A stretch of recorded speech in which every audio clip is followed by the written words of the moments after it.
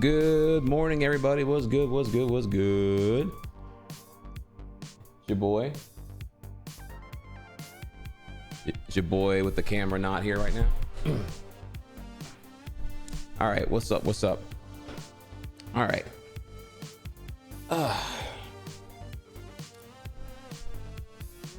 It's awesome to be here right now, y'all. Let's go ahead and get to it. And always good to I had this off when I fixed it.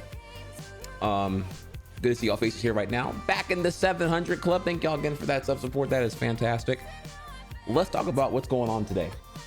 So, new day, new attitude, new me, yada yada yada here. What's popping right now? We're back on Smash. Talk about that in a second here. Then after Smash, fitness update. Haven't done one of these in a while. Spent this morning redoing the macros, reevaluating everything, and I'll explain why. Then we have a meal break. Again, we're eating clean again. I'm now that we're here on the fitness shit, I'm ready to lock in and fit this dick in your mom's mouth. You feel me? If she wants, with consent, obviously. So there will be a bit more meal breaks now, but we're gonna, it'll just, there's gonna be more like reacts here at this point. I guess I would say I have to eat more often on the stream, or you have to ask me questions while I'm eating. I guess we'll figure that out. During the meal break here, I have some important commentary. We got to talk about the most mogged, or rather it's a picture that contains the highest concentration of mogging ever in internet history. And then we'll talk about AirBud as well. AirBud, movie that I'm sure some of y'all may remember, don't remember here, but like there's a great segment from last week tonight from John Oliver that breaks down some updates I was gonna get to anyway, but he beat me to the punch here. So we're gonna look at we're gonna talk about what's going on with this AirBud reboot shit. That it's not important, but it is also important because it's like the level of stupid going on here is pretty out of control. 1 second, let me fix this real quick here. My cable is all twisted up here right now.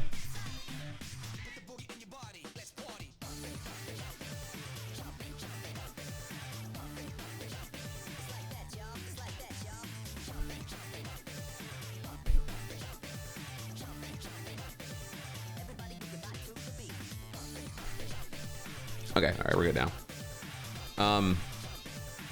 Yeah, we'll look at that, and then finally here, Silksong.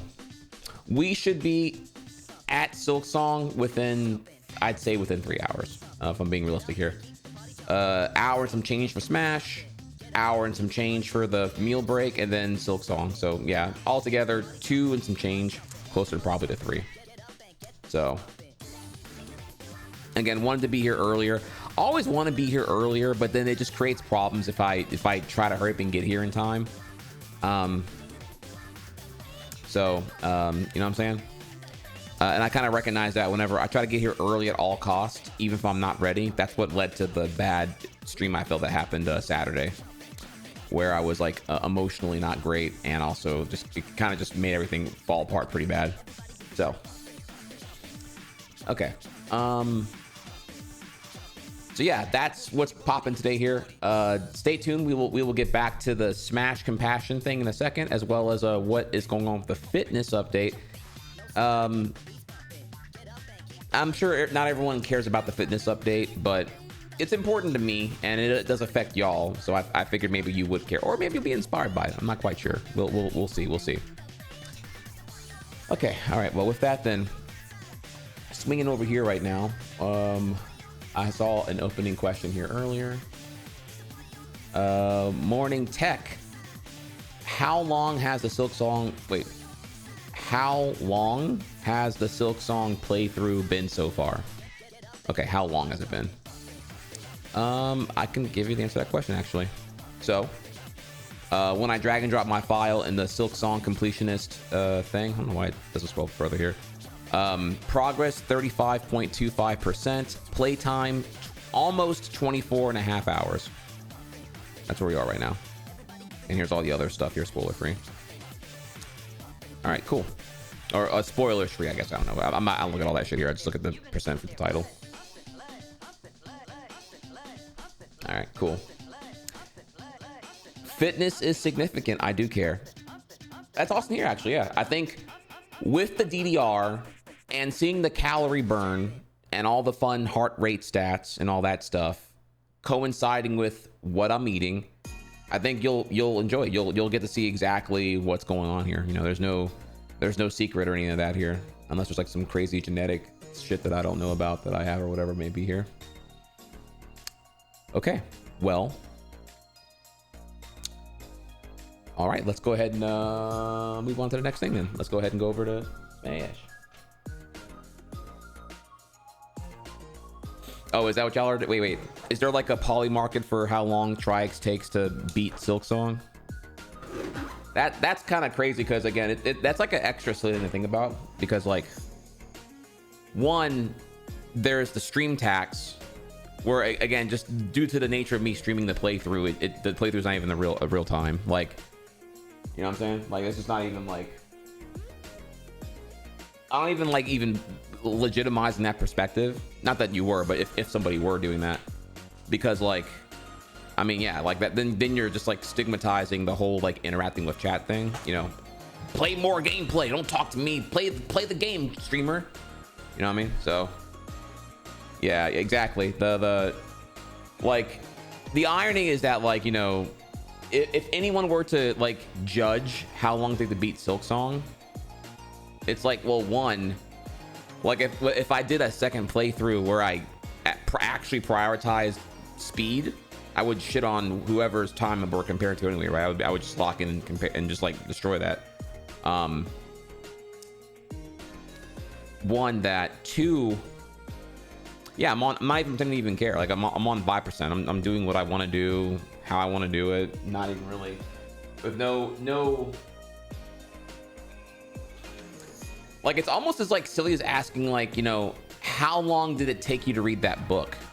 I don't know. I'm thinking here. I can't think of another book right now, but like Harry Potter, right? How long took you to finish reading Harry Potter 4 or whatever? And it's like, I don't know. Who cares? Like, did I enjoy it? Did I read a certain chapter again when there was like a call back to a prior event? You know what I mean? Just like, no one ever asked that. It's this weird standard that I feel gets applied to games in a way that doesn't get applied to other mediums, as I said before. Just weird.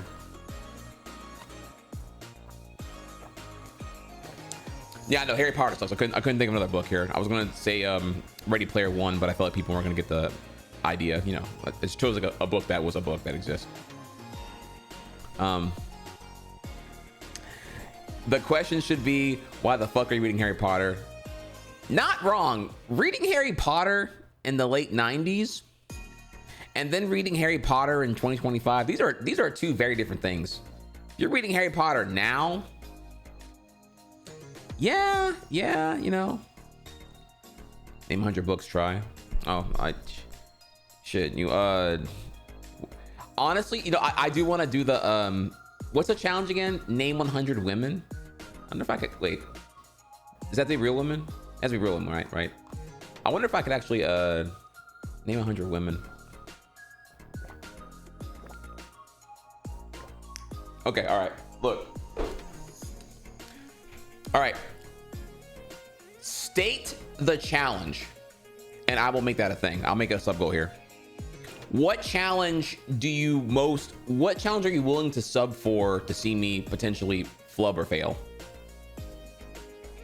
Is it name 100 women? Is it name 100 books? What is the naming every horse from Musume and counting it as women? No anime or manga women are allowed. Okay, so 100 women, no anime or manga. So fictional women of Western origin are allowed. Is that what I'm hearing here? So I can bang all the Disney princesses and quite a few other things here as well. So, you know, y'all gotta figure out what y'all want to sub for here, because that would be that's y'all's prerogative on that one. Oh man, Travis, I didn't say do all that, bro. Let's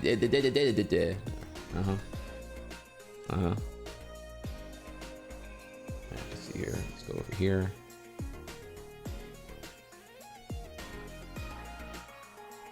nonfiction. You know, 100's a lot. I feel like when we get past like the 30 mark, it's gonna be like, oh man, I'm not even a third there. Oh shit, I have to really lock in here now. 100 is a lot. 100 is a lot. And I'm assuming the idea is do 100 no prep, right? Like that's the whole, like if I sit here and I like prep out some bullshit, I can prep no cheat and make it a bit easier, but I feel like the gimmick is to do it no prep, right? Like the content is the struggle to get to 100, right? So yeah, I don't know, is that what y'all want? 100 women, 100 nonfiction women? I almost feel like the 100 women fictional is more fun though, if I'm being real, but okay, we can bang 100 women. You know, try babe. They ain't nothing. Shit, what's up? The question is like, let me see here. What would that be looking like? Yeah, that would have to be like, man, that's a, I just don't know if y'all actually are willing to do that and at expense of Silksong time, but I guess we'll have to see. Here, I'll throw it up here and we'll see what happens. All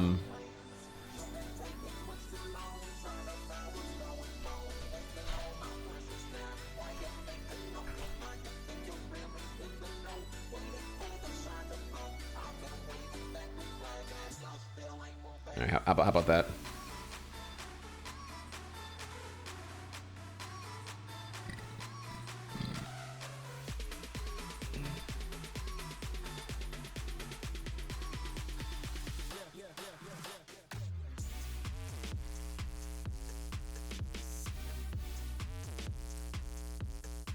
Y'all always say this. Y'all always say, I thought it'd be more, and then y'all don't be gifting shit. Y'all always be the motherfucking plebs, the brokest ones. Why does gold so cheap? So like, oh my god, bro. Like be saying this and then don't drop 15 on the spot. Like get like pants grab these fucking nuts. Anyways, I just don't know if it's even like worth gifting more on. Like I almost feel insecure about, like, you know, damn, is this really worth like 30 gifted to fucking do? Like, I don't even think it's that. I don't think it's even that. It's not even that interesting of a goal. Like, okay, 30 nonfiction. Y'all probably don't even know the most of them. You probably don't even know the most of them I'm gonna even name right now. Like if it was, again, I'd argue if it was 30 like fictional women or some kind of interesting restriction to make it more of a challenge, it would be like, that would make it more dank, right? I suppose here.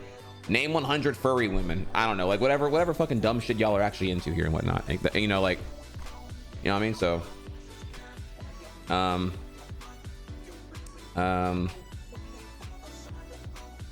yeah, you know, we can take this moment here and celebrate, you know, all the because like right now in Pokemon Zaza, y'all motherfuckers be wilding right now, dude. Y'all talking about me.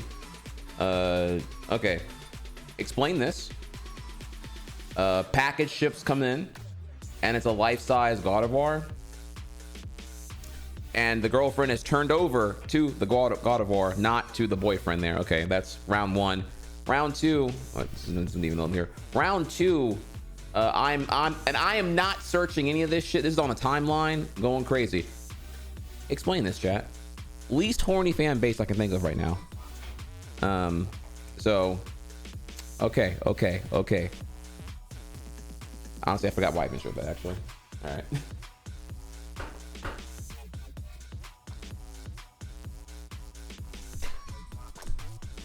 Okay. I'll go down here real quick here. Question: what does elite mean in SSBU? Great question. If we go over to the online here, you'll see real quick.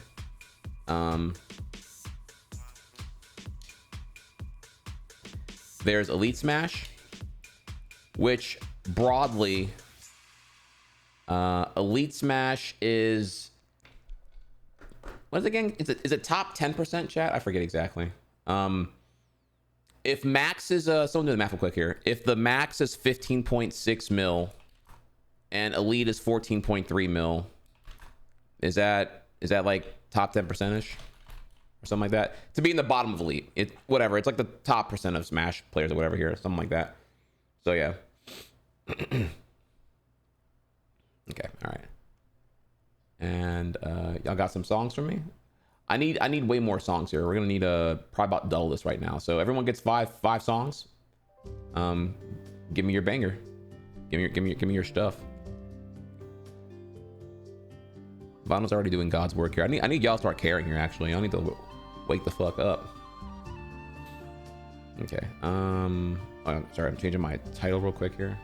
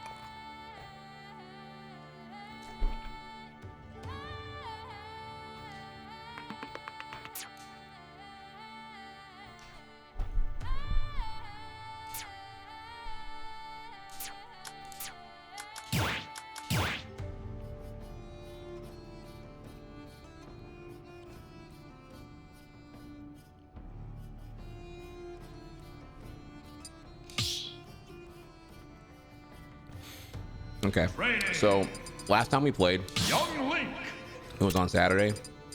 It didn't go well, and I don't think it was because of any like technical skill shit. I think it was because of psychologically I'd grown vulnerable to the same demons I've had in the past. Smash coaching with Doughboy revealed a lot to me last Tuesday. It's a lot of psychology. I think here that like my technical skill is like a very minimal part. I'd say at most it's like a 70-30.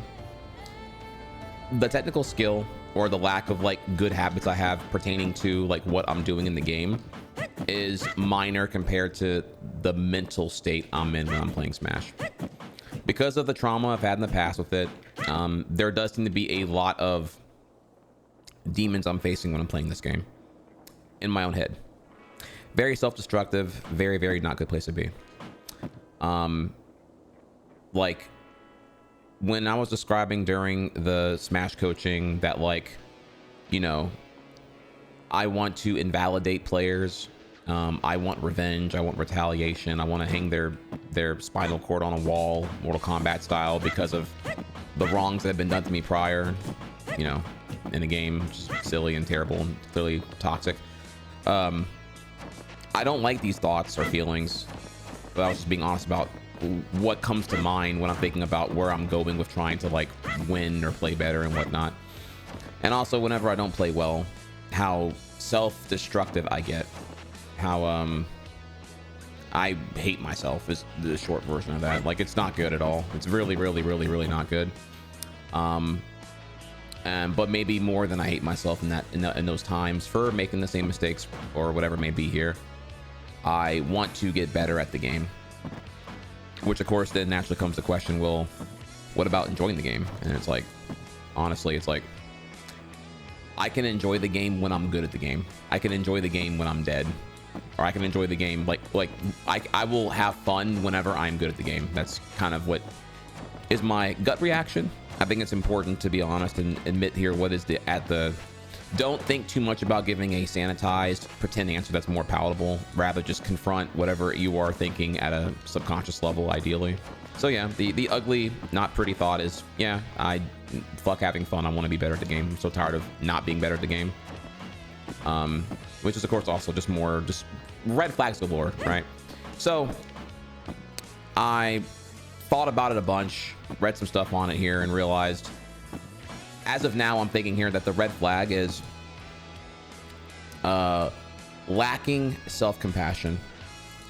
When I was like looking into the symptoms of how I was feeling and what I was doing and all that, it seemed to be overwhelmingly here a lack of self-compassion. I am so hard on myself. It's like impractical the way that I hold myself to this standard of perfection. So I'm grabbing the controller thing now.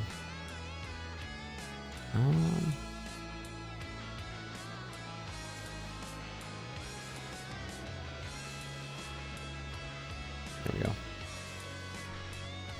You know what I'm saying? So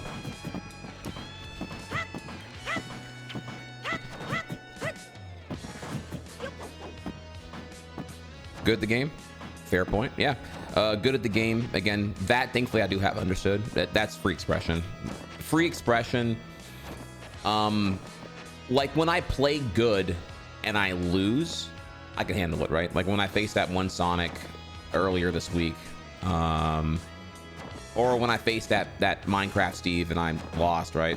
When I play good, when I am able to like generally do every idea I'm thinking of here and I still lose, okay, that might be character matchup, that might be mental exhaustion because the match might be a really long match, hundreds of decisions made per minute type stuff.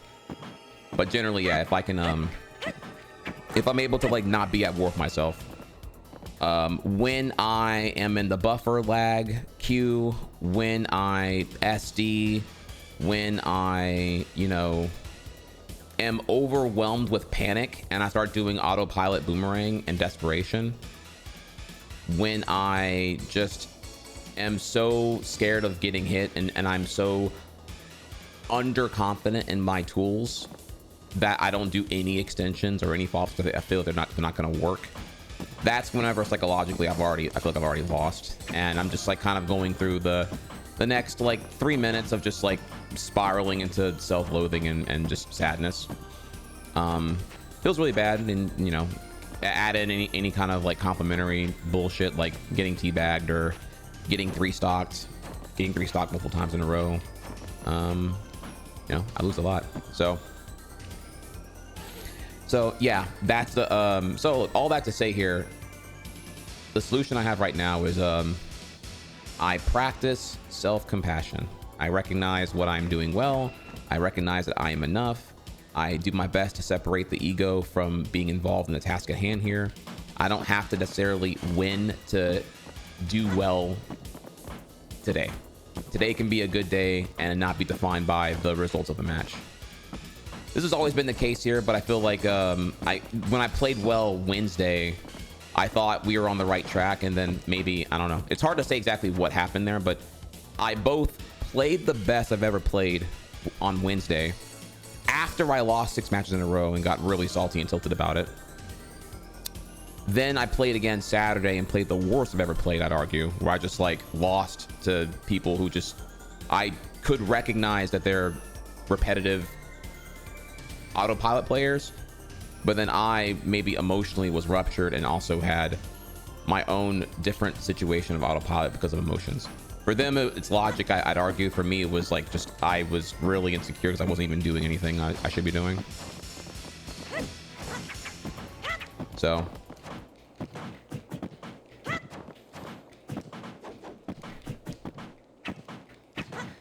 yeah, we practice self-compassion. I will take effort between each match to really sit down and think about what I did well. You know, just way more of that. I feel like I need to be doing way more of just like the pad the matches. Sadly, emotionally, I'm very fragile in this game. I am dealing with like the biggest demon that I can think of right now relative to streaming. I have bigger demons to face mentally, but they're like offline shit that I don't really want to share with y'all anyway, or make it like oversharing or whatever else here. The biggest thing in streaming is definitely like Smash. Smash is like the thing that's like the hardest, with the most trauma, the most baggage that I have to work on. Getting better at emotionally dealing with things here will 1000% apply a great emotional fundamental like decision tree for everything else here. Like I can speedrun really hard things and not feel a quarter of what I feel when it's like dealing with Smash, again because of trauma and stuff like that. So working on this here is working on the 10 out of 10 hardest thing, and from here it would do the unironic real Reaganomics. It would all trickle down. Like getting better at Smash emotionally means I can deal with everything else emotionally relative to gaming, competitive, ego, and everything else here, very simply. So yeah, that's the play here. If this is like cringe or like silly, then I don't know, you can just, it's fine, you can just like leave if it's just like a thing you don't care to hear about. But this to me is like what is like the really important thing, is like it's not even, it's really not losing, it's that I can't emotionally, I emotionally collapse over losing, and that gets me sad. Like it shouldn't, of course logically I don't want to be this sad over a children's party game, right? But it's the vehicle that manifested. It's also the game that I like. I do like it actually. I do struggle at times to have fun when I'm overwhelmed with sadness from the results of what's happened, because I'm like, honestly sometimes not even aware of what's going on here. Other than that, I recall here being really hard on myself, very negative, and saying a lot of negative things about myself in that session, calling myself stupid, just a lot of stuff. I remember it was so many red flags. I'm like, wow, this is, I'm really bad on myself, hard on myself.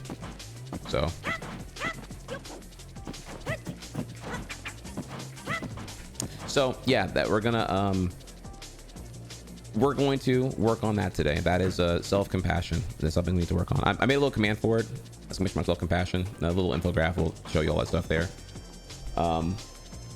Before we get started, certainly I can show you real quick here. No big deal. You see here the 3 elements of self-compassion. We're talking about self-kindness, common humanity, and mindfulness. Treat yourself like a close friend, especially during tough times. Realize that everyone struggles with pain, flaws, and mistakes. Observe your thoughts and emotions without judging, avoiding, or amplifying them. Yeah, all that stuff. This is not like a common thing people talk about out loud, but I would say here, when you don't give yourself a break, that's kind of maybe a flag of like when you're lacking self-compassion.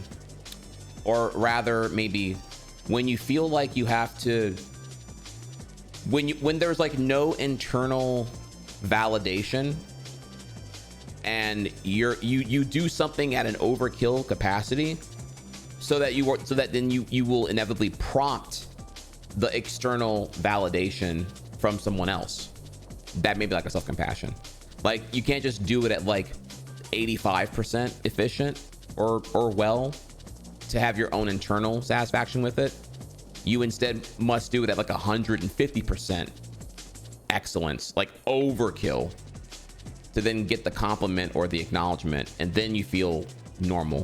Does that make sense? Like you're chasing this feeling of feeling normal, and because you can't achieve normal on your own.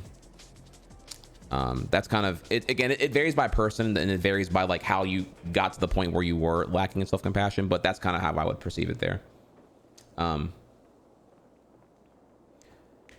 So, and I don't know, could this have happened to me from like a bunch of things here? Only child, divorced parents, shitty teenagehood, no father figure, speed running, definitely a big problem with that. You know, there's definitely some things that happened between the fact that I speed ran Yoshi exclusively and didn't play casual video games for over 10 years. That's definitely a red flag. Not only the action, I even recall thinking out loud here that like there's no point in playing games casually because I have my legacy that I need to like continue to pursue in Yoshi. Like I wasn't even making time for like Michael's needs. I was only letting Trihex's needs suffocate Michael's needs. And at some point here, bad work-life balance. And at some point there, Trihex continuing to get validated in absence of Michael kind of I guess maybe want to kill Michael and let Trihex live forever, which then breeds, which is fine as long as you can keep Trihex upheld, which is like, you know, this inhuman standard of like perfection. So then you get to the point where you will develop something really terrible, imposter syndrome, where, oh shit, okay, I can't maintain Trihex anymore. I'm Michael again. I've deflated, right? And then that's when things get really bad, because imposter syndrome under performance is complete emotional instability. And with my own reflections here, I think this is where things got really, really bad. That's where losing in Smash made me genuinely feel like I have wanted to kill myself, like, and whatever, and like emotionally, just like, Trihex is a fraud. Everyone thinks I'm a fraud. I'm already an irrelevant, like, peaked streamer who is not even, I can't even like play Yoshi because I already feel so bad about how I've decayed in Yoshi and shit like that. You know, it's just, it's a lot. So, you know, those are all the things that happen there. In a way, you don't even see it in I guess I'm trying to say here is that you don't even see it in Yoshi, because I couldn't even deal with it in Yoshi. I was trying to deal with it in Smash because I already had completely fell off with it on Yoshi.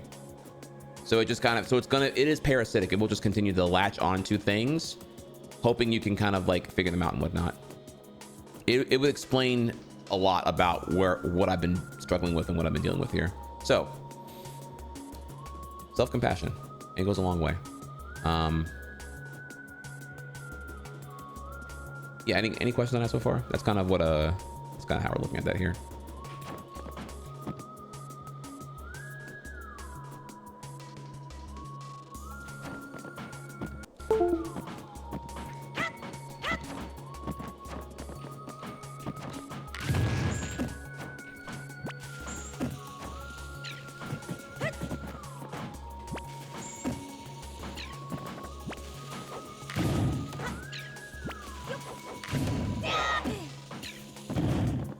Feel this very much.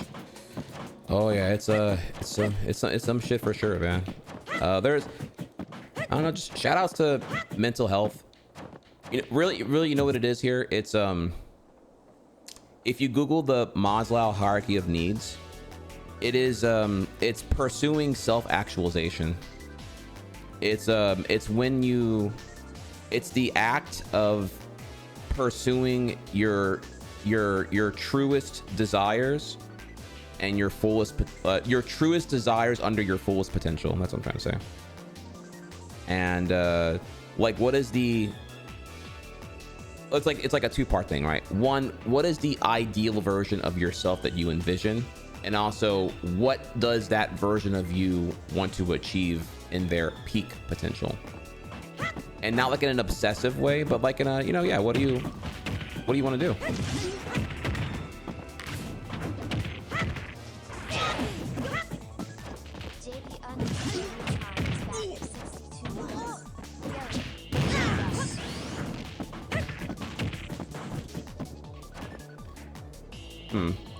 Having the opportunity to pursue that means you're in a better position than most of the world, though. Yes, this is true. Nor is that what I never said it wasn't. Yeah, you are correct. However, the world is inhumane, unfair, unequal, cruel, and yeah, most of the world is probably stuck looking for just, like, you know, vital resources to live and survive. This is true. That doesn't negate the feelings I have or the feelings you have. I mean, certainly. Are you meant to just, like, invalidate your existence and your emotions and your emotional needs because of the existence of inequality in this world?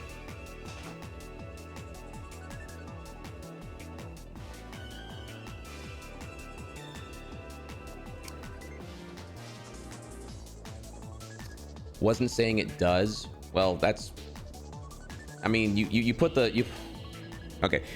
though in there, which made it seem like it was a counterpoint to something I had said. So I just, how about you rephrase it so that I better understand where you're coming from, because I felt like what you typed was not actually what you're correcting that on now.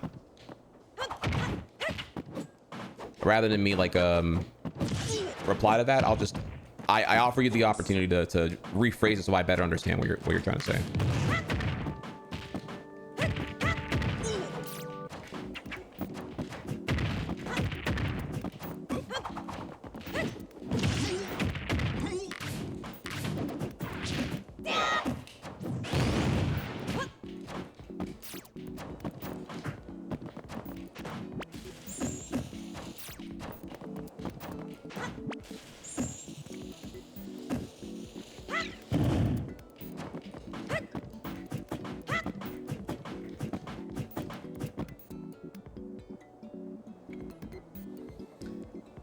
Most of us are fortunate enough to pursue our wants.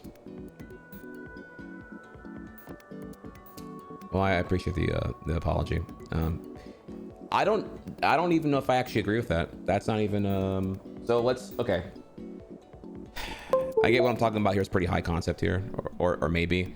Let's review what I'm actually referring to here. So the Maslow hierarchy of needs. Sorry, I'm gonna have to go over here real quick here. It looks like this.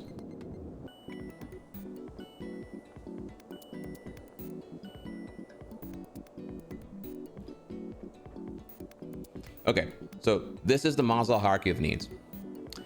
With this, I'm referring to specifically tier 5, which is self-actualization.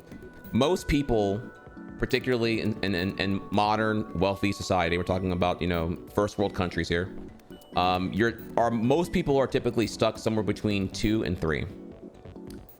If you live England, USA, Canada, right, typically you can probably have your physiological needs met, you know, shelter and just like environmental biological stability.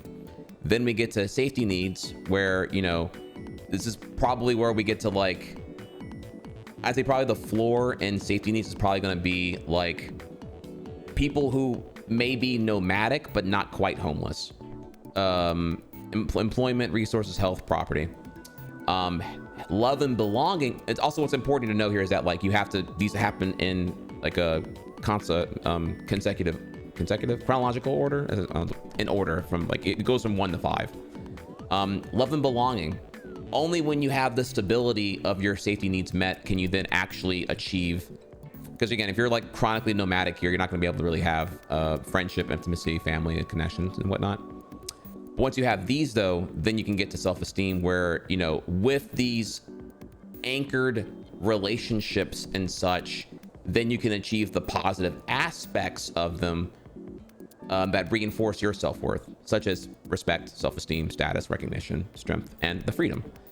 And then only when you have these 4 does it then become clear, truthfully to you, when you can achieve self-actualization, which is like what you actually want to do, or what you actually want. So with that, practicing self-actualization in your own capability is pretty important. It's pretty important in terms of the attempts to pursue happiness and like knowing what you want out of your life. These are like really big, scary questions, right? What do you want out of life? What do you find is your purpose in your life? You know, people can just kind of downplay it and say here, oh, I just want to chill and be me or whatever. Right? That's like, sir, again, that's kind of like dodging the question of like, and again, maybe you don't even want to tackle the question. That's fine here. But for some people, you may want to like, you know, consider here in terms of like what's governing your decisions right now. Do you feel like, do you ask yourself, why do you do what you do? You work to make money, but you make money to do what? To survive. You're not even like, you're like, again, notice here, if I ask that question, what do you do and why do you do it? Well, I work a job. I make money. I make money to pay bills and to eat. Okay, that's cool and all that. Notice here though, all this here though, we're at that's all tier 2. Your job and what you do we're all stuck currently at level 2 on the needs here. None of that has anything to do with like 3, 4, or 5 altogether. So that's kind of where I'm trying to get here. So the question is like, you know, obviously in a hypothetical world where you were maybe getting paid more money, so that way you have to work so much to make ends meet. Maybe you would have more time from making more. Well, in theory, you're like making, maybe if things cost less, then you'd have more time to be able to pursue maintaining friendships, pursue building intimacy, maintaining these connections with your family and whatnot. And then, or again, and by family I mean like, you know, ohana, right? Whatever, like, you know, friendsgiving, Thanksgiving, whoever, the people you care about. Doesn't have to be your actual, you know, blood relatives here, obviously. And then over time here, whenever you're able to like remain prosperous in these friendships, y'all can go do stuff, hiking trips together, go to a comic con together, anime convention together, concerts together, you know, and then you're able to build like, or reinforce maybe your status and your respect and all that kind of stuff here. There's a lot that also can go into like, you know, the work environment where like maybe you're working at a job that lacks verticality, right? There's no capability to like elevate in the corporate ladder or the positions, even though you do a good job. Like there's no like, it's just, you know, good job, here's your Domino's pizza gift card and fuck you, I'll see you next year type shit, right? There's no like real like freedom here. And sometimes you actually can move backwards on the scale where like you'll take money in exchange for losing number 3 here. Maybe you have a good job in a hometown that you live in where all your friends and family still are, and then you're offered like a pay raise 6 digits to like move to fuckville nowhere, not near anyone you care about, for more money. So you're actually losing 3 in pursuit of more money, and the more money doesn't actually give you any more of number 2. It's just more money. Again, monetary wealth is just one of the 5 wealths altogether here. So it's like a, you know, it's bigger than just that. Americans tend to overvalue monetary wealth over everything else. So you can actually move down the totem pole unaware and whatnot. So yeah, what I'm referring to is self-actualization. And yeah, it's a big scary question to ask here, that most people are probably too stuck dealing with the mundane day-to-day of being at number 2, and not necessarily because it's their fault. Again, I'd argue capitalism breeds a lot of cruelty in this world from just rampant exploitation. And yeah, the job markets are cooked, opportunities are cooked here. The myth of a meritocracy where the harder you work, the more money you'll make, because you'll inevitably make it. You'll be the next Warren Buffett. It's just not true. That's just not really where we are now. You know, you look at every aspect here of now, whether it be like affordability, wage compensation, and the intergenerational wealth. There's a whole lot of not fair that's been going on, especially with Gen X and boomers hoarding up all that shit all the way through here right now. So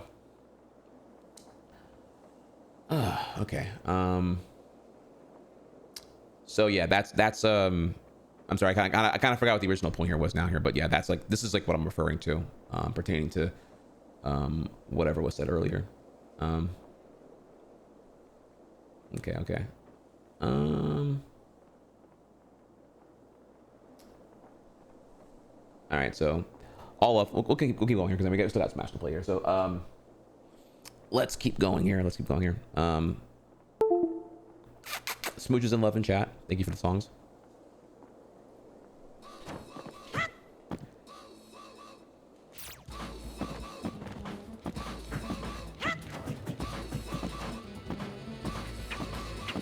But yeah, we're gonna practice self-compassion. That is what we're doing. Got my dry erase board right here. My goals are to achieve free expression in Smash and be able to lose and not have it attack my ego. I want to build a shield around my self-worth and never have Smash be able to knock that down. That would be amazing.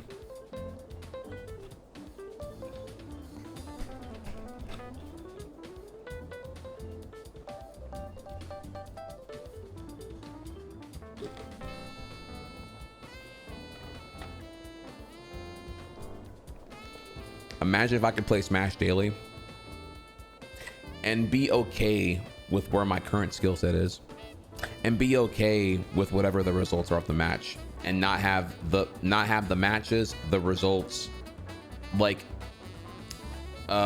penetrate beyond like the conscious layer of like psyche shit and not have it like seep into my self-worth where it affects everything else outside of Smash. You know, I'd love to just be normal and have Smash be a Smash thing. You know, if I play tennis and I get waxed in tennis, okay, I'll acknowledge here. Yeah, probably because I would say, yeah, I probably got waxed because I haven't played tennis in a while. I'm rusty. I don't have my half-step maneuvers all ready to go here. Yada yada yada. I would think of all the logical reasons why I shouldn't expect to win in a tennis match, and that's okay. My serves are rusty. My aim is bad. My reactions slop. Where am I looking? Where am I psyching my opponent out here? Am I stuck playing on reaction, or am I able to actually play on oppressive maneuvers? Right? I would go from there. I wouldn't let tennis consume my entire day where I'm like, wow, I got blown out 45-0 and I double faulted on every serve trying to like do some shit that I can't even do right now. You know, I'm trying to slice the ball and all I do is slice my wrists, metaphorically here.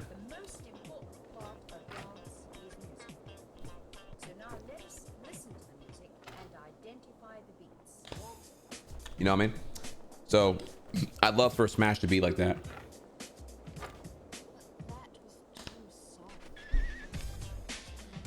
Oh shit. Rosnio. Oh my god. Paid chatter alert. Talk to him. I love the mental health, man. I'm here for it. Saw Monster's hierarchy of needs in the thumbnails. Some incredible personal development happening in here. Hell yeah. Oh yeah, no, listen. This chart it's a lot to take in at one time here. But for those who were, if today's your first time seeing this chart, when you think about you and the last time you were happy, and then when you stopped being that happy, like when you were up here on the happiness and you came back down, what happened there? Then it all comes together here, you know. It's genuinely one of those like life-changing charts. I also like the 5 types of wealth. I also like Ikigai is another great one here. Those are like my bread and butters to talk about. Dance game. Thank you, bro. Yeah, just gonna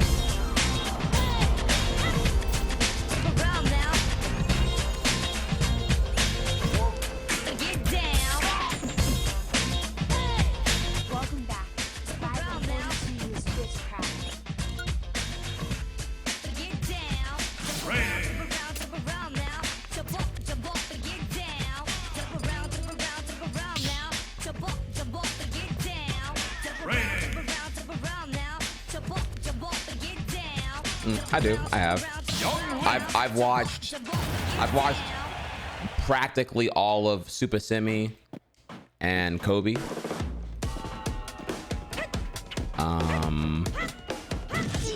Though I VOD review my stuff more than like their stuff. Like VOD review of better players right now is not the concern currently, as they're doing things that are, I'd say, more complicated and beyond my realm of being able to maintain. I'd say Young Link is pretty hard to play well, quite honestly, if I'm allowed to brag about that. So right now, to me, it's more like keep the workload simple and just make better decisions. I don't think I'm losing from a lack of B reversing or whatever it may be here right now. I think I lose because I'm unable to, again, governed by emotions, I would say. This is probably the big thing right now. Again, I get really tilted.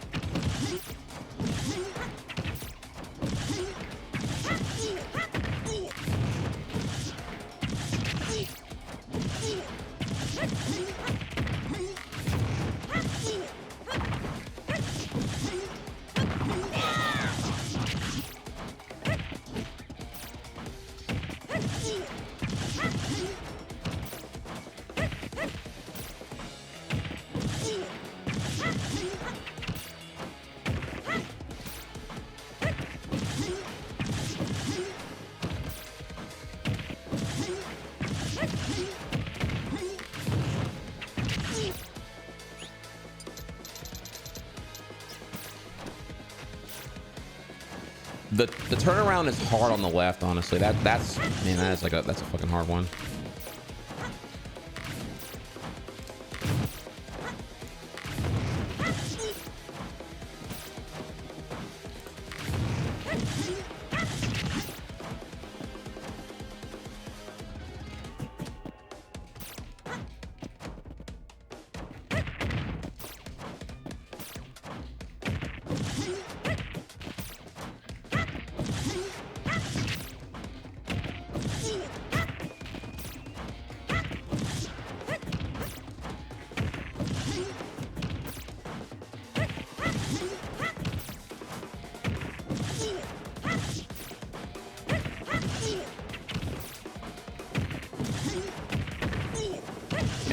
That left one is so much harder than the right one because of how my thumb is on the stick at that point.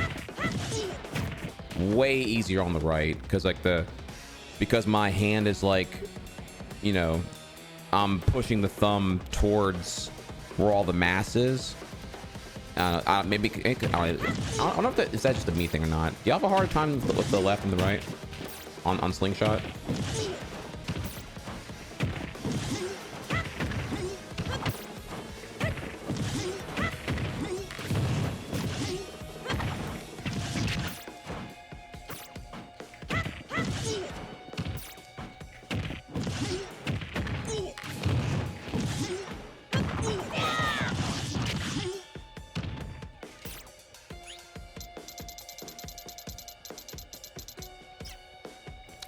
Turnaround tilts. I think I just can't think fast enough on it right now. That's where I am with that one.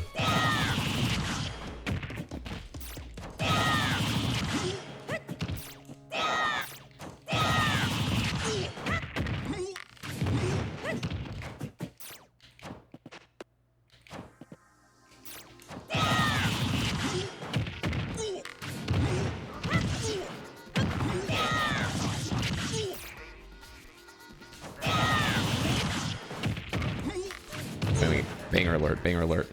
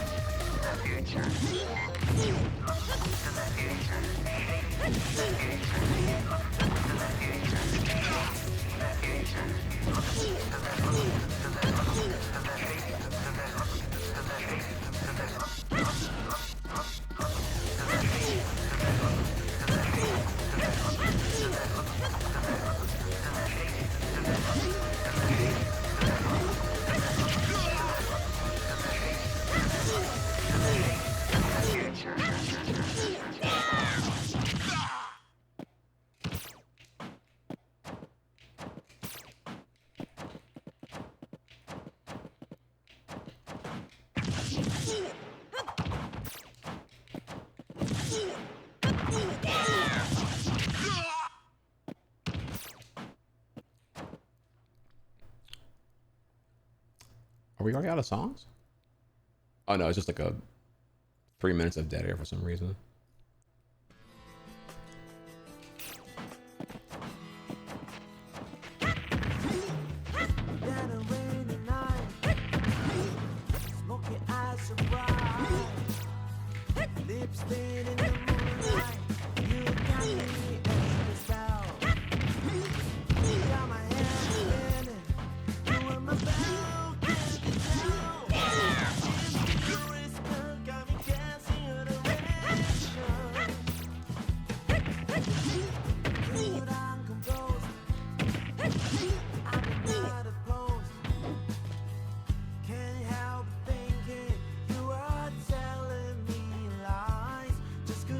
Bro, don't be cowards. Like you gotta hit him with the whole chest there, Chiff. Mode skip.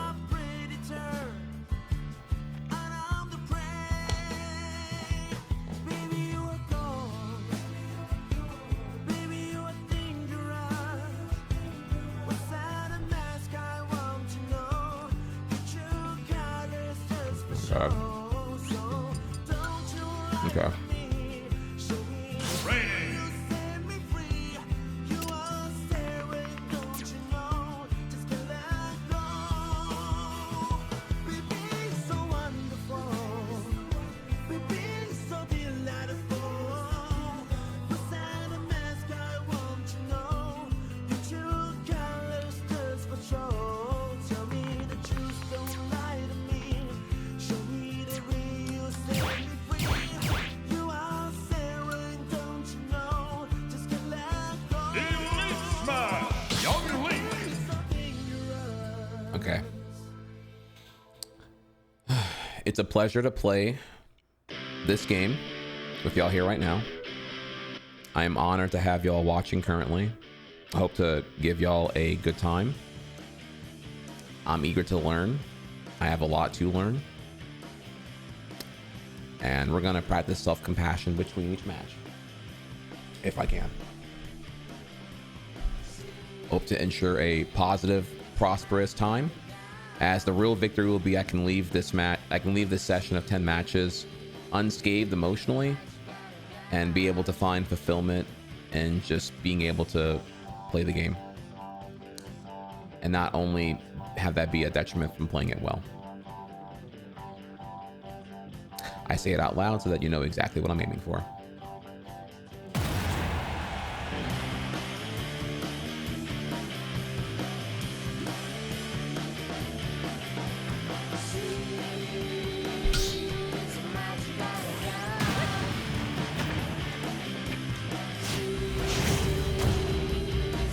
Okay, 6 minutes, chic. I gotta watch out for bouncing fish, which is still a bit complicated for me. One, go!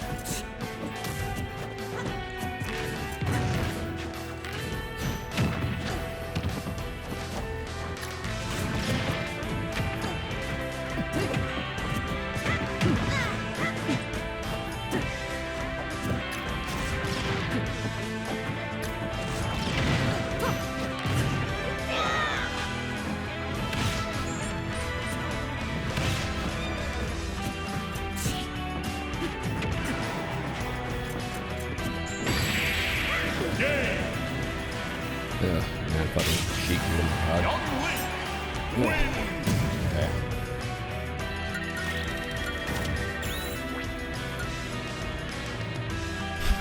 Wasn't looking at the percent enough.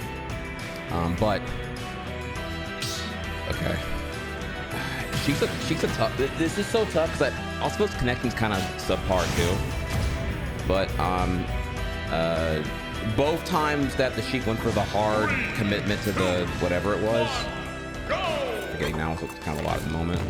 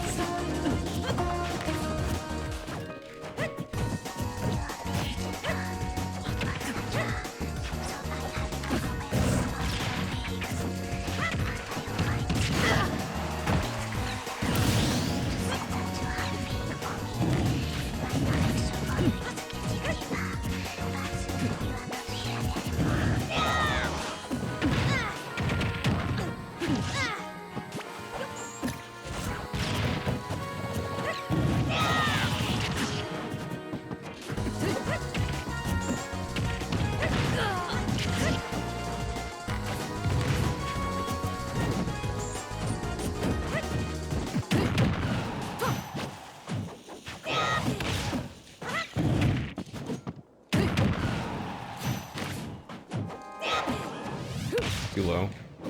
Game. Young Link wins.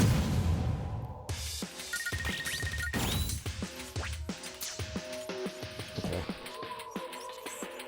Solo battle. Not a fan of the homie stock, honestly, because all that can happen there is, like, you know, they it just becomes a, oh well, I gave you that stock, well yeah, then you shouldn't have did that.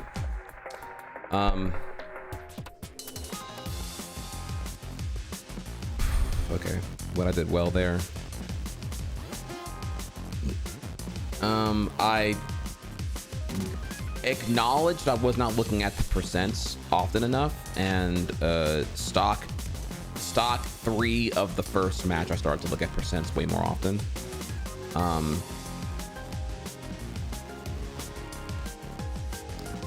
I was aware that I was not making note of what they were doing off ledge until the second match entirely, which is pretty bad, but I acknowledged that and I started to try to figure out what was going on there. Also don't really know what to do against Sheik, honestly, as well, so Though very transparent, I was trying to do more details, and eventually one of them did poke, and I was able to get a turnaround back air, which is nice. As far as what we need to work on,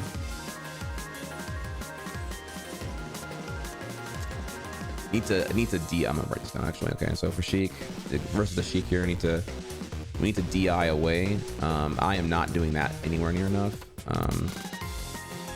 I'm not able to process if I'm getting hit quickly.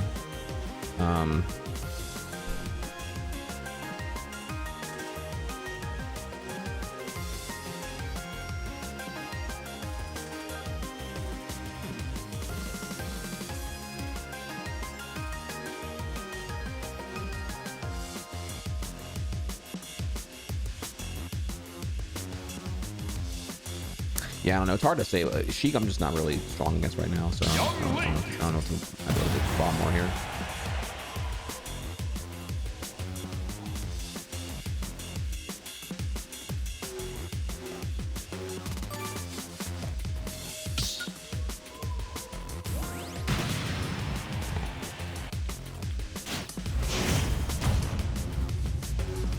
Okay. We'll use Reflector a bunch. 3, 2, 1, go!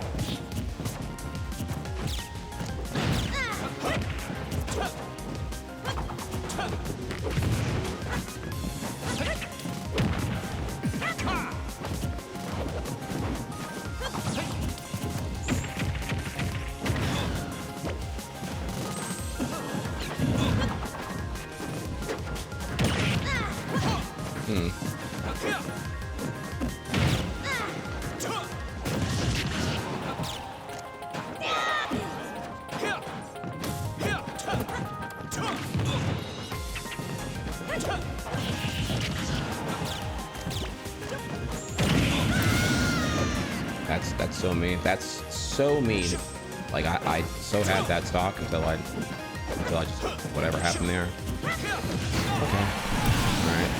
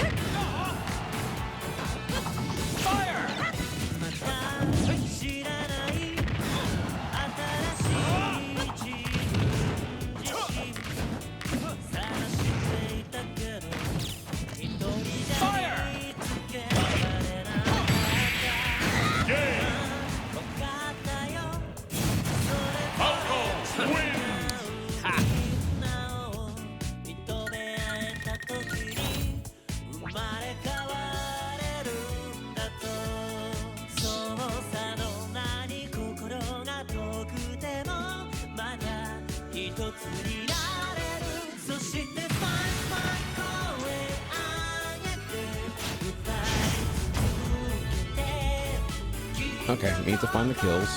Really bad. Really bad. I'm like so just not confident at a certain point.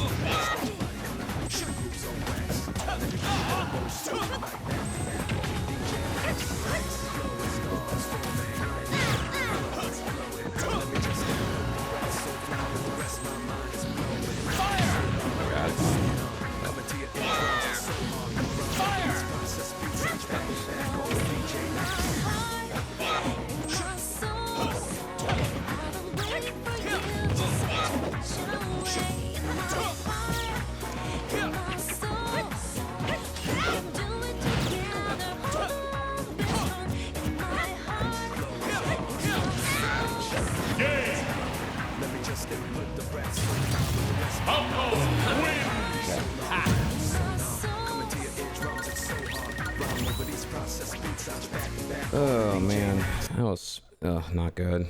Yeah, slide against Falco. On the positive,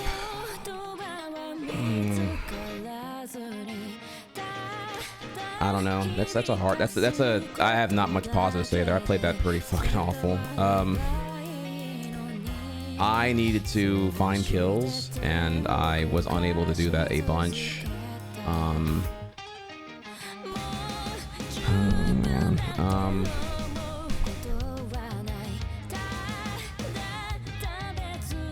Oh, emotionally. Okay, I'm just gonna write one down here. Emotionally, I'm overwhelmed. I feel like I'm playing so. I want to play faster, but I'm so Not confident. Man. Fuck me.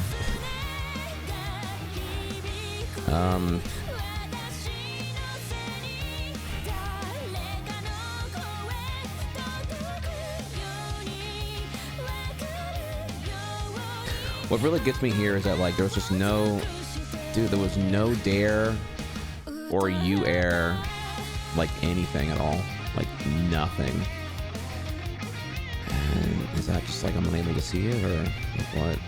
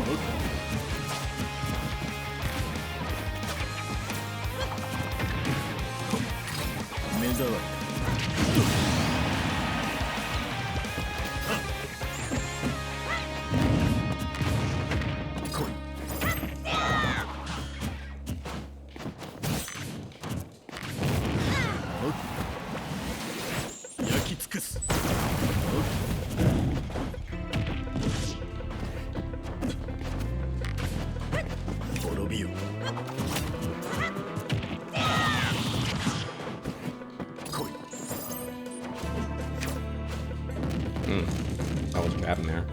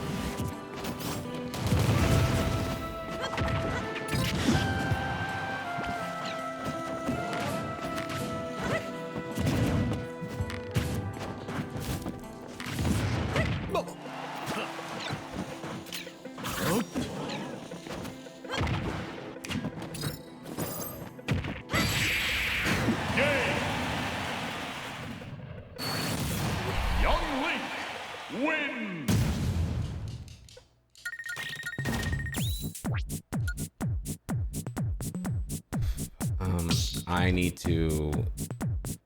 I completely like stop and panic over the big charge thing. I need to like recognize that it's longer than I think it is. I have time to like get around that. Well, he's fully charging it though. That's another thing here too. 3, 2, 1, go!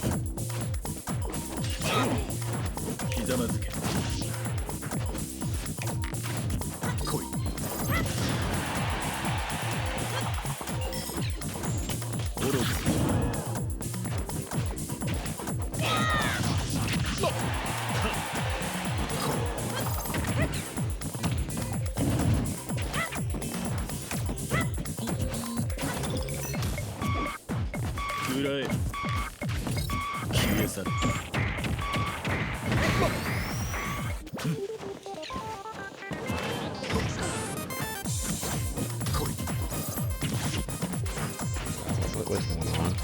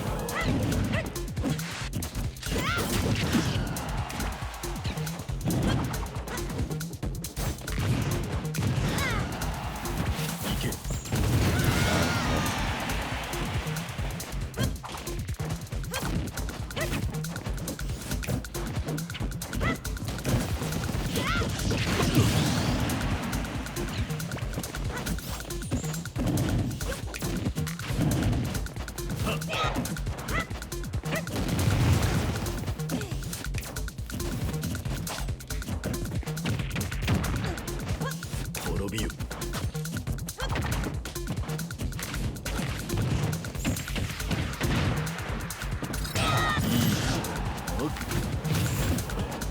Right.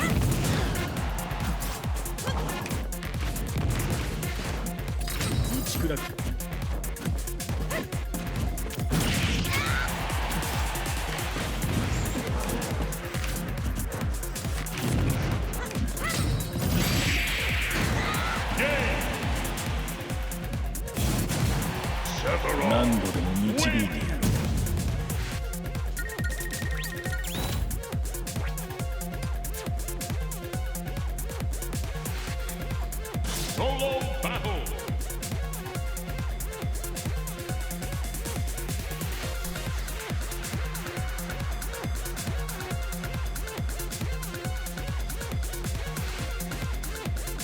Okay, all right. Self-compassion. I think I was getting better at that the further along we got. I think I improved on not panicking over the big charge move and stuff. I certainly worked on trying to play safer, man, because I definitely was getting hit by the stupid projectile thing a fuck ton, which is crazy because I'm not even, when it happens, I'm like, oh, I thought I was playing safe enough, and then and I get hit again and I'm like, damn, okay, I guess I wasn't playing safe enough. So then I kind of just slowed things down to a crawl at the very end because I was already down a stock and at 70%, and then things were happening, and then I died. I think from like a dash tag or something like that. I'm not quite sure.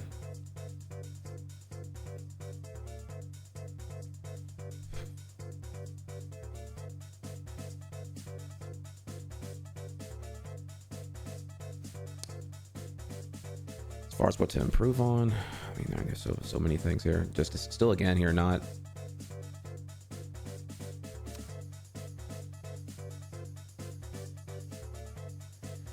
getting kills, and emotionally overwhelmed, and not confident again.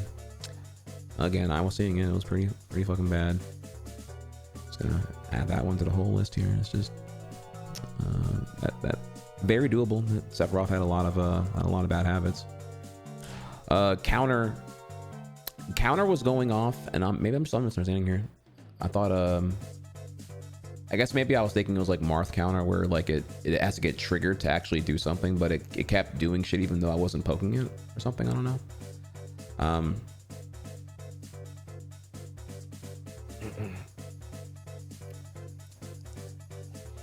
Do you think you get impacted by playing other games to Silksong?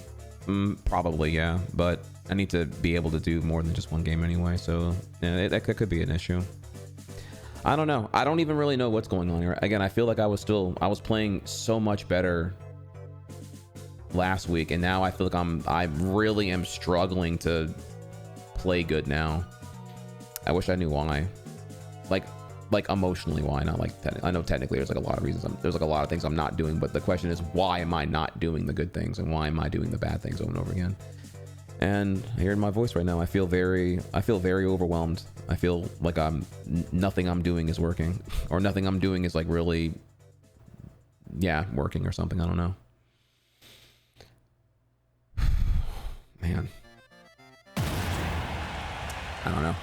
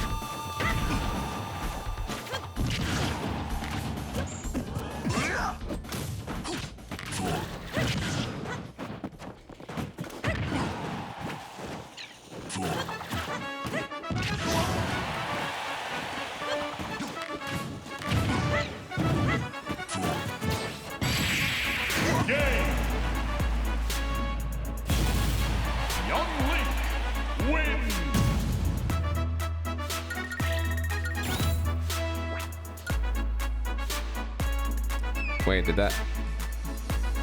I think that Meta Knight quit on me actually. But there wasn't like a lag for it or something like that. The GSP didn't go up there.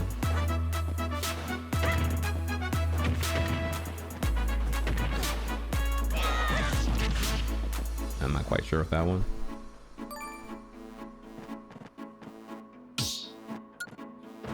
Yeah, I'm gonna say that at best felt inconclusive.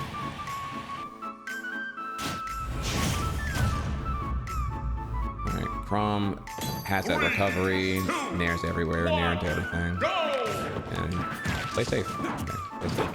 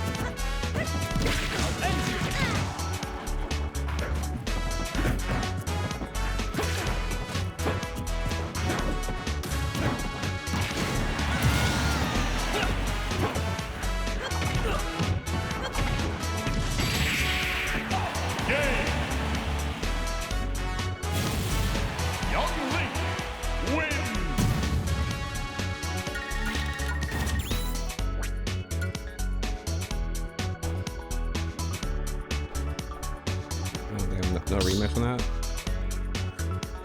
Okay, well. I think I found the winning idea here. Just play more safe.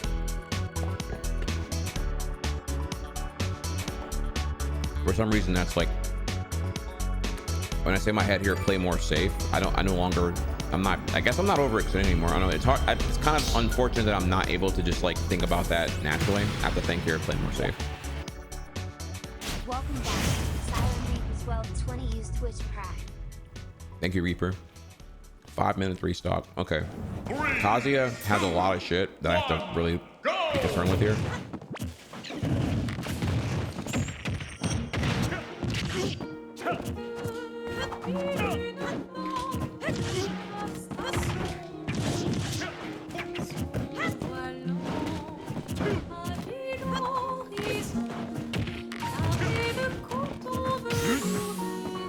All right, what does that red flash mean? Like, is a revenge or some shit, or like?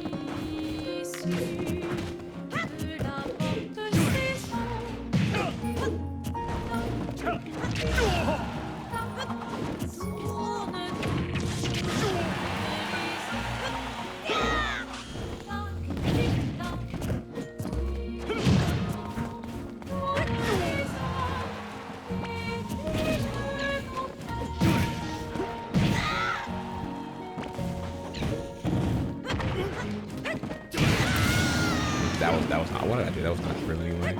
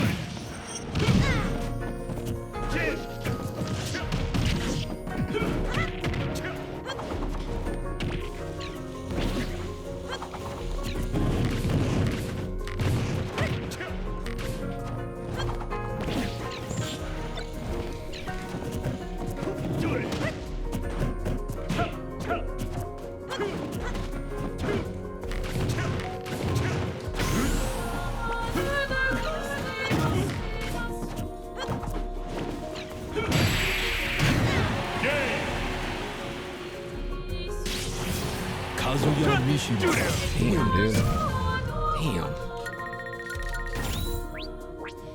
Damn. My horse piece. Damn. Damn.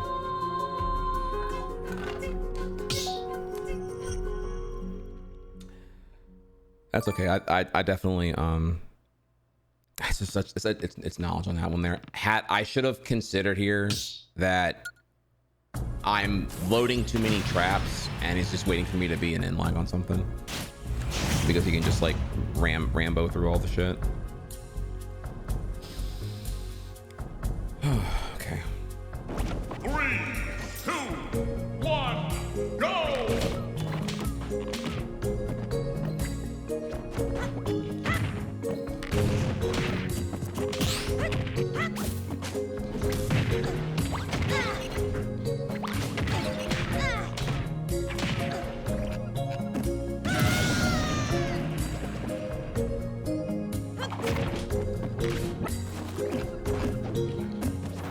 Dude, I'm not gonna do that. Oh man.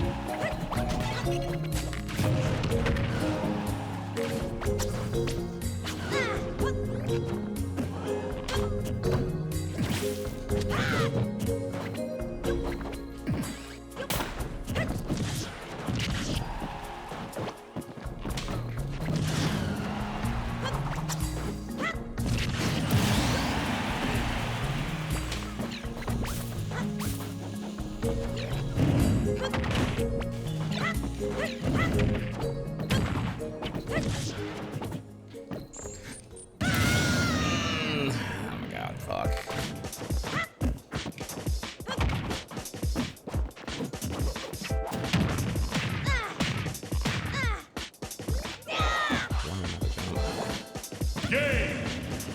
I swear I didn't burn my jump. Isabel. No, in fact, see, I did. Okay. Yeah.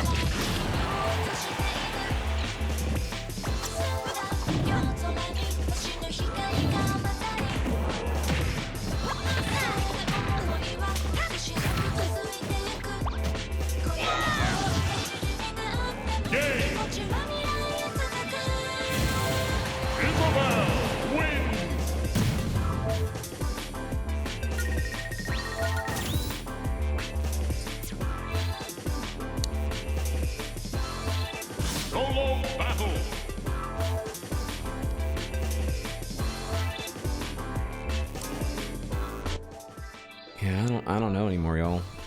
Like thankfully I'm not like emotionally distraught anymore, but clearly something happened here where like I feel like I'm struggling to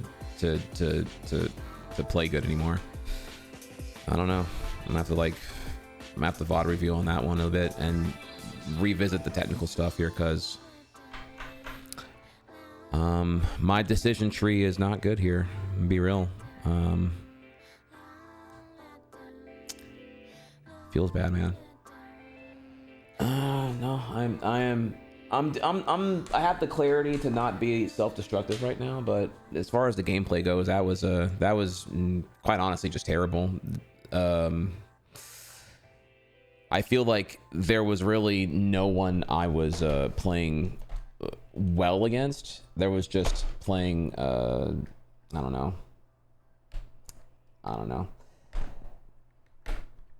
I say that because like I've played so much better in the prior days, and this was like a super struggle. I don't know.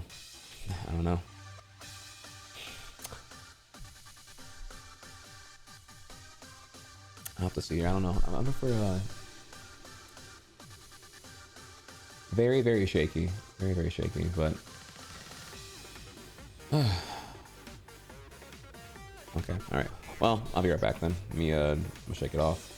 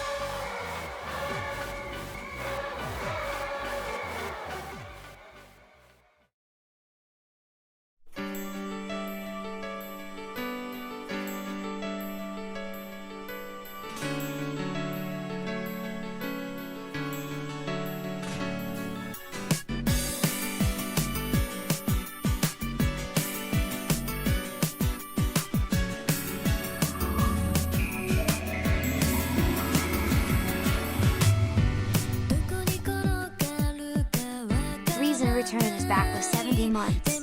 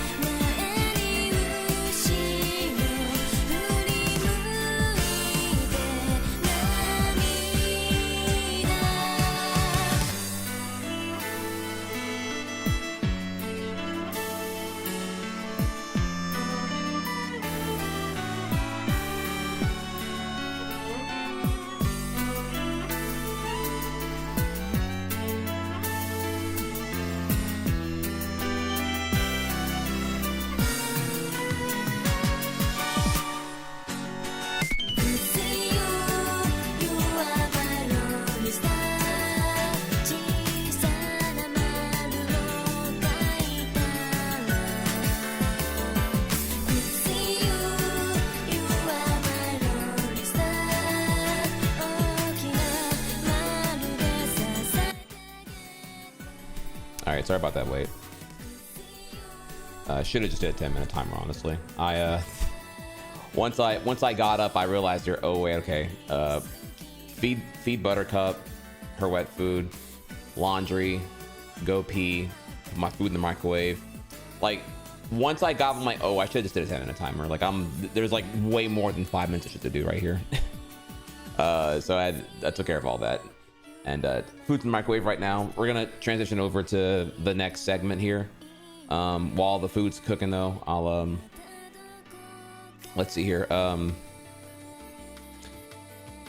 Here's the good news. Okay, here's actually where we're gonna cook here on the self-compassion. Okay, I am proud of myself because I think I passed the test here. I had a session that I deem terrible. I ended 4-6. I feel like I played significantly worse than, like, I'm still in this slump right now where I'm playing so much worse than I did even last week here. I don't know, like, even really, I still don't understand like at an emotional basis what's going on there, but I can tell I am not playing with clarity. I am struggling to make good decisions, and I'm playing like so much slower for some reason. But despite all of that, thankfully I'm not in meltdown mode. Like I'm not at like ego crisis where I'm like, ego crisis would have been, okay, I went 4-6. This feels awful right now. This is now penetrating past Smash, and it is now like invalidating me and everything else today, the whole day. So I must play better to redeem, so that I can rebound emotionally and then enjoy the rest of the day. Like I would just sit here and like, if I go off, I would end the stream and just play offline and then, you know, ego trap, or I keep playing right now so I can get over this and conquer the ego trap. But both options are kind of like revealing here. I already like failed the whole like don't let this take over your life thing anyway. So on that front, I did do good here.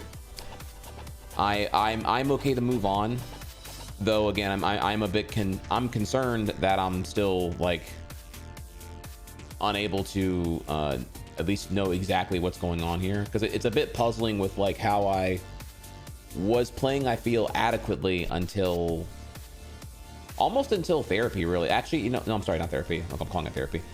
Smash coaching, because the Smash coaching was when things got really bad. Damn.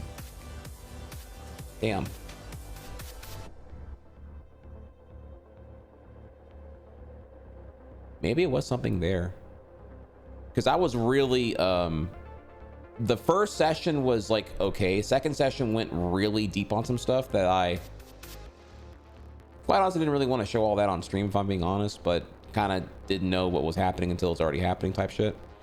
So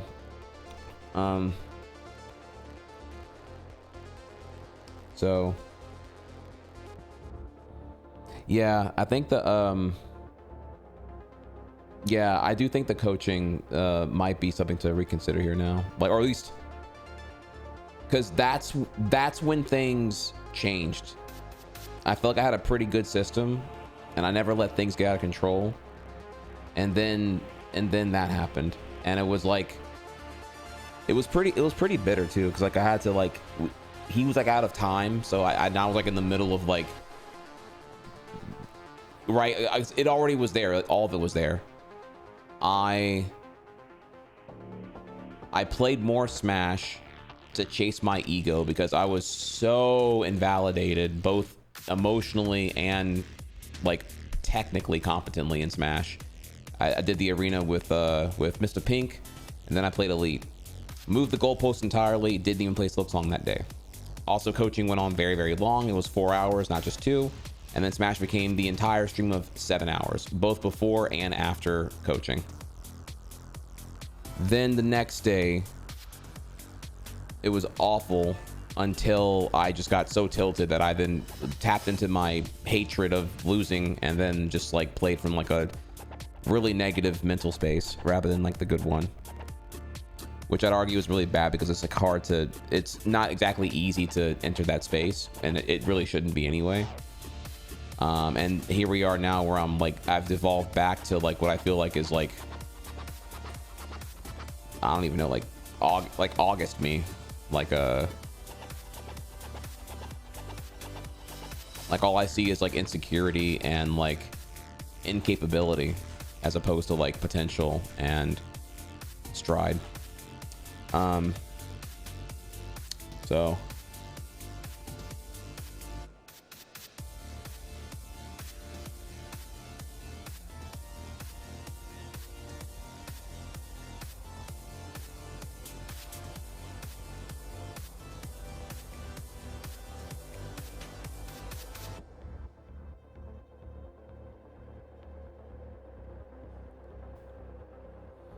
So yeah, I'm kind of, maybe with now I'm thinking here about like what happened there, and to be fair, Doughboy did message me about that. He said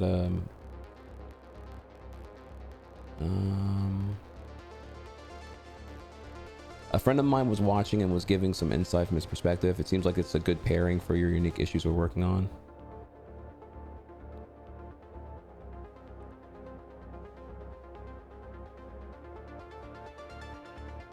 Oh, okay, wait, I'm sorry, that was the wrong comment. That was his comment. I've been thinking about the emotional exhaustion side for you. I wasn't sure how to communicate the time entirely because I need to process it more. I think I can do a better job in the future sessions to go at a slower pace emotionally so that it's not giant bites at once. At the trauma part of the work, we can get more hands-on and less emotionally charged.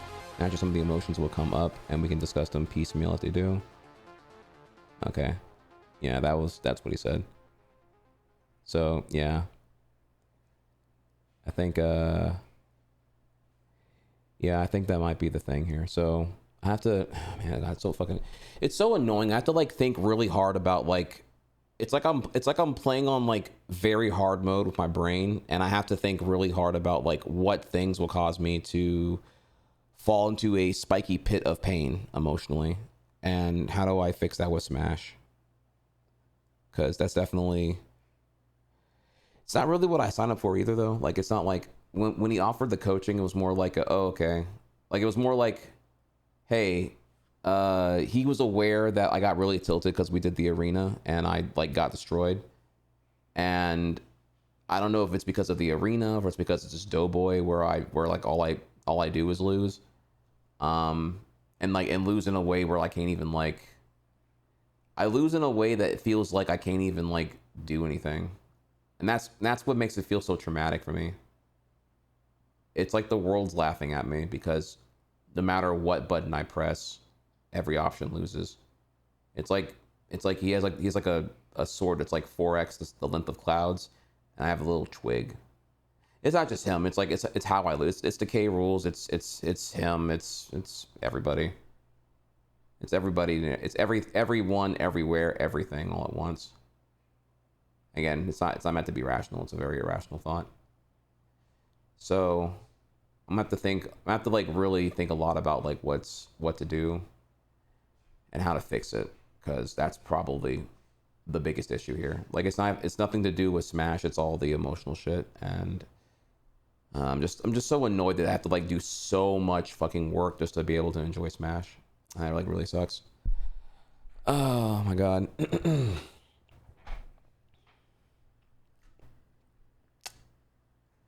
It could be the day I've played more. No, you're not understanding. That's y'all keep saying that. That's not what it is. It's not that I need to win. It's that I'm unable to cope with losing. There's a difference there. I don't need to win. That's not normal. I should be able to lose and not want to slice my wrists at the nearest not suicide place. So yeah, that's this is a psychological emotional thing. It's not like a Lamau skill thing here. Yeah, I will probably I'll probably look into this here and get back with you all on things here. Either way, tomorrow's gonna be DDR, won't be Smash anyway. So it's fine. But definitely am I think the important thing I'm realizing now here is that this was it was the coaching. The coaching was what happened here. The Wednesday match playing well was really more of an accident. So I almost want to say that Wednesday was a fluke, because Tuesday onward, minus that second half of Wednesday, has been what's been going on now here. Just playing bad and everything else.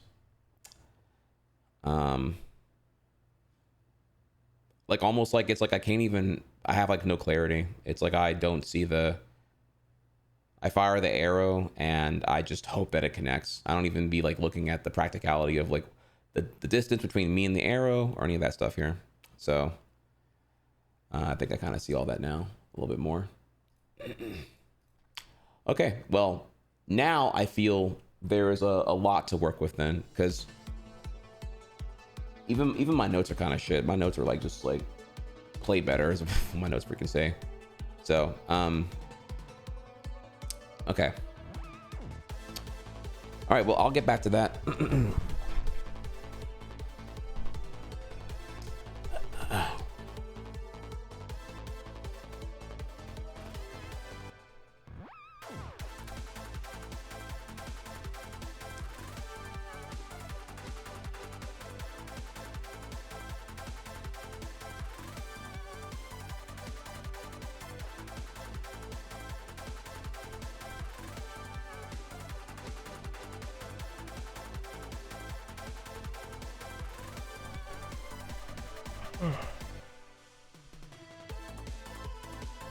Whenever I play, instead of focusing on winning or losing, I focus on what my opponents do and figure out how to deal with it. And I guess I just find it fascinating how they deal with my options. So if I learn something from a single stock, then I'm happy. No, I understand that. That's like, that is, man, see, this is like tough to talk about here. See, I keep bringing up, oh my God. Okay, look, I'm gonna say one thing so that y'all understand where I'm going with this whole thing, right? I appreciate you sharing that to Pink. When I bring up trauma, I do mean trauma. Now, what do I mean by, okay, you know what? All right, fuck it. I'll do this one time. And I'm going to leave the Smash directory. That way, this is like less of an awkward thing. So I don't get any of those people in here this time because I know they're not going to care about this shit. Okay. Here is when I say trauma, because I want to heal more than anything else here. Here's what I'm referring to. When the Destiny inward fallout happened in October of 2019, yes, I have to go back here 6 years ago on this whole shit. When that happened, that was like easily one of the worst things that's happened to me in my life. It was very traumatic. It was very stressful. And ultimately, it was a situation that I didn't even provoke. I didn't say the things that Destiny said, but I was the only black person present on the panel when he said what he said. And so the entire fiasco stemmed from his actions, yet my presence. My blackness was explicitly political because of the crossfires of if I confront him or don't confront him over what he said and how it'll be perceived when he said what he said on that panel 6 years ago. Okay? So when that happened, I'm sure you're all aware of it here. A lot of things happened here. If you're out of the loop, here is a sample of what happened there. There's a lot more than that, obviously, but this is just like a starting point, the whole thing. It was awful. It affected me negatively, mentally, in many ways. If you're here for that, you may remember how really bad all that shit was. With that, when I was resuming streaming, I was sad and I was depressed and I enjoyed nothing. I didn't. For the first time ever, I really felt like I was depressed in a way that I could not solve. I didn't enjoy Mario Maker. I didn't enjoy streaming. I didn't enjoy anything. Everything felt like it was tainted by a thing that I didn't even really cause. And it made me feel like a new level of, like, not just sadness into hopelessness. Because I was like, I didn't even cause this here. Why is this all affecting me and some shit?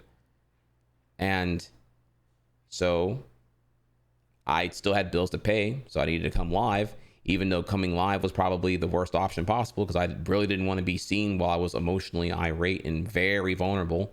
So I did the one thing that I could do while at that time, which was play Smash.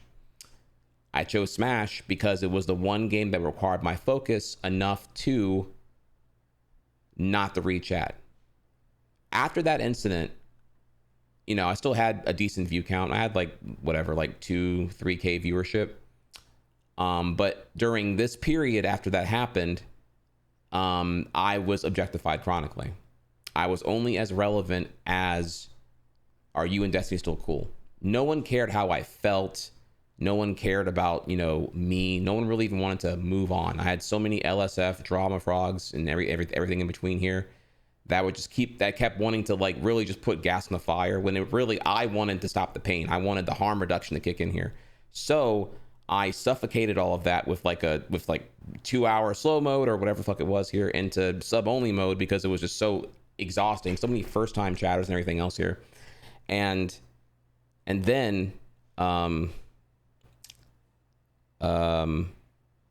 And then I don't know, I concluded here, well, what thing can I play that doesn't require me to read chat at all? And that was Smash.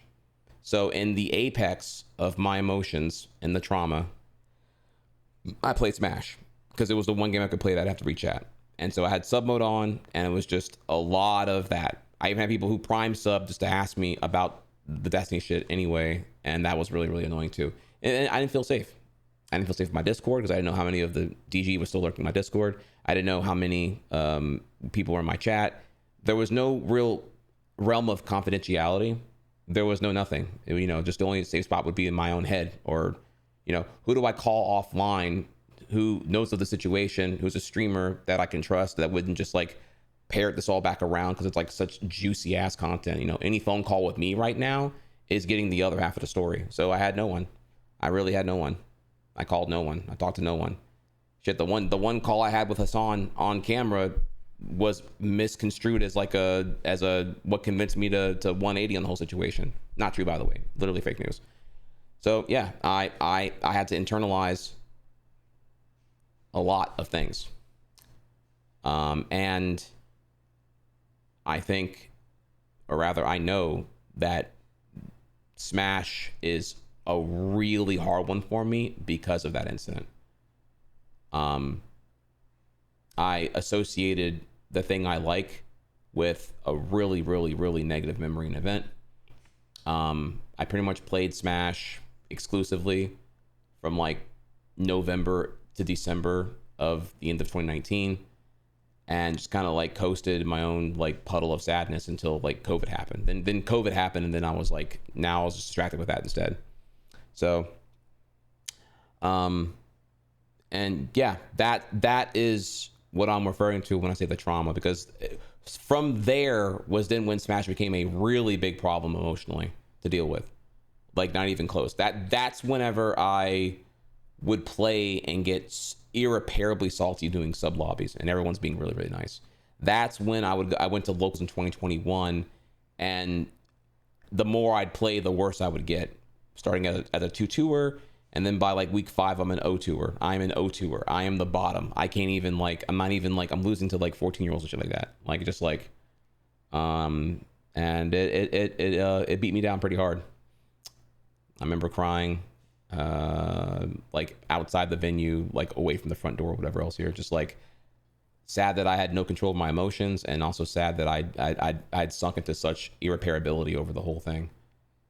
So when I say trauma, I'm referring to those things, probably more. This is what I can acknowledge is like muddled in the whole thing here, but that's definitely like why this is like really fucking hard to deal with, especially on camera.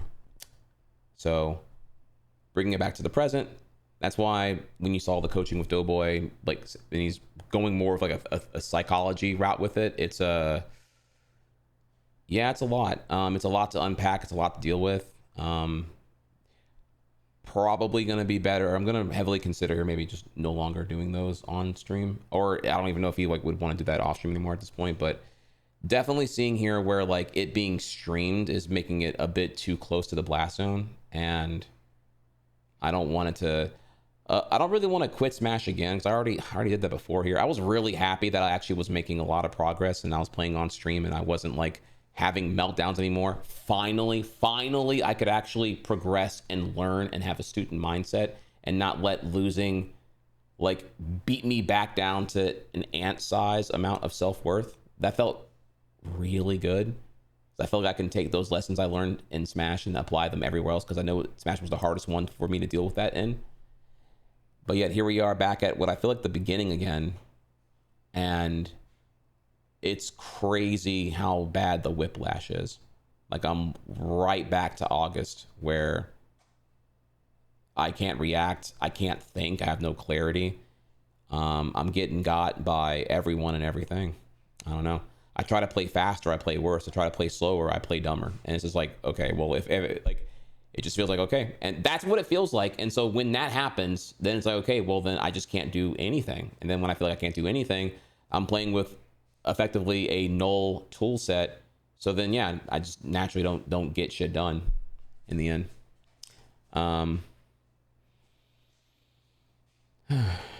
So I don't know. That's like that's really where things are at this time. So thank you for listening. Now I don't want to repeat that again here, but yeah, that's kind of where that's where things really stem from. Was just like the connotation of like me playing Smash at the worst part of my life.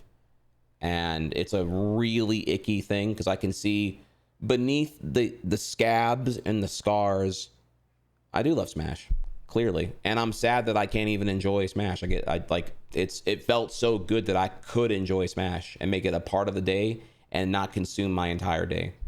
It feels a bit sad that I have to like quit Smash again because I am too emotionally fragile to risk having a meltdown over whatever. So I have to just like not enjoy it again and not play it again, you know. That in its own way kind of super sucks because it's like, damn bro, you're kind of a man child. Damn bro, you kind of taking these games too seriously. Damn bro, go touch grass, go touch some therapy and whatnot. And yeah, that like mega sucks. Super sucks. It does not feel good. It doesn't feel good. So that's kind of that would be like, that's what the feeling is if I were to quit. I don't want to quit, but clearly what's been going on here is not good. However, though, again, we're not having a meltdown right now, rather just the massive acknowledgement here that like I realize now that Smash coaching as it has been here is probably the source of where things we're going a bit crazy. I don't know, I'm gonna have to like again give it a lot more thought and see here. But yeah, I think today, in the end though, today was a really good day though, because we did make a lot of progress in the things that are important service level right now with self-compassion. I've identified now where the source of the likeliest variable that caused where I currently am now and all the other fun stuff there. So it's a lot of hard work. I gotta like do some hard work on the psychological, emotional components. And then when that's recalibrated and functioning again, then we can assess here where I am with things mechanically. The mechanical shit doesn't even really matter right now until I get the emotional shit under control. So that is the play right now. Okay, all right, cool. So there's that.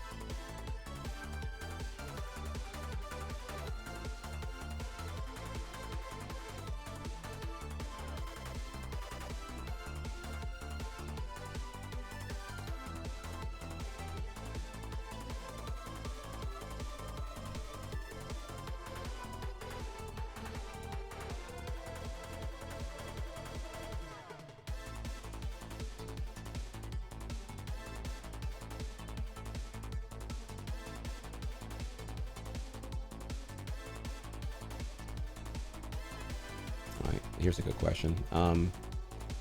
What does Smash represent to you right now? Smash represented my capability to grow past my trauma, honestly. Like I said, I felt so confident and fulfilled. Even if the content itself here is not in demand, no one wants to watch, like, not even tournaments. It's Smash Elite. It's like extra nothing here.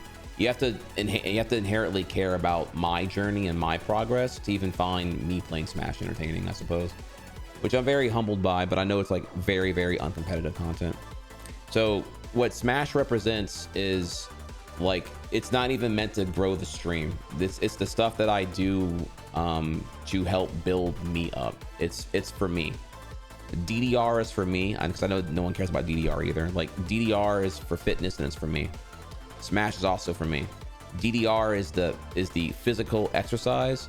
Smash is the mental refinement, where I can lose and learn and grow and not get salty and not let it seep past Smash and contaminate everything else in my day. And that felt like a massive victory every day as I kept playing it more and more. Hopefully the current rut I'm in right now is just like a minor hurdle where I can recalibrate back to whatever I had that was working. But I'm not sure really what I was doing then compared to now. I just know that right now it feels like I can't do anything correctly. So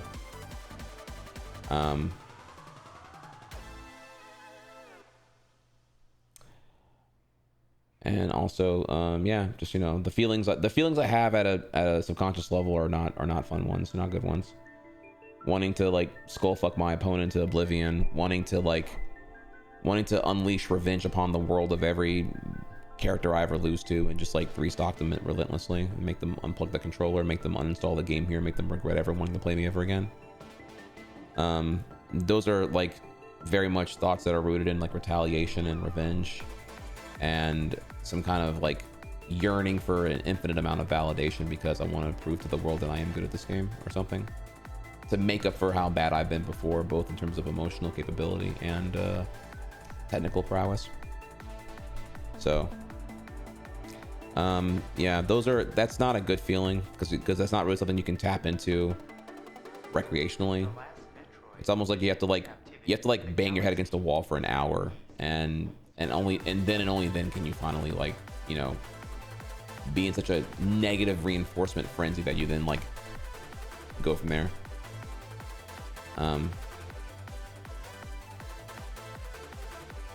So yeah, definitely. But yeah, we'll it's all good though. It's all good though. I again do feel good about today because now I have like a lot of information and data to work on, and I'm happy it happened today before we had another coach session where I had to perhaps figure this out in the middle of that maybe here, and that would have been maybe even more awkward. So I feel good here. We will see what is to come. For now though, tomorrow there's DDR, and we go from there. It's very easy to say this here. I'm done talking about it now. We're moving on here at this point. You shouldn't spill so many emotions because it's just making you too vulnerable. Very easy to say that, but then before I said this, everyone was like, yeah, everyone kept misdiagnosing or not even understanding what was going on here. The burden of streaming is that there needs to be some level of vulnerability, or it's mass deception to some degree here. I shared what I need to share only because everyone misconstrued what I was talking about. Oh, why aren't you winning more? And I kept saying it was not about winning or losing. It's about my coping, or their lack of, from losing. So I explained what I meant by trauma. People might have misunderstood that as like, oh, you're just being exaggerating using the T word because of, no, I have now given the proper context over exactly what I meant by traumatic, because it was a negative connotation that was associated with a very traumatic part of my life that I'm still recovering from, dealing with, and going to therapy over to this day. So I disagree there. But maybe you didn't understand what I was talking about in the first place, or you didn't understand like the whole context there. So I've explained now. So yeah, that's crazy. Never tapped into that again because I got done with my girlfriend an hour before single started and I played my best. Yeah, it's not good. It's very self-destructive. That's kind of how I'd put it. Because what happens then is like what I would say here about that phenomenon, about this whole like when you're using negative reinforcement to yield results, is that, and I could be wrong here, but this is how I see it, right?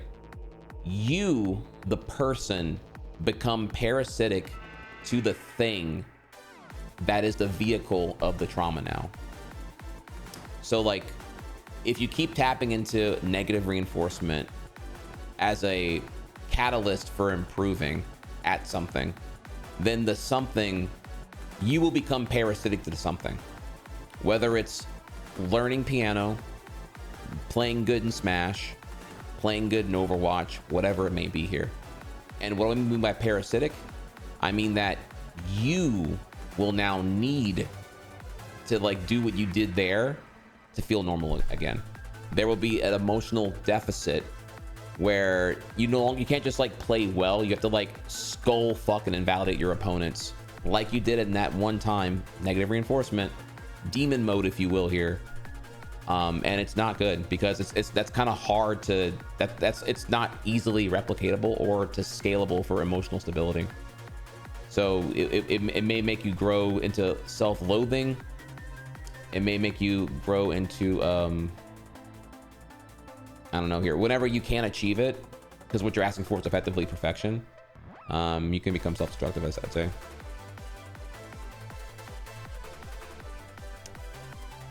I'm not playing fun anymore. I'm making sure that you no longer have fun while playing me, and yes, I will destroy you. Yeah, it's pretty. It's not a good feeling. It doesn't feel very good. Okay, all right. So let's change topics here on that note. And here, let's talk about something that I am excited to share with y'all, actually. Here, we're now going to pivot entirely from this here. Give me a second here, y'all. All right. We're done with Smash today. Thank y'all for enjoying Smash. All right. If you look at the schedule right now, we're going to move over here to the fitness update. And unlike this topic, this one is actually really, really fun. So we're going to go over to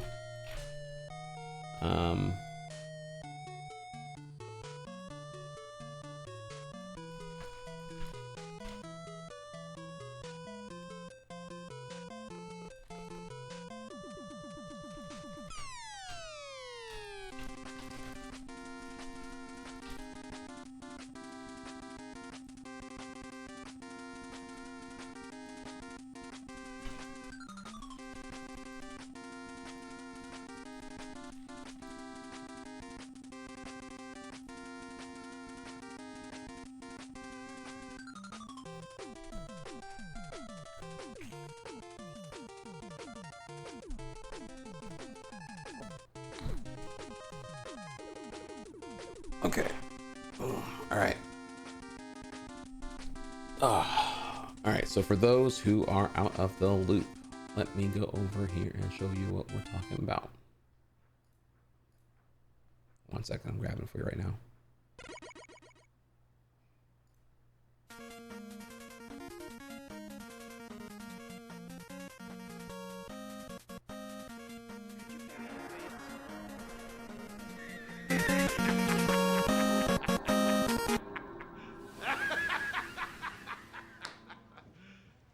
Serious? Pay for what? Standing there? Well, but does your just advanced Trihex 2 tier 1 subs? Yo, Lee Butt Duster. Thank you for the damn 6 months in advance. The loyalty. What's up? What's up? Oh my God. Thank you so much. No, yeah, okay. I know y'all endured a lot of that was a lot of negative shit right there. From here on, it's gonna be the fun stuff here, okay? So the things that make me happy, the things that I'm sure y'all are excited to hear about and whatnot. So, okay. So if you're out of the loop, if you didn't know, I play DDR. I play ITG. I have a doubles pad. I just got back into playing. I had been inactive for about a little over a year.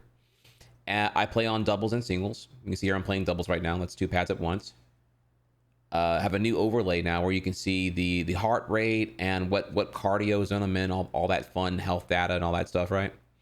At my peak, which was probably around May of last year, May 2024, at my peak, I was in like stellar cardio shape, and I was 170 pounds, 11.5% body fat, which is really awesome. I say that because I've struggled historically with like really shredding while having muscle. Like when I got into lifting, that was like 2015 onward, but before that I like 2010 and before, I was as little as like 140 pounds. I was like kind of a stick at that time. If you go back and look at pictures of me, like when I was like at the, like right before I started streaming here, I was like stick hex. I had like no muscle at all. I lost a lot of weight over that dedication, but I don't even know if I didn't know if I was doing was healthy. I probably was like under eating by a fuck ton. So I felt like I had to lose weight at all costs. It was some pretty destructive thoughts I was having here about my own like insecurities and whatnot, and I was able to achieve that. Then I got into lifting, put on some clean mass, and you know, have been where I've been for a while now. So here we are now. All I have to say here, you know, then there's been some other variables here, right? I got diagnosed with ADHD. I am on Adderall now. And that's been its own like whirlwind of like stability to figure out. But here I am now, medicated, and now finally back on exercise, which is pretty awesome. And it's been going great, I would say. We're now in our 3rd week of doing it. We did a session. This is the session I did yesterday. Yesterday, right? Yeah, this was yesterday's session. I believe so. Yeah. So yesterday's session, and this was your prime. And so, however, though, we haven't really updated for macros in quite a while here. I haven't had like a macros talk with y'all probably since the subathon, which was probably like pretty long time ago, probably sometime between like December of 2023 and maybe like March of 2024. So, okay. And I'm all that to say here that there is good news and there is bad news here. The good, well, I guess we'll open with the bad news first. Okay, so what's the bad news? The bad news is I weighed myself this morning, and good golly goddamn, y'all. I am at an all-time, not an all-time here, but yeah, 208.2 pounds, 18.7% body fat. That is a yikes. Mind you, I started, so this is where it gets a bit complicated, because like I'm not exactly sure like what's going on here, other than I guess my diet's not going good enough here. I'm 5'8". So I don't think I'm really ready to do DDR yet. I think I was already preoccupied with like the whole Smash stuff and trying to like stream more often and everything else here. But I keep gaining weight, you know, whether at first I was 202 pounds, I was sad about that. Then it was 204 pounds, I was sad about that. And when I hit 204, I was like, okay, no, I can't go any higher here. This is like annoying. So I remember I was freaking out about being like 198 pounds in 2023. So I'm like, okay, no, why is it so hard? Why am I accumulating so much more weight in the fat here? It's so fucking annoying. I get that Twitch is an active job, but like I feel like I do a lot of conscious effort, concerted effort to eat clean, and so that way I can just maintain and not have this happen. But I guess, okay, I gotta lock in further here. I don't know. Not locking in enough. So with that, I got back on DDR, and with the DDR now, my body was doing a lot of great changes here. I was like hungry all the time, and I wasn't paying attention too much here, but I would generally just eat whenever I was hungry. So because if I don't eat, then I'm gonna be irritable and not get good sleep. So I would eat, you know, I'd eat the meal prep. I would do like a second smoothie, you know, stuff like that, right? I would look at my macros, probably just kind of see, make sure I'm doing okay here. I thought anyway. So, okay, with that, I weigh in today. Now, mind you, again, body's still going through changes here right now, because I was like away for like a year and a half, and I came back here, and I'm still adjusting to whatever the stabilizing point is with like my muscles and all that here. So it's not too important to read into, but it is still a bit like a yikes. I expected things to not be at this level, but this is the level we're at here. So 208.2 pounds is 10 pounds higher than where I was in 2023 at my worst. 208 pounds is like the second highest weigh-in I've had that I can even recall in the last 5 years. The worst being when I was at 220 pounds during COVID, which was like COVID, obviously, and stress and everything else here. So definitely not happy with that at all. And I don't think I even look good either, quite honestly. That's like more of a personal thing here, but like, yeah, definitely really eats at me here that I'm just like, I'm seeing this and I don't like what I'm seeing right now. So, okay.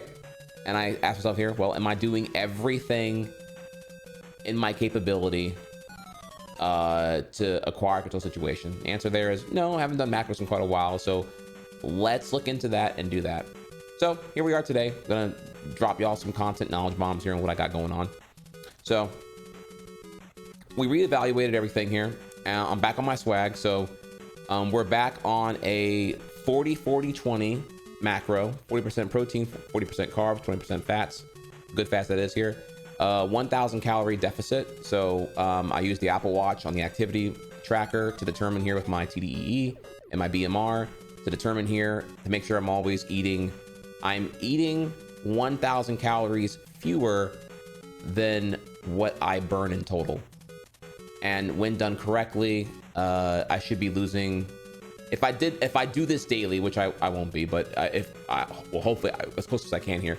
If I were to do this daily, I would lose 2 pounds of fat per week, and in a matter of about 3 months, I would get down to a really sick weight. But okay, so let's keep going here on that, right? So what am I eating right now? So now what we're doing here is I have the smoothie in the morning, which I do admit here, I did change it up a little bit now. I used to have the old smoothie. Now the new smoothie is like it's a replica of the Smoothie King high protein banana, but I made it a bit cleaner. So I'll walk you through that here. Let's go over to the custom meals.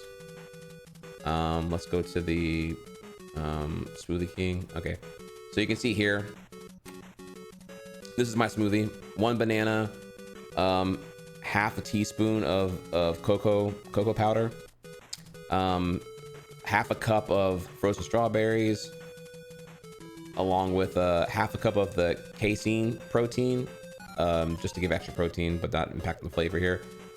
2 tablespoons of peanut butter powder,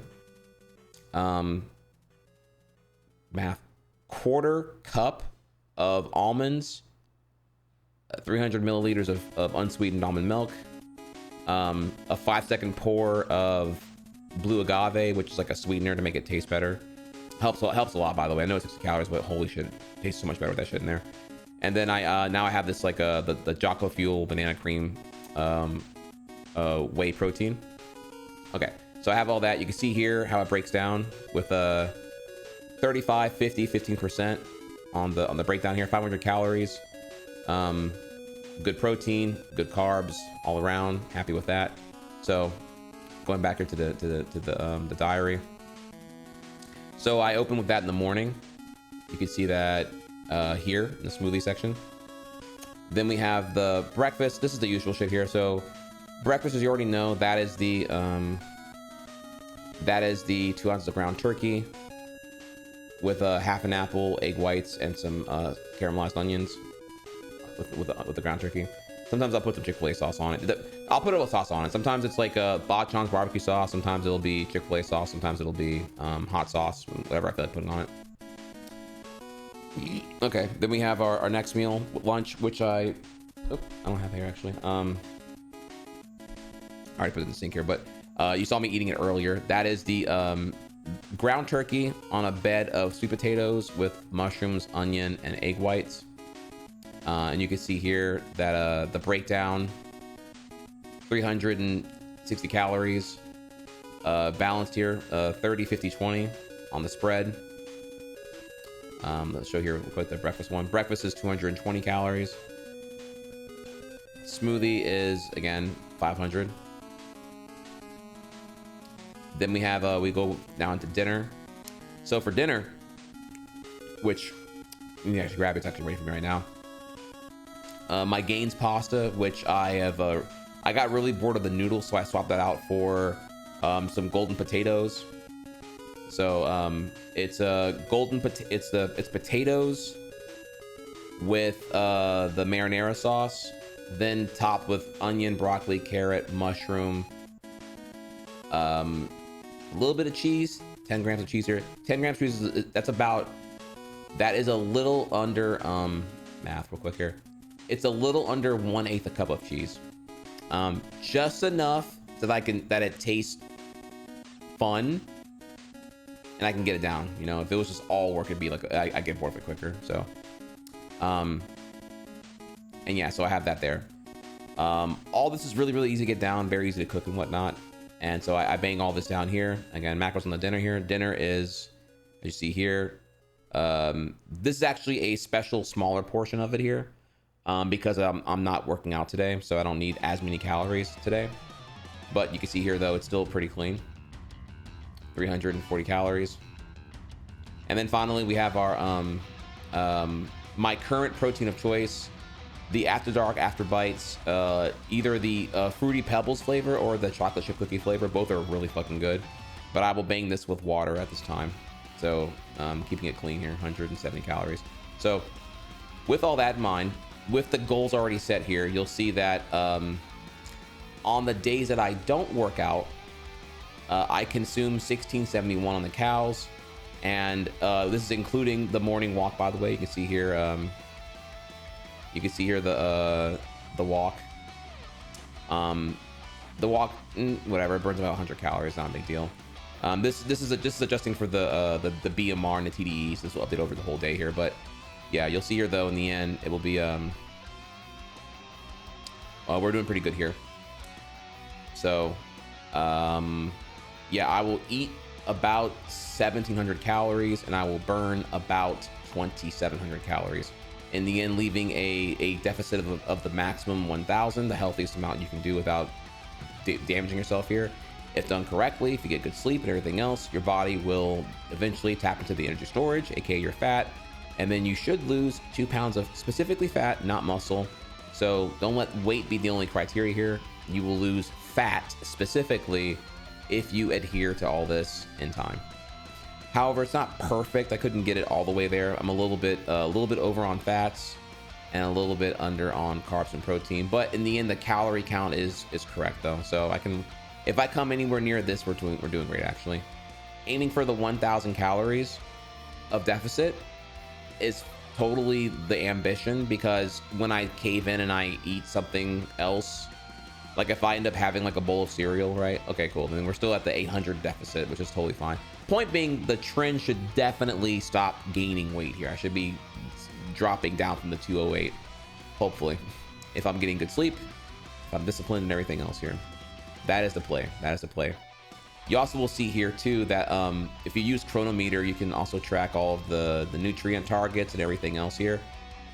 The one particular I want to bring attention to here is sodium. I had to, using my macros I had from 2023, my sodium levels were really bad, and you'd be shocked by what was making it go bad actually. I was using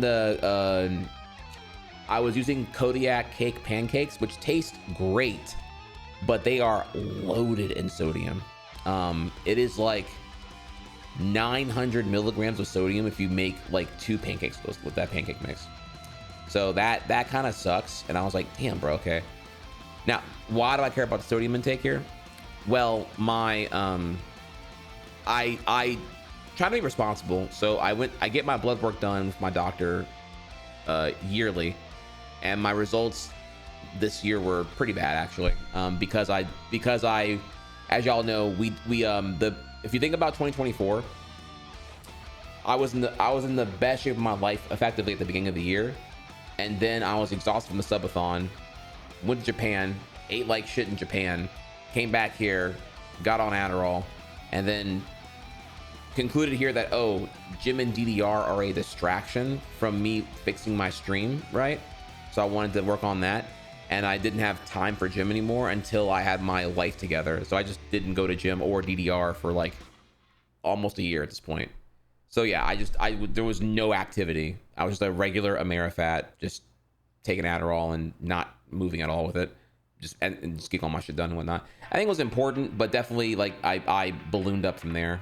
And the point there being though that my blood sugar levels were not good. They're almost pre-diabetic here. I forget the number of what it's called, but I was like, it's like if you're like 6 point whatever, that's pre-diabetic, and mine was like 5.8, which is almost pre-diabetic. Could be genetic, because all my family has high blood pressure and they are diabetic here. Yeah, so it's not good. So I obviously want to do better there, and I was looking through here to see like what was going on. So I got way more thorough. I put in, you know, what I'm using right now, AG1, some biotin, the fish oils, and the magnesium L 3 is that correctly here? You know, so this is what I take along with the tart cherry concentrate. So here's what I take. If you have questions about it, whatever here. But yeah, I put all that in there just to see here if everything is looking good. And you can see here on the nutrient balances that things are looking almost good, minus my calcium to oxalate ratio, whatever the fuck that is. I'm not even sure if that is actually here, but 4 out of the 5 are fine. This is like still in like the good. It's kind of like on the extreme side of good, I suppose. So feeling good about that. That is today. Now let's go over to yesterday. Okay, I'm showing you now yesterday because you may recall here, yesterday was the day that we did the big DDR workout, right? So in the end, you'll see here when if we fast forward,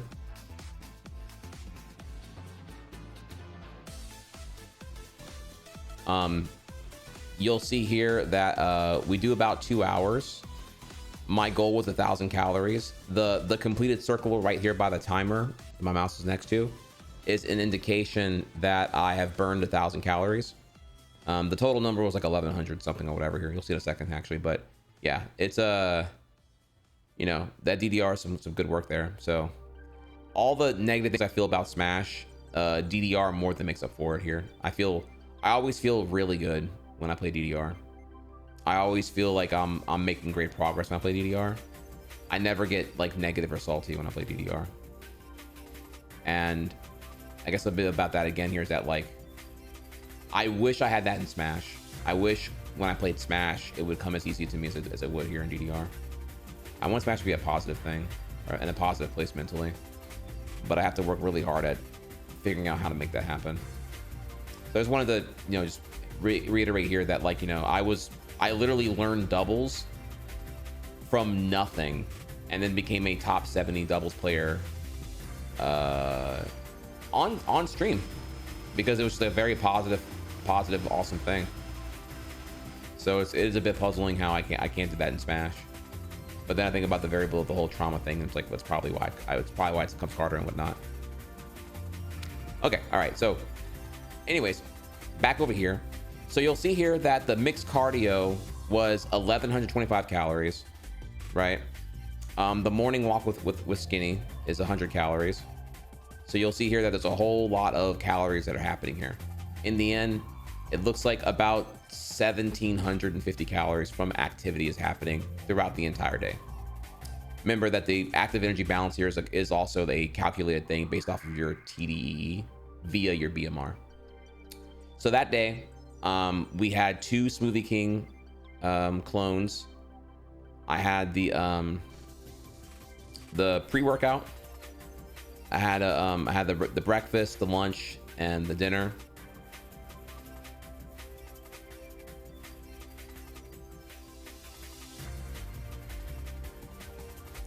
Actually,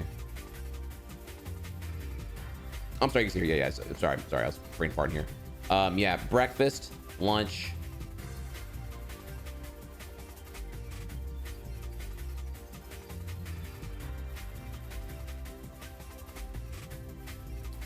Oh, okay. I was so confused for a second here. I was like, why am I missing? Okay, sorry.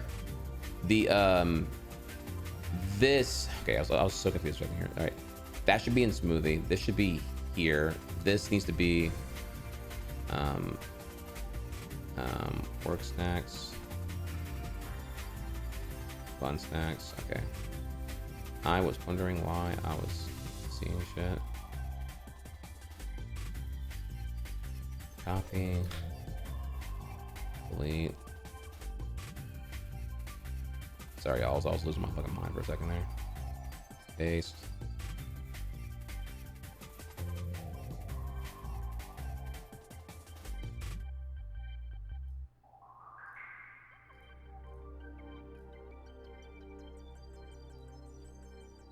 Bro, your boy was losing his fucking mind, dude. Okay, yes, okay. Nothing's the same shit here. Nothing changed. I was heading in the wrong sections. Okay, so you'll see the dinner, the Gaines Bowl, along with the lunch, along with the breakfast, 2 smoothies. Both are the 470 calories. And then finally, we have the bonus protein chug. And we also have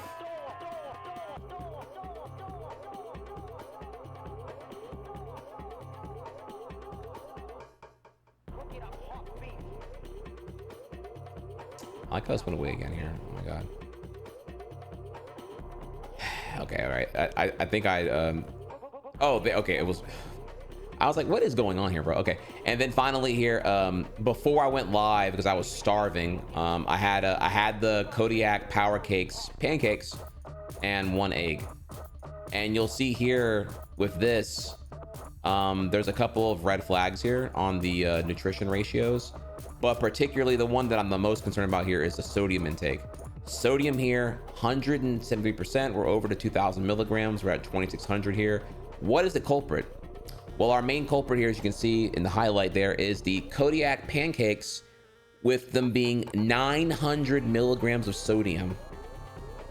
They're over half of my salt intake for the day are those fucking pancakes, dog. So even though they're delicious and they're marketed as clean, these bitches here that's the silent killer, is that you know, that sodium intake, which does contribute to you know, your HDL and your LDLs being all fucked up and whatnot. So the good news is I ordered a different thing here. I ordered a different brand off Amazon. It comes in Thursday. But yeah, I won't be eating these anymore. These are just, sadly, if you're like me and you're over 30, you probably shouldn't. You have to really like watch the sodium intake now, because it's gonna be like fucking awful if you get diabetes or whatever else here. So I have to drop that like a bad habit now and move on. They're delicious, and it was almost too good to be true, because they are loaded in sodium. And for the record, by the way, if you're eating fast food, know that all of it is in sodium. Even the healthy fast food, even Chick-fil-A, if you're gonna get like a little grilled whatever, it's all sodium enriched. Just so you're aware, you're gonna have to cook.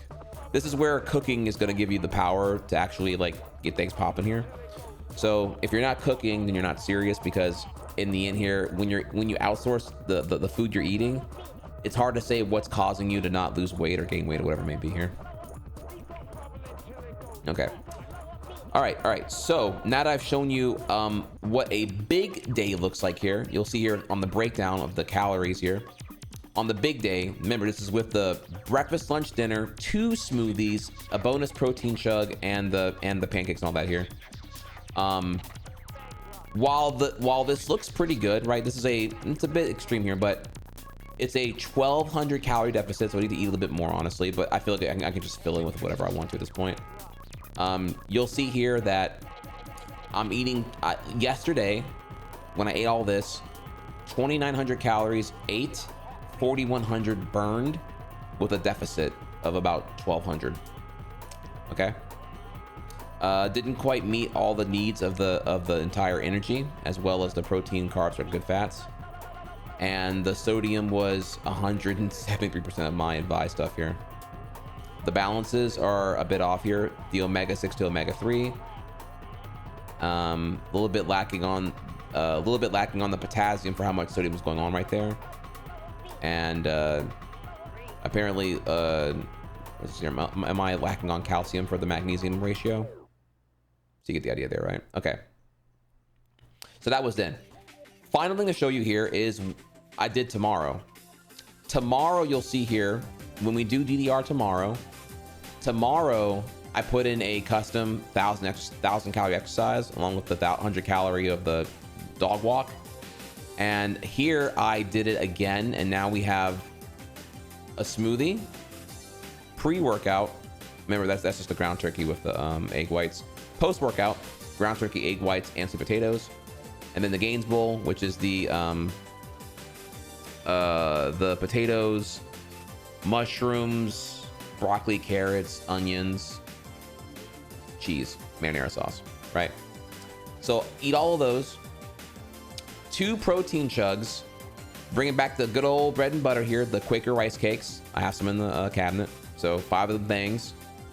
And my new brand here, they're called bulk cakes. I don't know if it's good yet, and I'm gonna find out here, but like the bulk cakes, it makes pancakes. I love pancakes. And it has half the sodium of the Kodiak cakes, which is awesome, along with half a carton of Costco egg whites. Okay, so then with all of that, how are we looking now? Look at this, chat. Look at this here. So 2,700 calories burned, 2,700 eaten, 3,700 burned. Deficit is beautifully at 1,000, almost perfectly. A little bit under on the protein. And then we go from there, bring it on down, and that sodium intake, only 135%. I can roll with that. It's not a red flag on the thing here, so I can take that here. And look at all the ratios. You'll see that they're not all perfect. It's kind of hard to figure out like what problems to fix there, but for the most part, they're all competent, which is awesome. So I'm hoping here that I can like get on this. Now that we're back on DDR, I'm hoping that we can like I can like just let this cook, and what I should see is good trends, and we go from there. So if I stick on this and we do DDR 3 times a week, along with our daily deficits and whatnot here, I should be losing weight. I should be losing this fucking gut, and I should be you know, being able to get in there and whatnot. So that's the exciting update there. If you'll have any questions, hit me up with what's good. But yeah, that's what we're looking at now. So looking forward to going grocery shopping this week. Now that because I haven't done my macros yet here yet, so now we did the macros, so now I have a game plan for how we get in there. But yeah, I was a bit sad to see that my weigh-in was disastrous today at 208.2 pounds, but it's okay though, because we have clarity. I had to sit down and kind of just do this here, or else I was gonna like get really anxious about it and whatnot, because I clearly don't want to be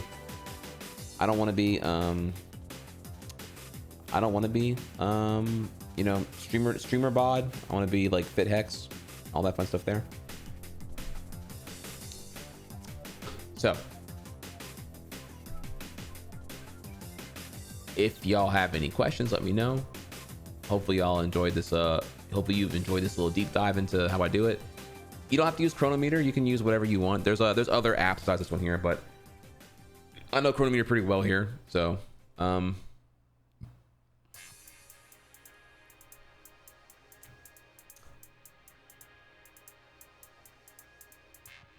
my resting heart rate being 80. I don't know, hard to say here. I mean, I don't know if that's actually, I don't know how Apple's pulling this right here, if that's like if that's like the actual average across all day, you know, because I might be that might be, you know, me playing Silksong, me streaming. You gotta think here, right? Like I don't have like my day. Oh, what day was this here, by the way? This is oh, this is today. This is not even, yeah. You're looking at for today. It's not even conclusive yet here. Let's go back to I argued to it yesterday here, if you want to see that. Resting 78. Okay, that's a bit better. 70s are fine. I don't know what this means. I don't know if resting heart rate means like, you know, your heart rate when you're not in cardio activity. Because because these are all different things, right? There's your resting heart rate when you're not in activity. There is your capability to recover, right? Like some people might be like, someone who's out of shape will like run, right, for like let's say you're out of shape, right, and you run for like 10 seconds. You're out of breath now, right? Your heart rate spikes up to do the load of work, and then it takes a long ass time for it to drop back down to recover. When you see me play DDR, right, I'll hit like 190 again because I'm kind of out of shape right now, honestly here, but I'm gonna drop back to under 130. Like well, it's also an hour and some change here. This is actually kind of a bad example too, because we're already like 2 hours into this fucking shit here at this point. But yeah, I'll bounce back from like 190 heart rate down. And keep in mind here that like 190 is very different than like whatever shit that, you know, that's me pushing, you know what I'm saying? So yeah, my cardio capability is solid. I'd say solid. I mean, but it's going to be phenomenal. Like if you recall, again in 2024, I was built different, dude. I could just like shit on songs and I was still good to go. Like it was crazy. Like it felt like nothing slowed me down other than just like when I'm hungry. So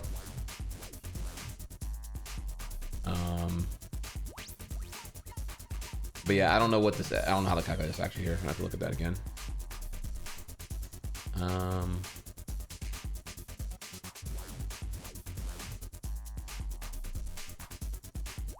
So also consider here too that I am on Adderall, which is a stimulant, so my heart rate might be elevated because of the Adderall as well. If I was say not on Adderall, it might be probably lower, but again, I kind of don't care about that because I'm a lot happier medicated, if I'm being real. Like life is a lot more bearable to deal with. So, you know, fuck it. Like I really do mean that. Like it's like I used to, you think about what you're seeing me do now compared to what it was before here, you know? So that's pretty awesome. Great question. Is this good enough if used for free? You can always so Chronometer I like a lot. You can it does have a free 2-week trial for Chronometer Gold. I do pay for Gold. It's like $50 a year, but I've been on it for like 2 or 3 years now. It's kind of, I love it because like you can just like, bro, I don't have to like question anymore. Part of the reason why I was able to get to where I did was like, when you try to macro on your own, it's fucking exhausting. I just wanted to be able to plug in all my shit and then see here, is it good? And it gives you all the nitty gritty on all that bullshit here. If anything, I promise you, you plug in what you eat here, you're gonna find out really quickly, like where your nutrient targets are, what you're lacking, what you need, and shit like that. So, if you have the free version, you are unable to have the category, so you have to like put. Okay, the free version, you can't make meals. You have to like put in every ingredient in a cluster, and you only get 3 clusters. So doing your organizing is a lot more annoying on the free version, meant to compel you to get the paid version, which again is $50 a year. That is definitely like not impulsive. That is expensive, but I promise you, like, you can try the free versions if you want to, right? I mean, technically MyFitnessPal is free, but they just suck ass, dude. You're ultimately paying for time. When you get Chronometer Gold or the equivalent, you will just save time doing your macros because it takes a lot less time. You can just put all your shit in here and find out. Put all your shit in here, tweak all the amounts, and then see here if all your targets you put in are there and whatnot. No, it's giving guidance here, because think about it, right? If you don't have your macros done, if you're on the fitness grind and you feel entitled to a certain body goal, if you don't do your macros, you're just guessing. The end. You are guessing. You're like, okay, yeah, I'm gonna approximate. Hopefully it's good enough here. But then you feel some kind of way if you don't meet your goal. So you're just guessing in the end. You know, you want to remove as many variables as possible if you have a particular body goal in mind. If you don't want to waste your time, you know, You can throw 5 weeks at a YOLO direction, or you can like you can go with precision and data on your side, and then if things still don't go well, you probably have a pretty good idea of what went wrong because you were so particular about everything you did. You feel? Okay, there was one last thing about this to talk about, and that was let me see here, hang on a second. So make sure I'm doing this correctly.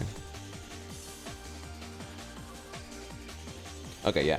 So if we go, last thing here, if we go over to the under more targets and profile, you can see here again that my my macro targets are the 41, 41, 18% of my calorie intake. We go further down here, and you'll see here that right now, my current weight is 208 pounds, 208.2 pounds, and the weight goal is 180 pounds. And this is the projection here. So I think this is pretty encouraging. So you actually are like, you know, you can do it. You can do it. 1,000 cal deficit per week means we're looking at end of January ish to hit the first goal, if possible. I can put 200 pounds here to make it a bit more or whatever here, but yeah, like, you know, I think that's very, very, if things go well, we should be coming down. So how about that? So I will keep you all posted, but yeah, that's how we're looking at it right there.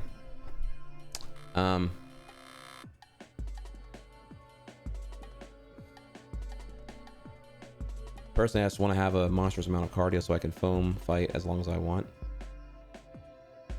Yeah, go for it.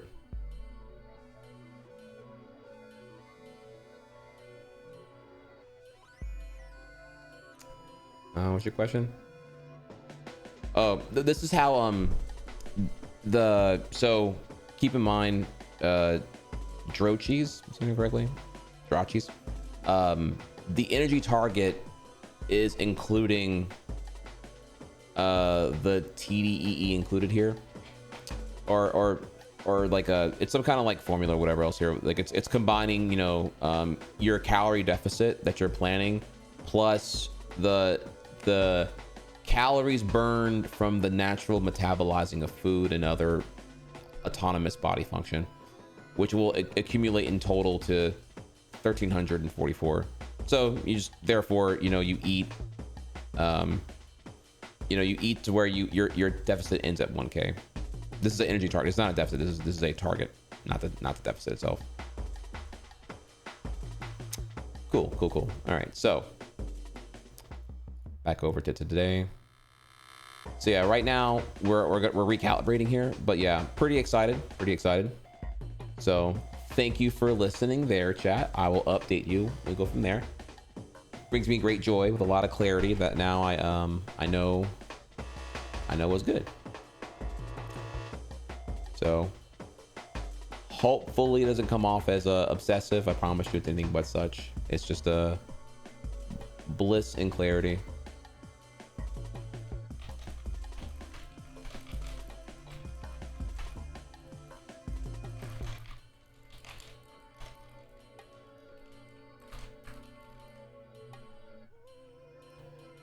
Yeah, thank you. You will and again, come back here tomorrow, chat. You'll see me on that DDR like I've been doing here. So yeah, DDR as often as I can do it, you know.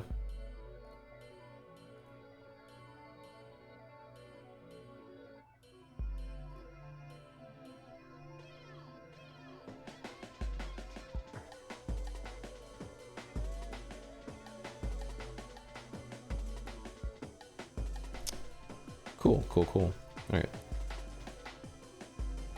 Play more ITG, yes, sir. I do. Trust me, I do. I'll see you tomorrow. I didn't play today because I felt a little bit sore, so I didn't want to play today. Remember, it's only my 3rd week back right now, so we will play more tomorrow. And Now that I'm pumped with the new macros, I'm actually kind of excited to play more too, honestly. I want to play as often as possible if I can. All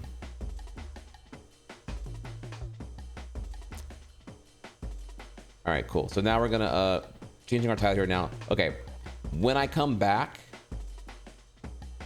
we are going to have some fun finally. So Smash. Cool, we learned, we're on that. Fitness, we're on that now. The next thing is the meal break, because I have to eat. I gotta get dinner in me real quick here. 2 o'clock. I'm built different here, so I have to eat. We gotta get dinner, and then we got the protein chug during Silksong. So when I come back, we're gonna talk about AirBud.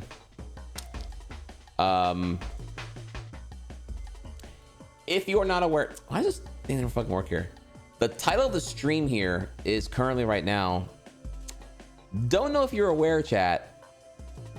AirBud, yes, the movie with the dog that plays basketball, is getting a reboot. I've actually been wanting to do a segment. I know this is unimportant as fuck here. Oh yeah, it's getting of course it's getting a reboot. Yes. However, this reboot is special. How they're doing the reboot is so cursed that it will require me more than 5 minutes to explain how.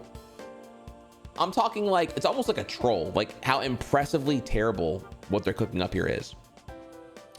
I promise you, you are not ready for what we're talking about here. So I'm gonna break down for you. Oh, no, okay, no. You would expect AI. No. This is actually like AI would be predictably slop, and therefore I wouldn't even cover it, right? Okay, yeah, it's AI. Who cares? Whatever, right? AI dog, the end. No. This is actually dumber, but also like, huh? I don't, it's hard to explain here. Like, I'm making it a segment because what the idea that they're revealing here and how they're doing it is so weird. I don't know, dog. You'll have to see. Worse than AI? Yes? Because if it was AI, I wouldn't talk about it. And if it was AI, you wouldn't want to see it. But when I tell you what this reboot is doing, you're going to be like, okay, I don't want to watch this of my free will, but I do want to laugh at how stupid it is. You know what I mean? It's kind of like one of those, like, it's going to be kind of like a Morbius in a way, because you're just like, is it really that bad? And you're looking at it and you're like, okay, I guess I mean, it's going to exist. So anyways, look, I'm blue balling the fuck out y'all right now here. Hang tight, I'll be right back. I love you all. Thank y'all for tuning in here. And yeah, let me get a quick 3 here. So we got a bottom right corner screen of that. We have an ad break coming in here.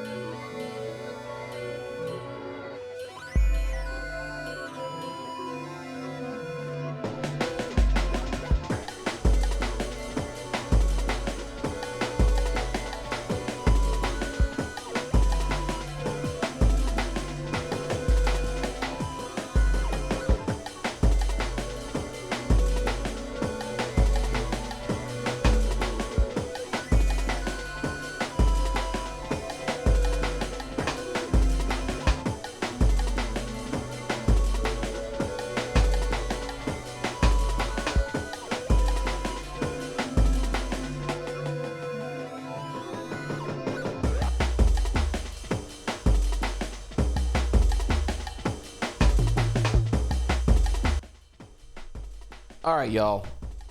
It's time for y'all to lock the fuck in here, okay? Let's fucking do this shit, all right? All right. Title of the stream right now says, so what's the deal with this AirBud reboot happening? All right. Now, I know not everyone here is cultured. Some of y'all ain't ever seen AirBud. Some of y'all don't even know what the fuck AirBud even is, which, okay, kind of cringe, but okay. And I know those who don't know what AirBud is, y'all, you're not gonna admit it. You're not gonna admit it. Press one if you haven't watched it. You're not gonna press one. I already know here. That's okay.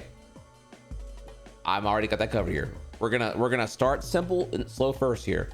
We're gonna first revisit the trailer for the original AirBud. Okay. That way we're all on the same page.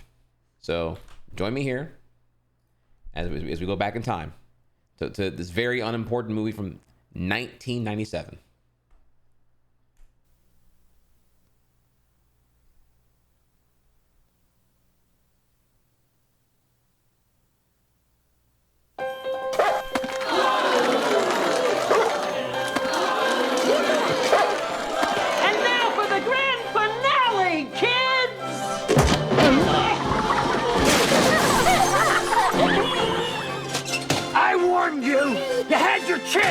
A dog who needed a home. A boy who needed a friend. Hey, boy. Good boy. And the game that brought them together. You like basketball? Mom, do you remember when I used to have a hamster? You want another hamster? Not exactly. Hey, boy, come and get it. Come and get it. No way. This summer, the dog is in the house. Walt Disney Pictures presents the story of two unlikely friends. All right. Who saw their shot. What the heck's going on here? Ain't no rules in the dog can't play basketball. Y'all ready for this? And took it. Yeah! Regular Michael Whoop, Jordan! Even more amazing than the Timberwolves' miraculous midseason turnaround is Buddy. But this is no ordinary golden retriever. I believe you got my dog. Hey, come on!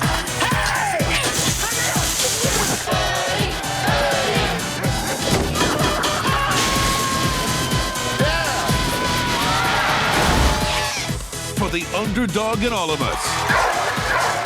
Can someone cover that dog?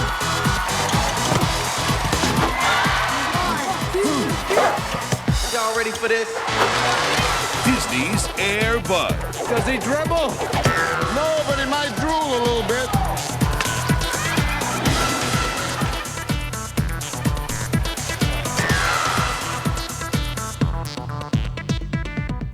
Okay, so aside from being a terrible trailer that 1000% spoils like the entirety of that third act here, you know, y'all have already seen it here, so it's fine anyway.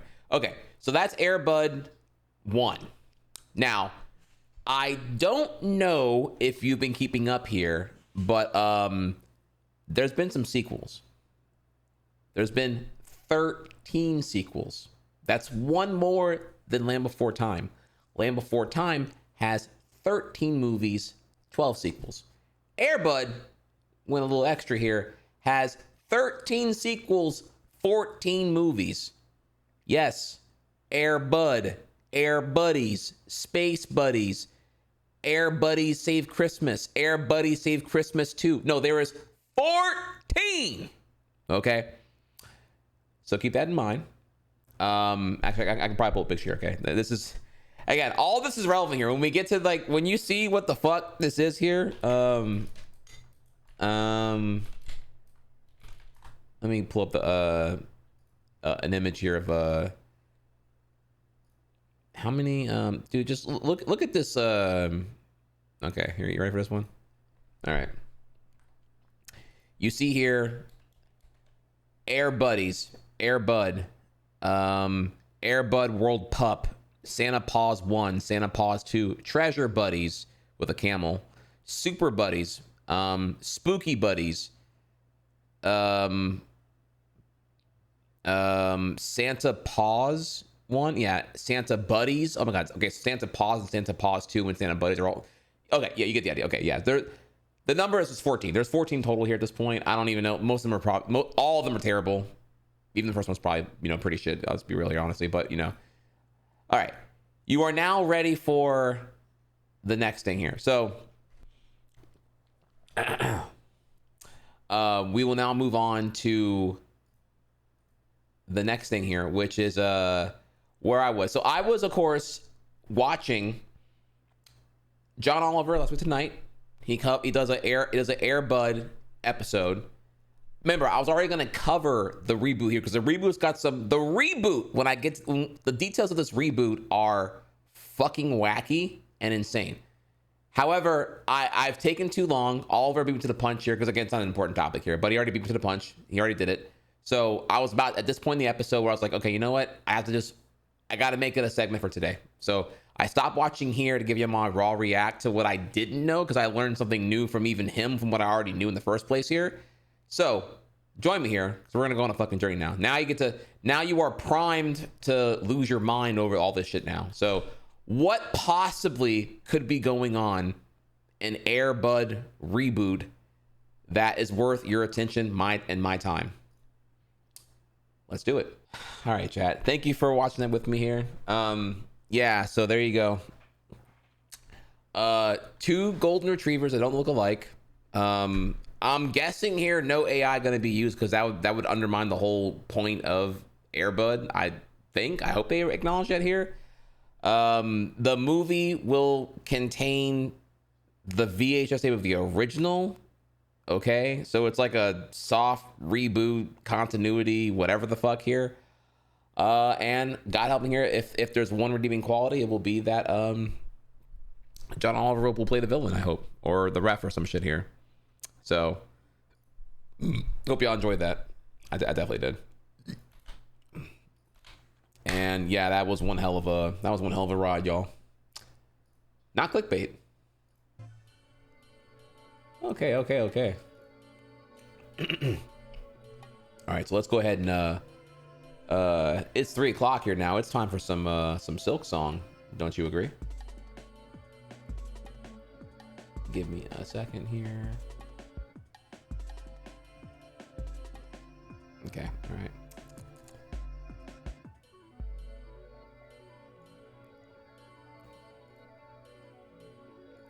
MILF dong time. Ah, yes. Just the way I like my MILFs. Extra hung. Or something.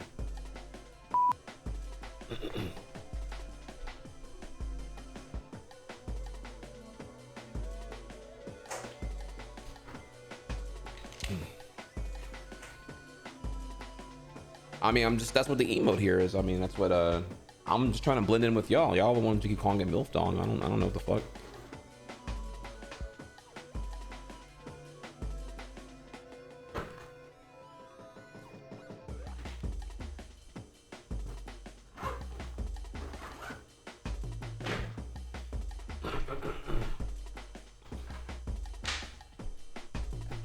Let's see real quick.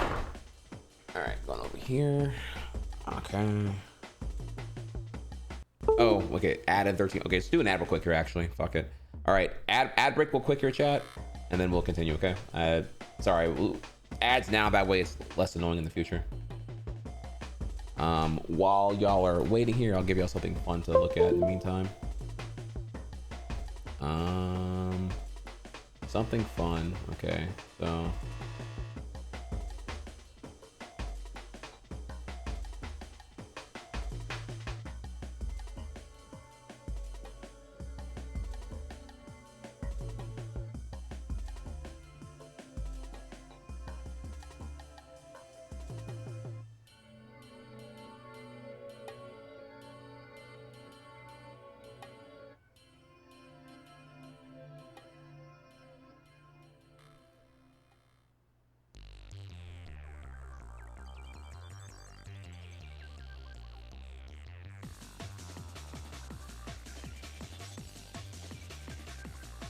All right, great. And all right, we're back.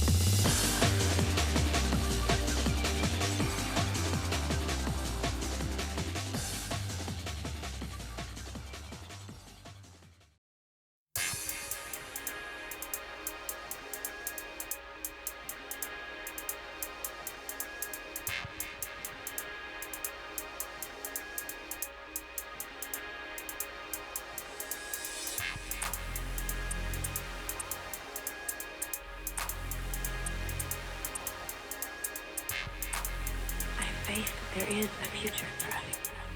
Here as we are, or somewhere else.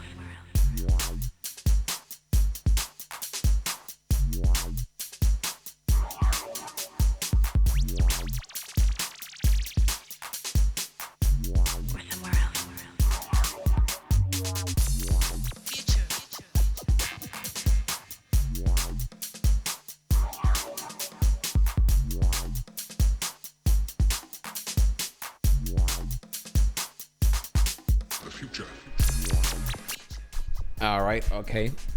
All right, y'all, we are almost ready. I'm still in just chatting because there was still one more thing to discuss. I had on the schedule here. If you see here, there was the most mogged picture in internet history happened recently. But also we need to talk about one more thing before that as well. So before we get to Silksong, sorry, we were almost there. There were some more leftovers here on TwitchCon. Again, I know we're so busy here. It's like not even this important, but I feel like if I don't talk about it now, I'm not gonna talk about it all here. It's important to note here. So I've been to TwitchCon. I was at TwitchCon 2015, and I've been to every TwitchCon. Pretty much, I've been to every TwitchCon except 2023. So 22, 24, 19 through 15 down. I have been to as many TwitchCons as GDQs at this point. I've always had a blast, though it clearly has changed a lot, and I think the dialogue now is pretty much irreparably skewed towards the negatives of it at this time, understandably so. And with that, if you recall back here, I have said here that I enjoyed TwitchCon most before IRL was like a thing. I think it was 2017 or 2018. That's whenever the IRL directory blew up, right, or whatever. And then there were like all these IRL streamers who were just full-time leeches who were just coming up to me and just like, hey, try hard, hey, try hard, hey, make the face, bro. And like they're calling me over, but they're already live with their chats looking for anything of desperation for all that here. Super annoying because it was like, it happened like, dude, like 20 times a fucking day. Like they're streaming and they get you on camera without your consent and they ask you a question. So therefore, if you tell them, hey, I'm busy, fuck off right now, you come off rude because the entire interaction started without consent. They're already recording you from the very jump here. Hey, can I ask you a question? You're already on camera, by the way. Can I ask you a question? Right? And I'll be walking on my way to a panel or some shit here, but being a global emote, shit was ass. I've been saying here that it was annoying as fuck, and you really gotta let these IRL leechers like keep them to a section, so I ain't gotta be nowhere near that shit. It's really fucking annoying. Well, chat, separate from the Emiru thing entirely here, it should be known here now that Kick people are just they come there as well. Kick people on the premises here, they're streaming, and I wanted to show you here. So this is Emperor Touch Grass. This is the thing they've been doing for a couple years now. And I want you just to see here how fucking lame these Kick people are, actually. So here's, I guess, Ed Matthews. Very short clip here, but you'll see. Bruv, you nearly hit me in the face, you dickhead. You nearly just hit me in the face with that, bruv. What? Someone should watch where they're going. Me. Yeah, bruv. Next time, yeah, walk off, G. Yeah, walk off, bro. Alright, sir. Big words from someone so small. You're on the stilts, mate. Can you back up, please? I thought he nearly hit me in the face with his sword. You got kind of close to him, so No, what happens when you can't see behind you and it's an accident? Please carry on. Are you the mod? Bruv, you nearly hit me in the face, you dickhead.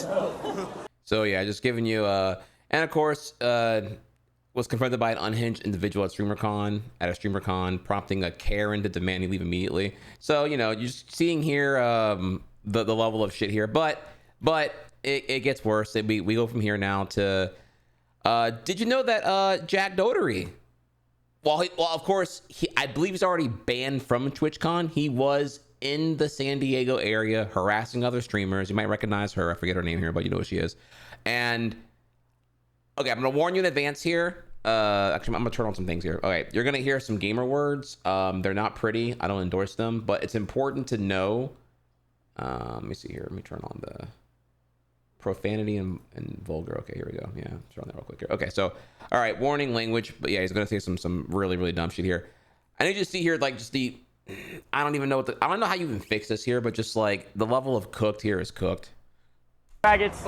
I'm kidding, but like my brother's gay. The fuck? I kissed two guys at once. How can I be homophobic? You don't know anything. You're just a woman. You can still be homophobic. Oh, and what are you?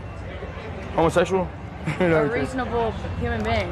How am I homophobic? I love my brother. You're not just hear all his slurs. So what was? Doesn't mean I'm homophobic just because I say a faggot. I'm homophobic. Faggot. Bro. I'm homophobic.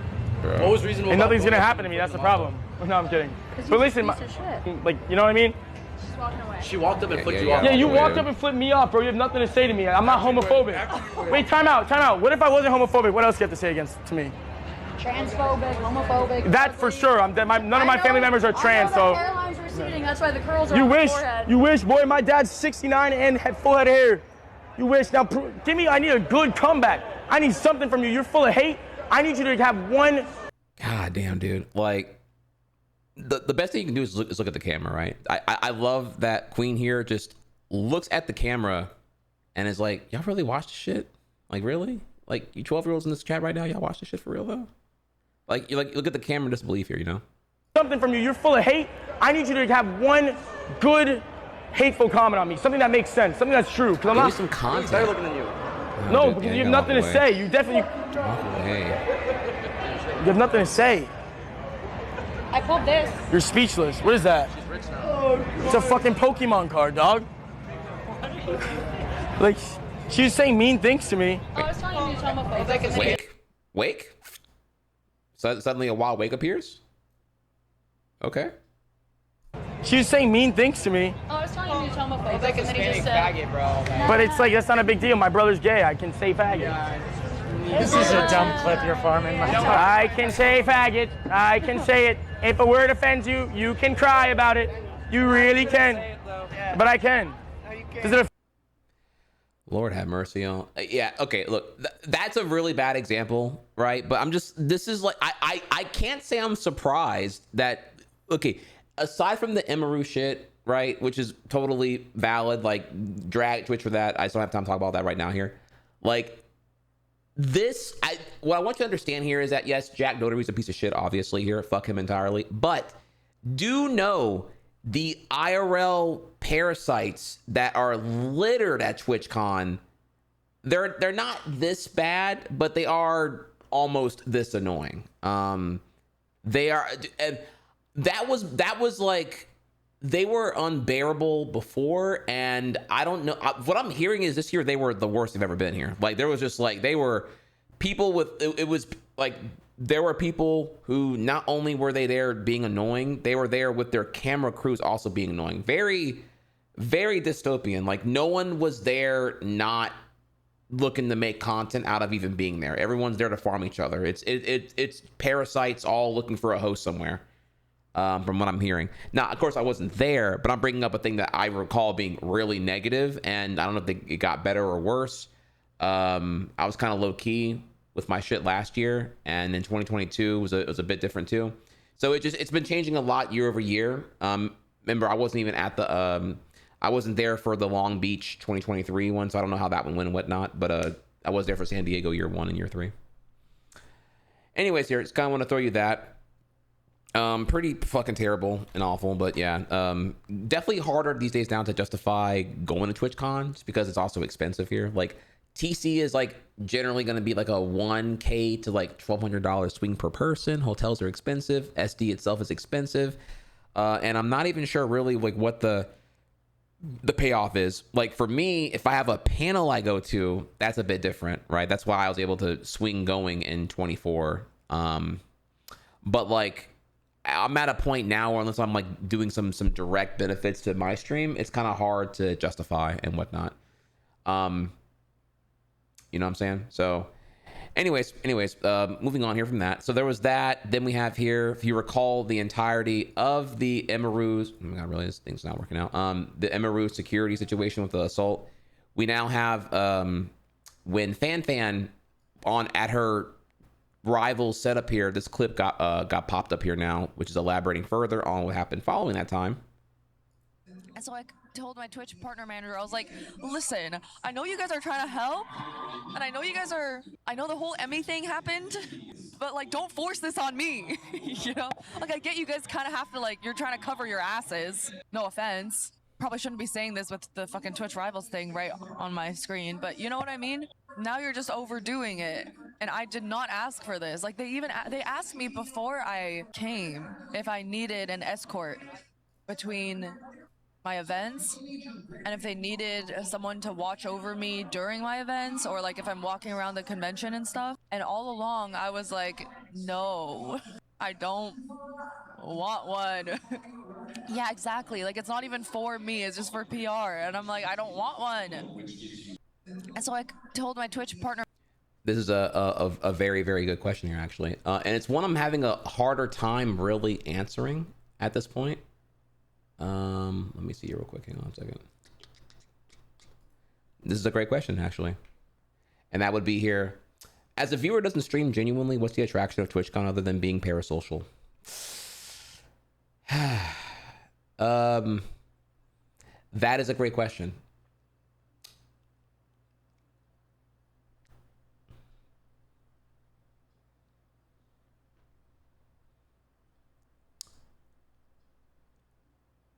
There are some cool collaborations that you get to see, like you know, when it's like two streamers that are doing like it's hard, like you look at the schedule and you know, it may be like the Austin show live, it may be I don't know, the Hasanam did like a politics live thing one time.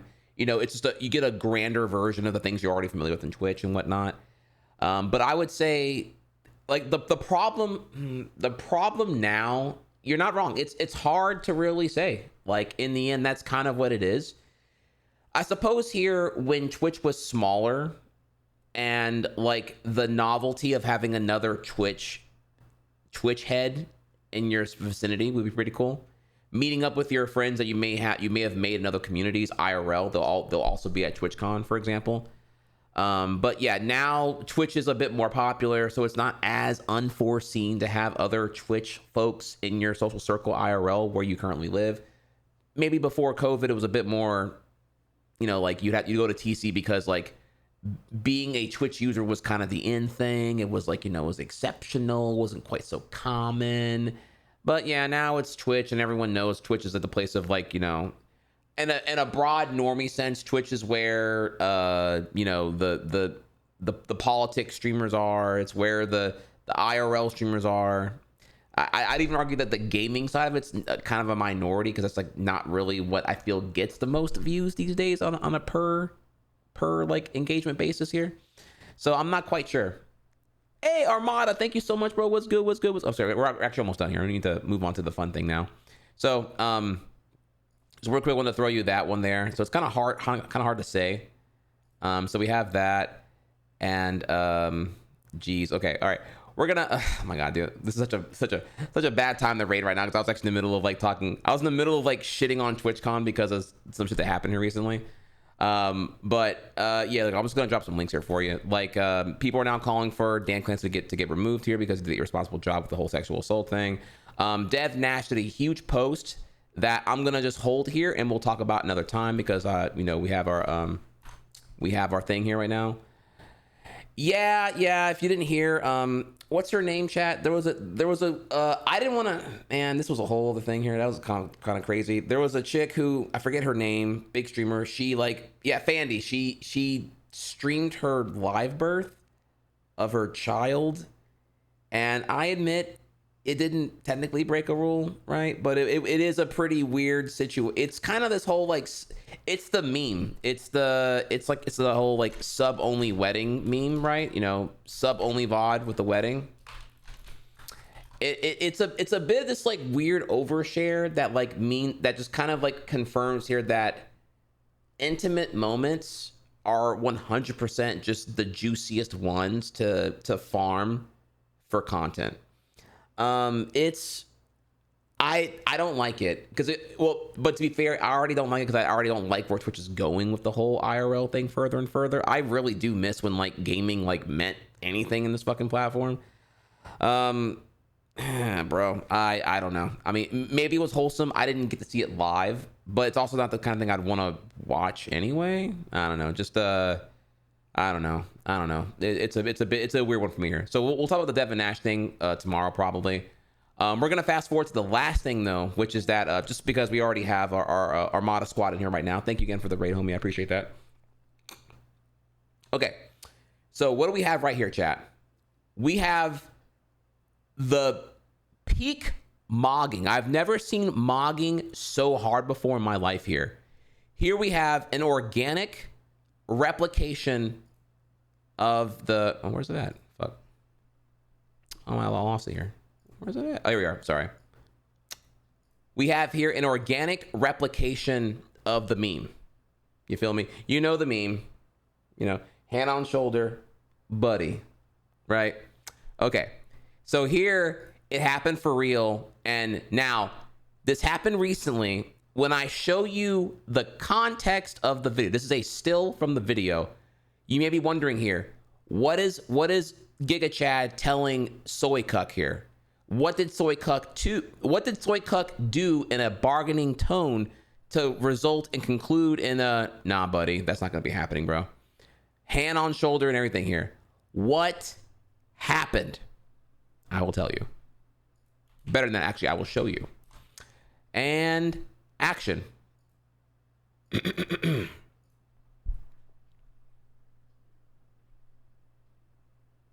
One of those YouTube videos? We can't say that. It's a big 2-5. This is not a card lobby, so stop saying that. Yeah, you're right. Do not put that. I don't. I have an actual job. Do not put that in your video, please. But I pray for you, man. So you're gonna put it in the video?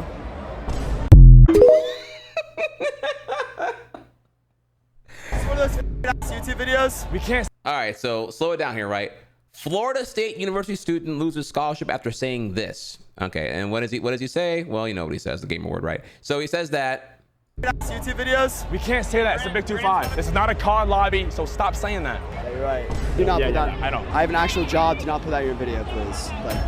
But he admits he's aware that what he said was he got here because he's like, oh wait, you were recording when I said that? Oh shit. Well, listen, I wouldn't have said that if I knew you were recording.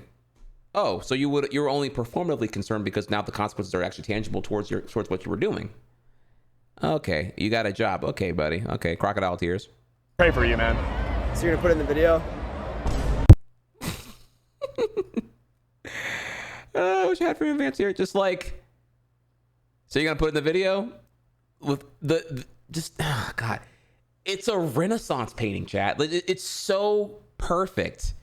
He looks at him with genuine concern, contemplates the question, and then looks up to evaluate, like, I mean, bro, like, if anything, it was already going to go in the video anyway, but you admitting and acknowledging that you're at fault and then only concerned performatively to get out the consequences, also now on video, makes the wrongdoing you did actually worse. Actually worse. I can't do, like, there's no time to even do like a fake thing here. This is all just micro expressions and the authentic processing here. Nah, bro, you done fucked up, bro. Now, one more time from the top here. Cinema. One of those YouTube videos? We can't say that. It's a big 2-5. This is not a card lobby, so stop saying that. Yeah, you're right. Do not put that. I don't. I have an actual job. Do not put that in your video, please. But I pray for you, man. So you're gonna put it in the video?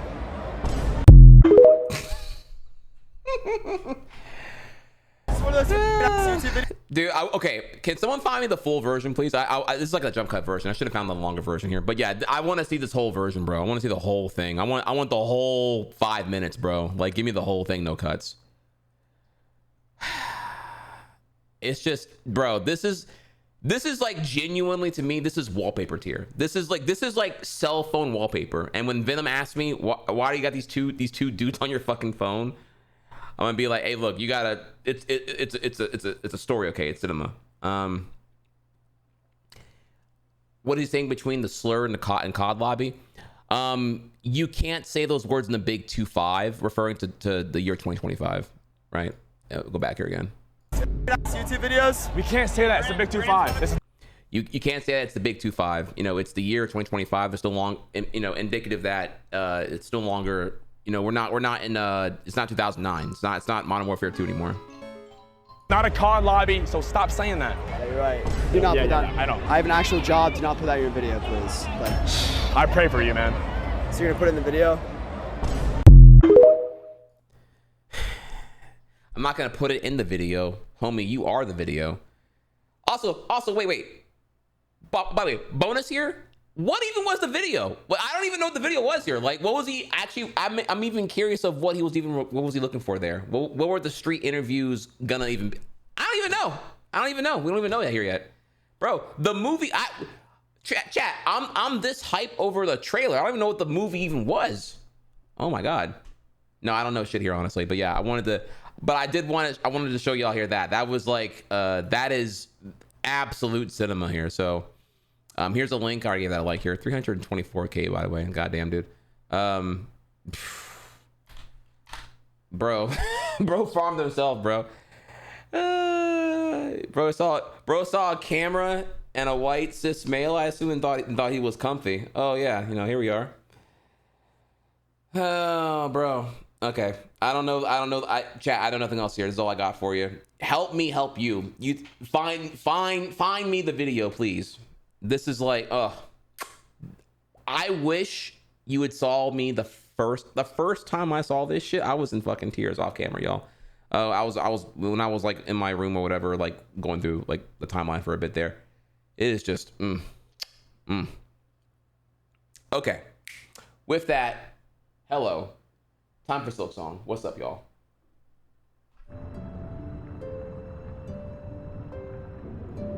Thank you for your patience.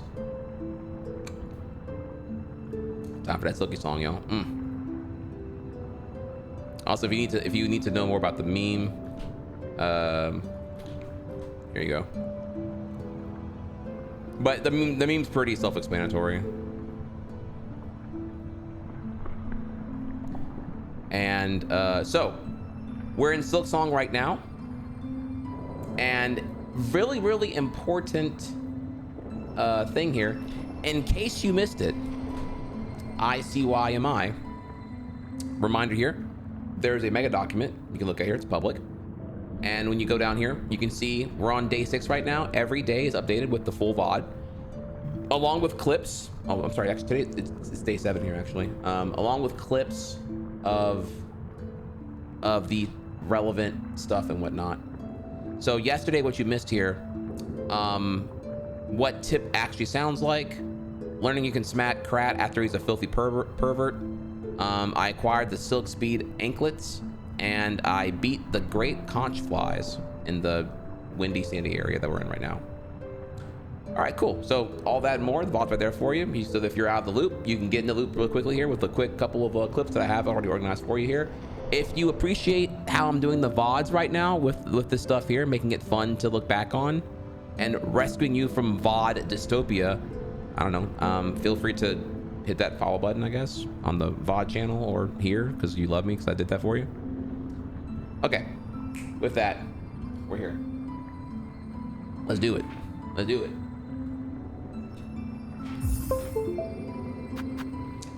24.5 hours in, and we're at 35% completion currently.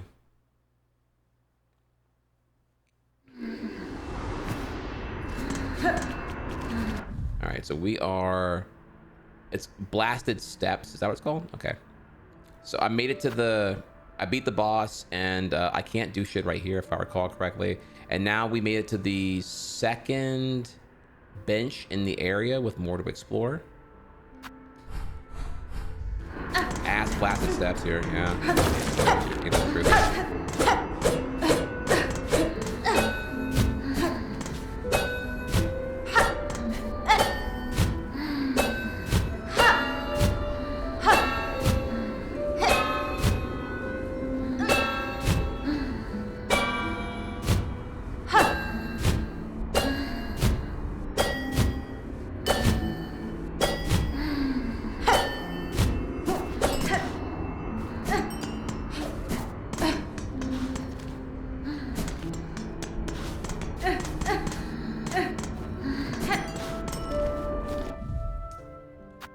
bottom left side. No, okay, here, when I was there, I couldn't do anything else here. Like it was too windy or something, or I didn't have like enough height, from what I remember.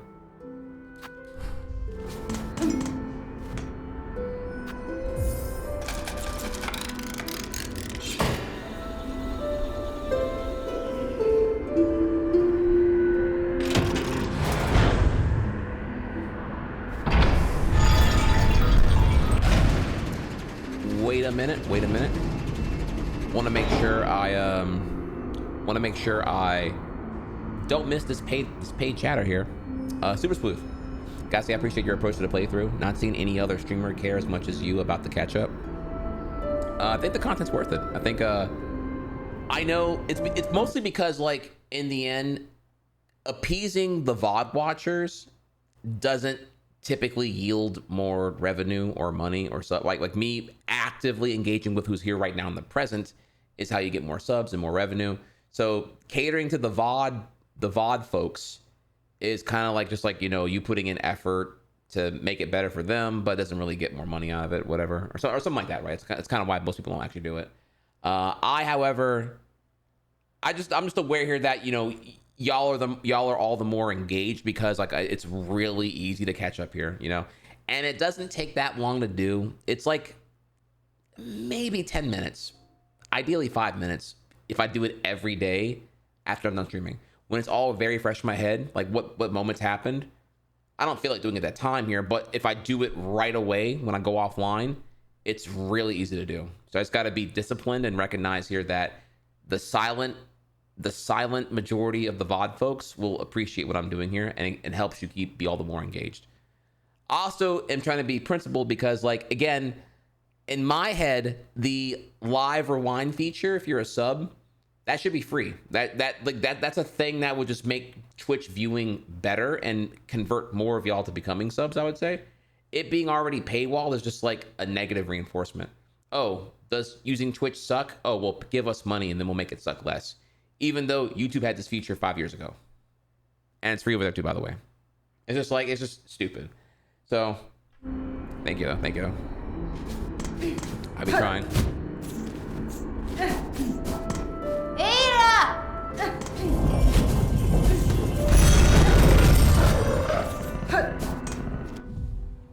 Okay, and now, what else do I need?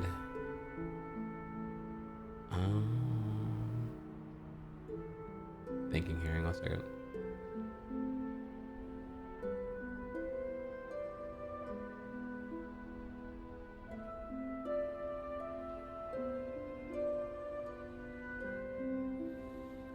Oh shit, the Citadel's like after this. Oh shit. Oh, I gotta lock in, y'all. Alright,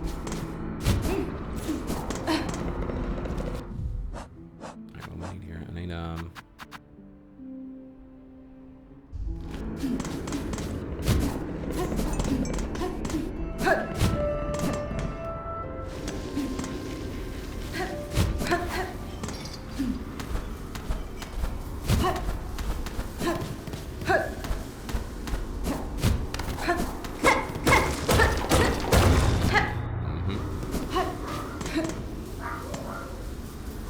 Bug-born of Farloom, you have been chosen. May our Citadel's holy gilding harden your soft shell. Stand eternal as our arbiter, that no bug-bearing sin shall step within our sacred halls.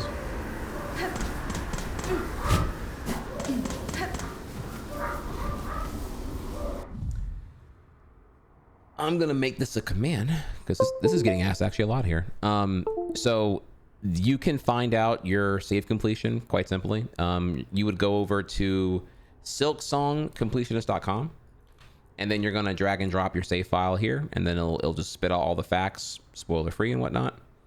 And I do that to get the percentage here, mostly so that in the title people know the context, right? So if I say Silksong day 7, okay, well, how far along are you, right? You know, how productive are you being on your days? So day 7, 35%. So you can go from there.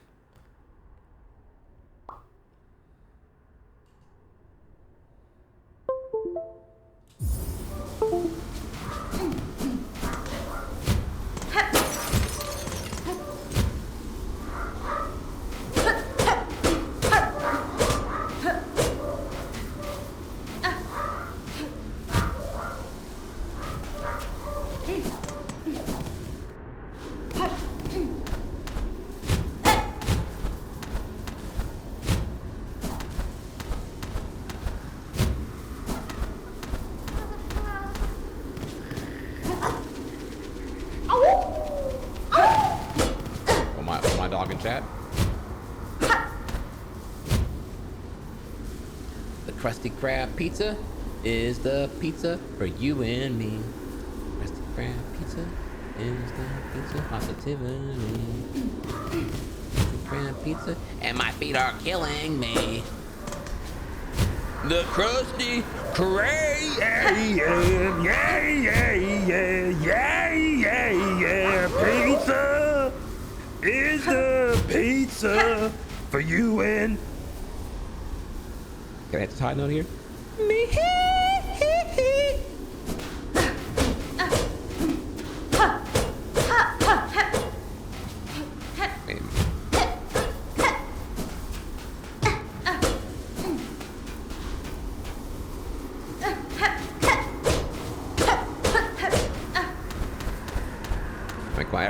Everyone knows that song.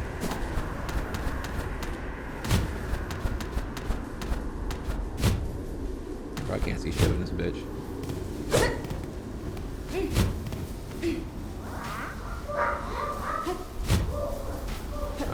Okay.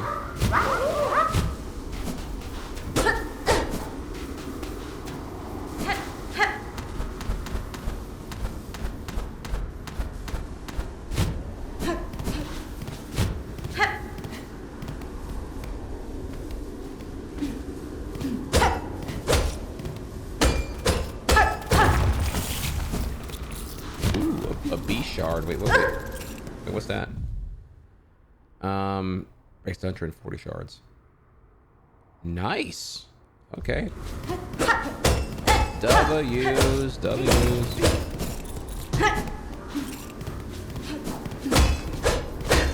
Okay, what am I, what do I have right now on? I have, the magnet on, okay.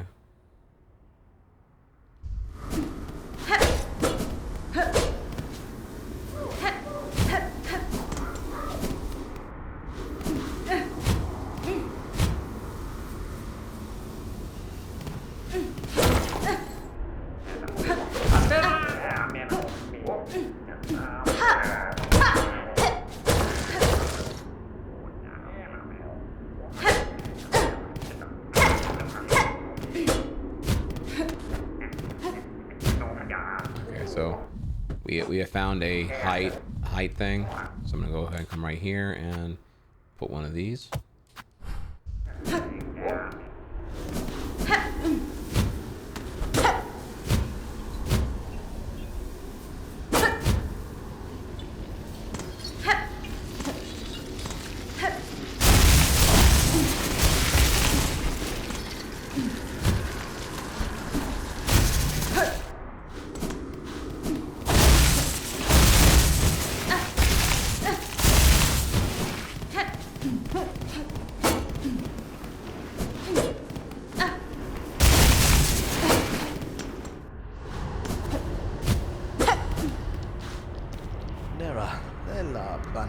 Luble the Lucky, a fellow pilgrim. I've been praying alone here too long with only the wind's voice to join mine.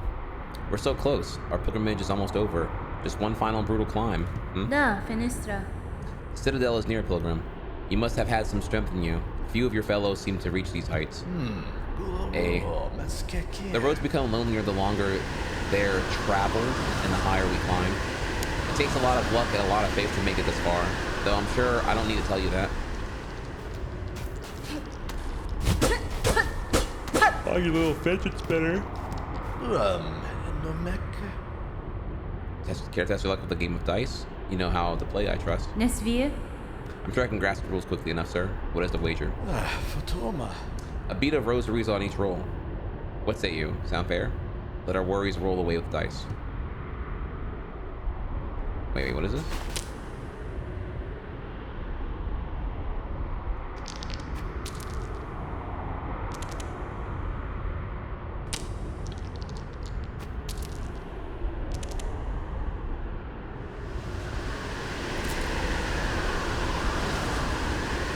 I mean, damn, bro. Hang on, wait. Okay, now I get it though. Hang on.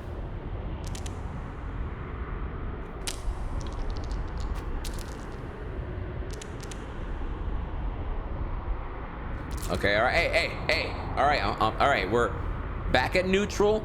but it's not really neutral because before I didn't have knowledge. Now I'm at neutral with knowledge. I know how the game work. I know how long to hold A. It's just like when throwing a Pokeball. You gotta hold A, a little finesse, not too long. You can't make it too obvious. You're trying to get that W right now. So I'm gonna hit that A button.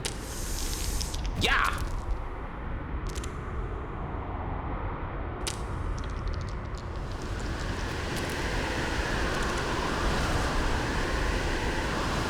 All right, you see?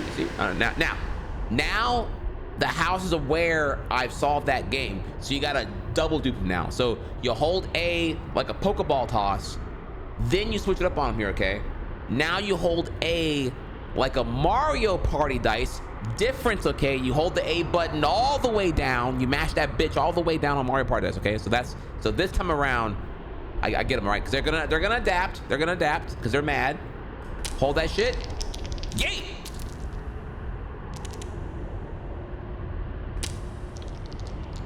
He's tight right now. He's tight. Ah, look at that. Clip it. Look, I'm done. You suck. GG, bro. No reason. No, best 2-1. Best out of 3. We done. We out. I've proven my point, y'all. Proven my point. Any questions? Holla at me. What's good?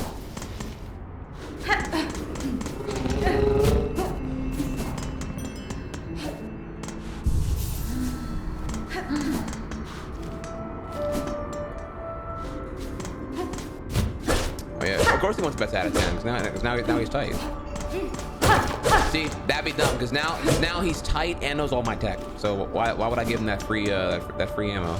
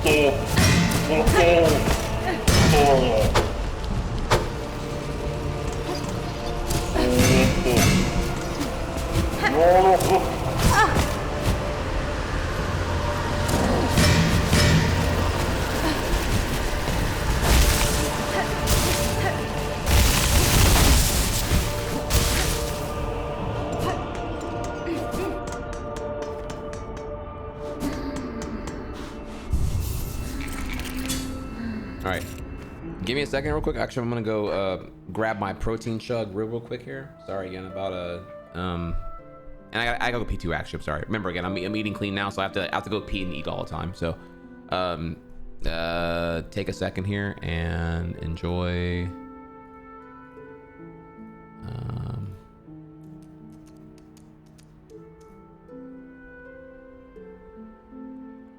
We're gonna do some special some special treats here for you.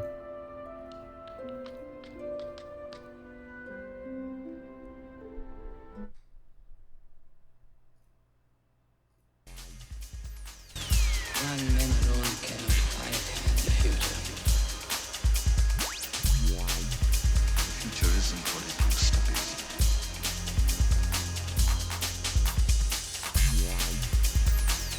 I have faith that there is a future. Here as we are, or somewhere else.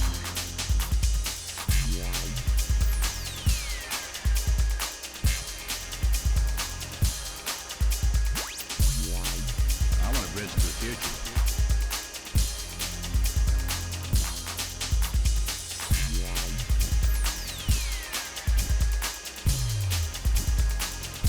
To our future.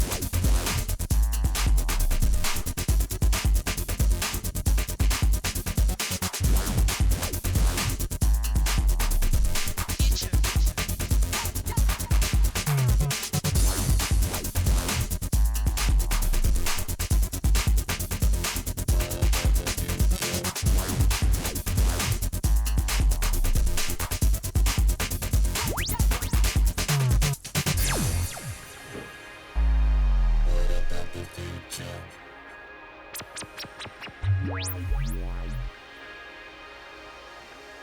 future.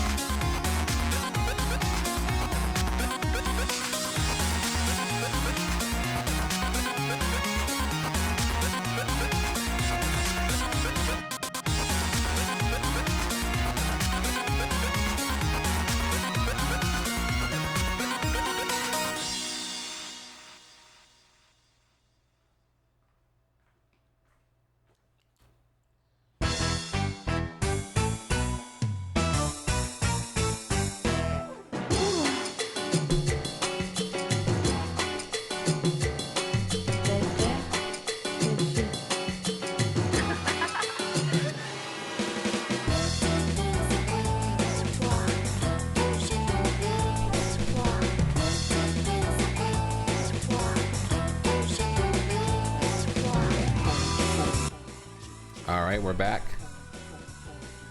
Thank you for your patience, y'all. All right, let's keep it going here now. Now I'm good. Now I TT'd. I got my protein chug.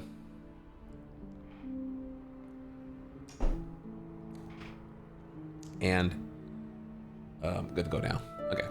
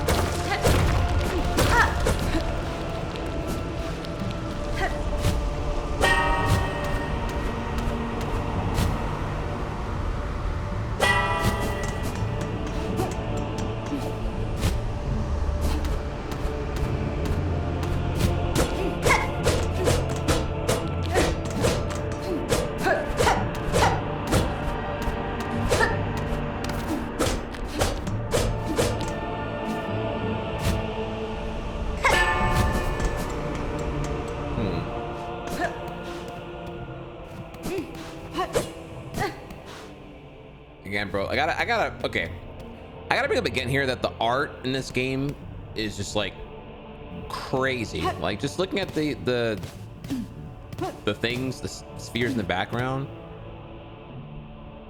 man, we are like just the leap from fidelity and detail and all that crazy artword shit, perspective, dimension. Like you're just cooking up like wallpaper buffet at this point in this game. Holy fucking shit, dude. Like it really do be like a $20 art show with a game attached. Like my god, bro. Like I'm too busy playing Hornet to even acknowledge here to even appreciate how detailed and phenomenal all of her little animations are. Yeah.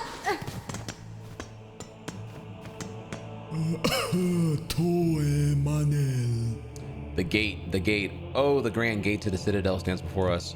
We're so close, oh mighty ones beyond the gate. We beg you, open the way and let us poor, insignificant little pilgrims crawl into the light. Oh, that's a lot of foreshadows there. Cadestre. I see no gatekeepers to heed your plea, pilgrim. Though I too seek entry to the Citadel. Have you heard of a means to open this gateway? Weapons blunt it not. No holes for keys. 'Tis the bells, they say. The holy bells upon the path that open the way. Hironare. On my journey up I passed many large bells housed in old shrines. Each I have struck awake, yet still the gate stays closed. What other task must be done to see us pass beyond? The bells are rung? Then this sacred threshold may now be crossed, for the final task is simple.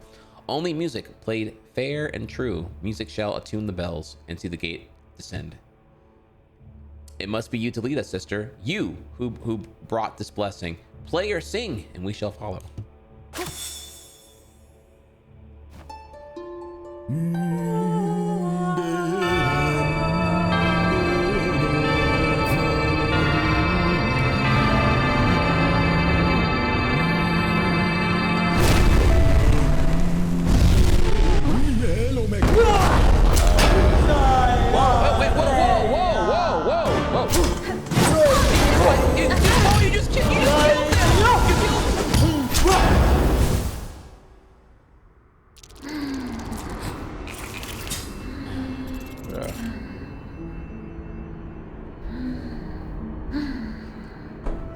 Okay, all right, chat. I'm gonna keep it real here.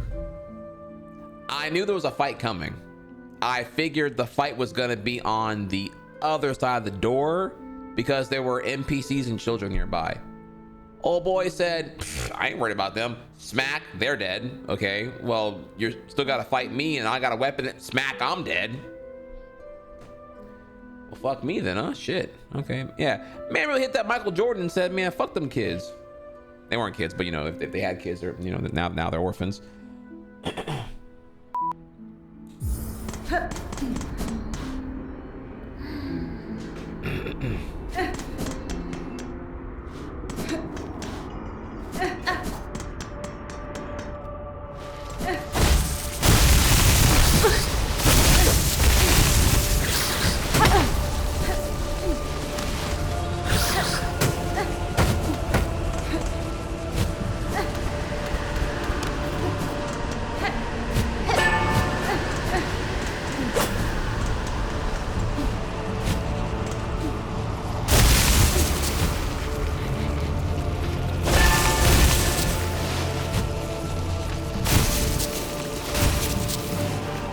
I knew there was something down here. I fucking stopped.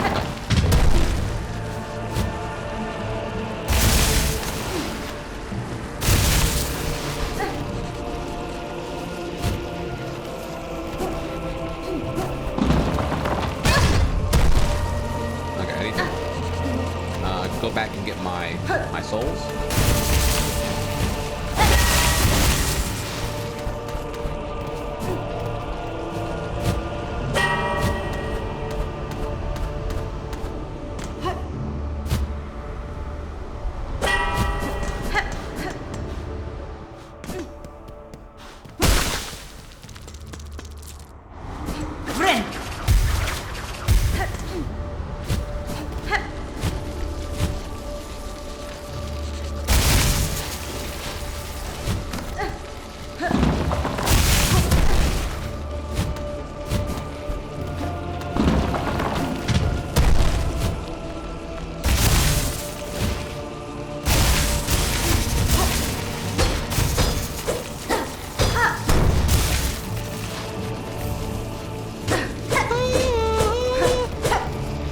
Okay. I needed craft metal for a thing somewhere. I recall actually it was right over here because I'm smart and I marked my map. So I could go back and do that thing. I think I will. I kind of don't even, I forgot what it was actually, but kind of feel like I want to do that right now. I want my shiny toy that I.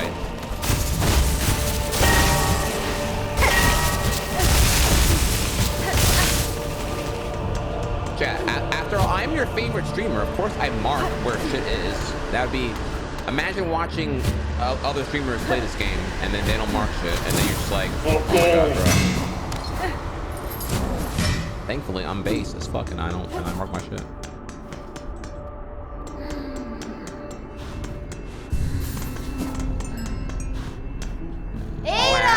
All I ask is try hard, chat.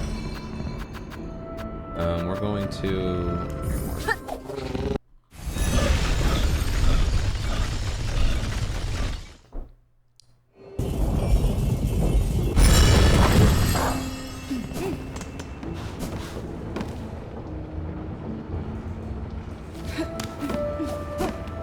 Dude, I've been in Greymore. I've definitely been in Greymore longer than any other spot. Not even close. Oh my god. Boy, have I been here a shit ton.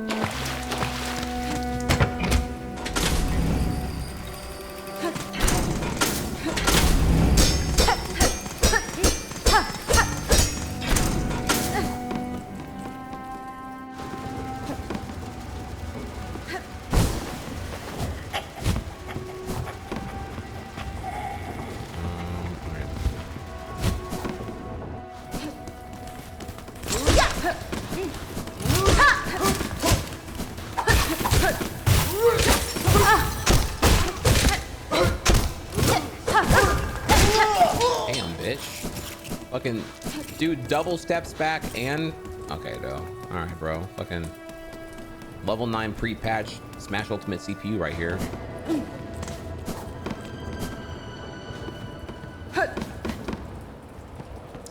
What's my tools looking like right now? So at this time, I was on Reaper. I went back to Hunter because I'm loyal to the game right now.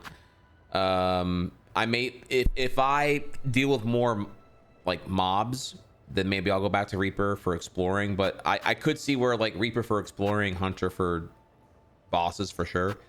But I like Hunter still actually right now, so we're gonna continue to use Hunter currently. Crest wise, the other crest, Wanderer, I'm not gonna use, and Beast looks like shit as well, so so it is what it is. So Hunter, and then right now I'm still using the straight pin and the threefold pin, both buffed with a polyp pouch, poison infliction, multi-binder for my heal buff of choice, where I heal for 4 now, but it takes longer to heal and I'm vulnerable during healing. We have the Compass, which I'm going to swap out for something else if I can while we're in that fight.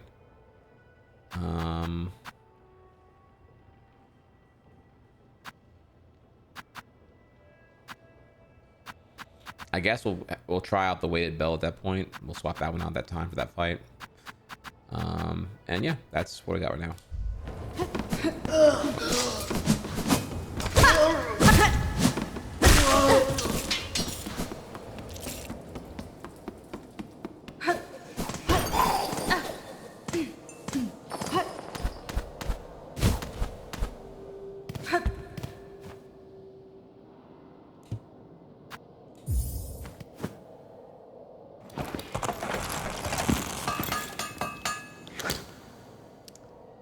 Mining away. Fabric pouch filled with a volatile. So it's a red volatile material exposed to impact with enemies or when ignited by its fuse. Ooh. Okay.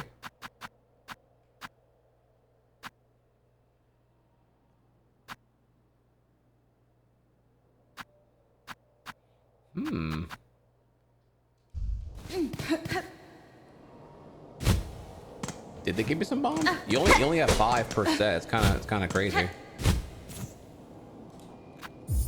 No.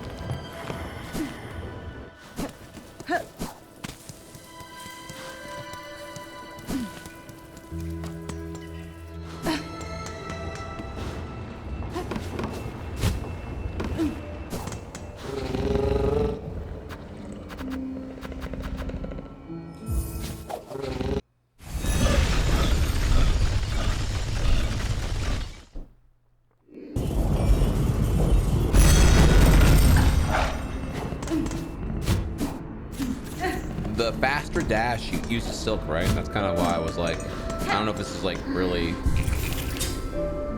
Damn, these bombs are expensive. Yeah, I'm not. I'll have to see about this first to like see the damage potential more so. We're gonna go down here. We're gonna use the belt.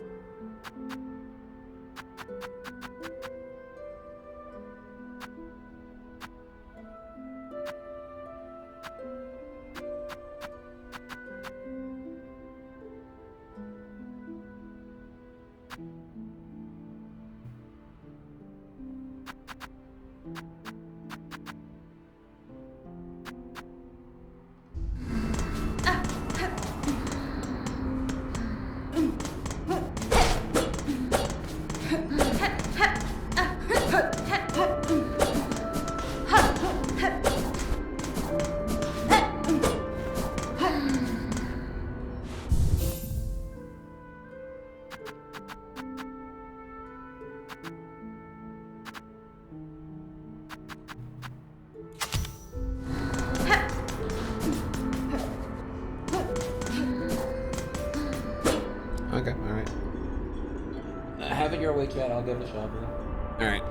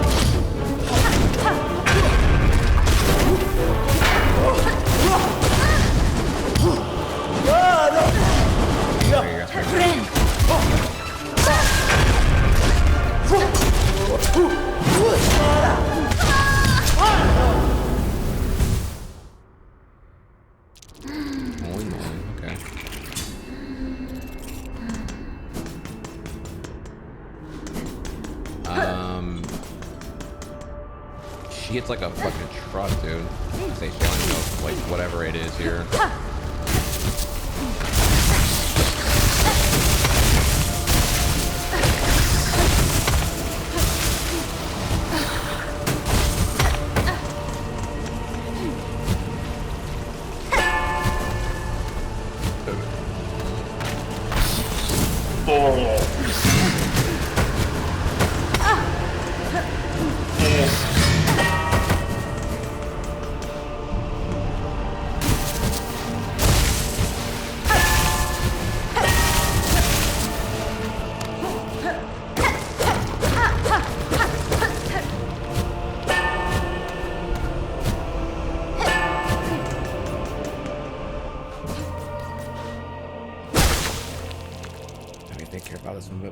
Okay, so the one thing I'm confused about so far here is when she does her AoE like 360 swing, and if I'm in the corner, how the fuck I get out of that shit?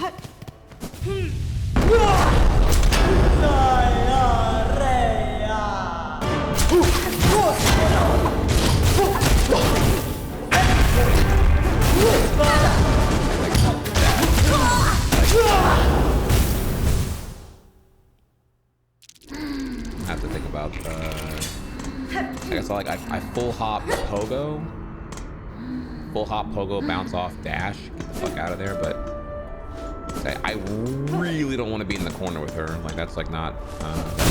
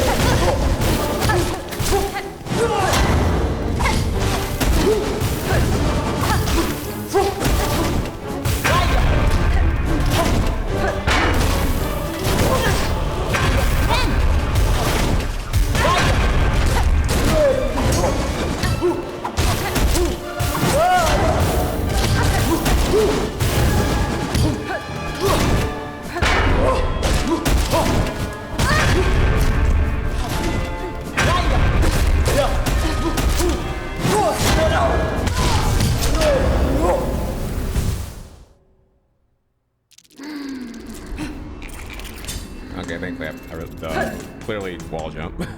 Okay, all right. Not impossible, but certainly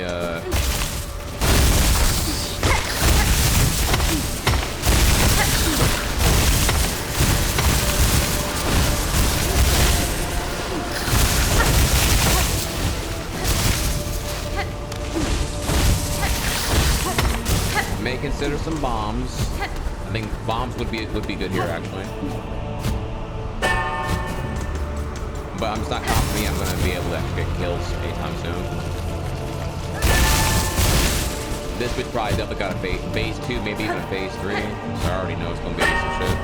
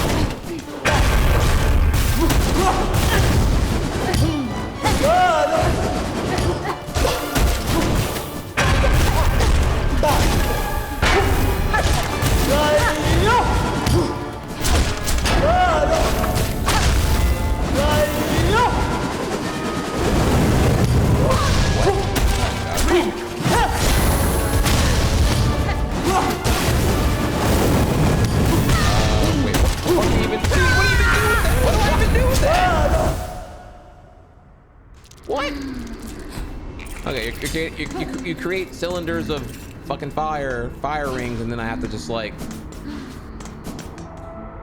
Okay, all right. I'm thinking about that.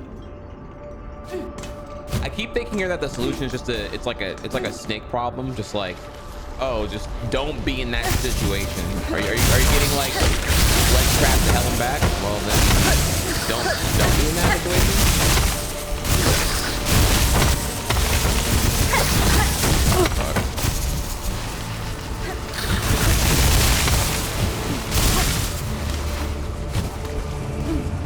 Also, every time that I'm at a fight that's like hard or whatever, I think to like, okay, which fight did the game journalists complain about the most?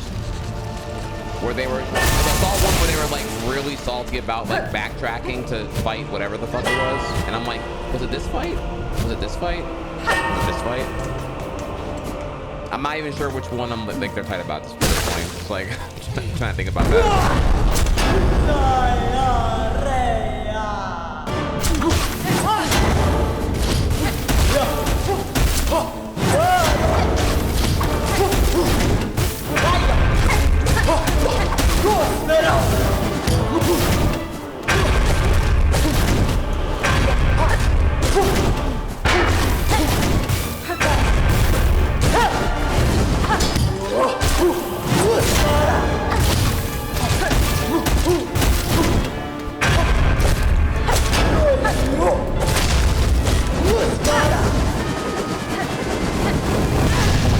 Okay, I get it now. Oh my god, wait. Don't do it. What are you doing?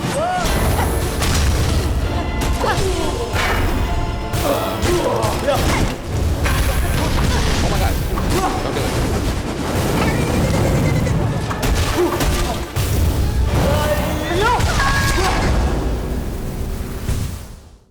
Okay. Progress.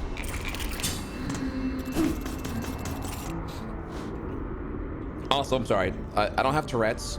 The inaudible squeals of panic that is me realizing what's happening, but I'm realizing too late and trying to hopelessly, or like prayerfully get the fuck out of Dodge. Yeah. Or actually, alternative here, chat. I have Tourette's. That is a. Now you can't make fun of me for doing that.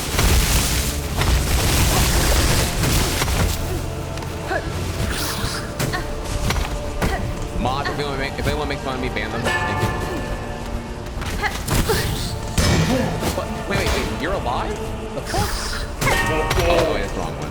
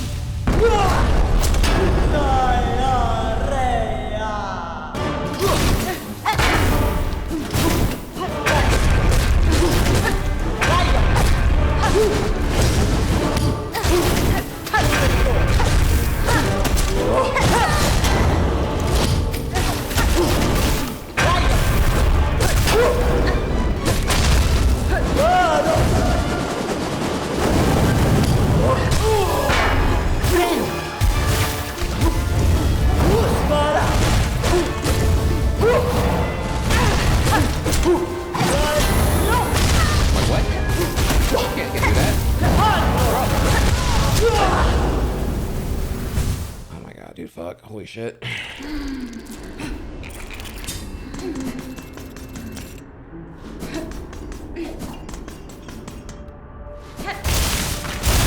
I thought you were so fucking annoying, dude. Get off my dick, bro. Alright, that's fair enough. Man said, nah, bro, fuck you again. Okay, this is the wrong one.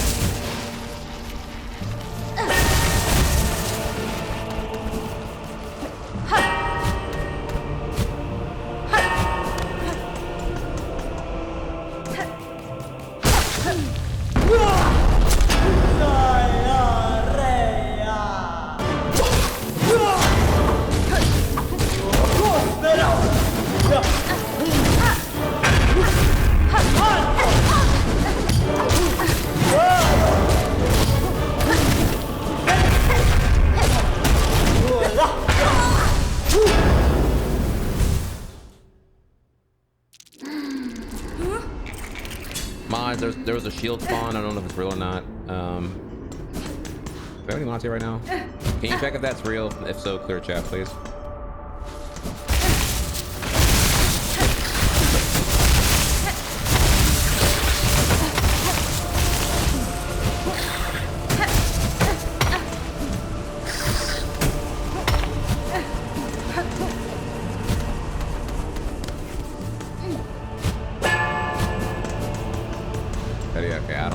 I don't know what's going on. Like, I can't really risk looking over to see here because I see the shield. So I'm just gonna go ahead and nuke chat then.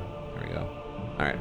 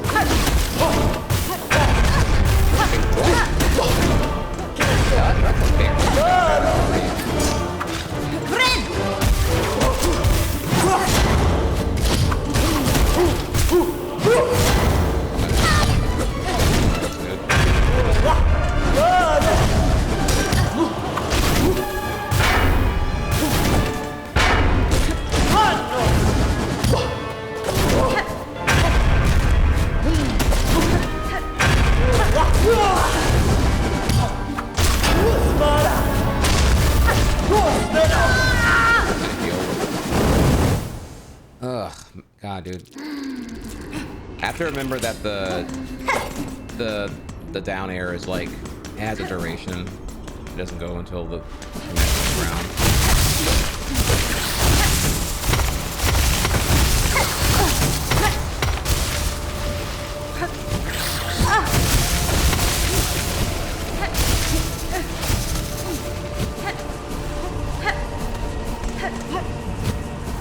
Do I have mad shards? I mean, I have mad rosaries. Like.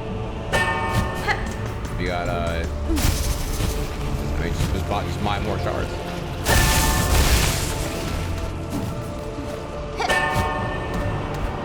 Also, I wouldn't do it as much if I didn't have like the poison infliction, which I do have. So I feel like I like half the game is pretty good.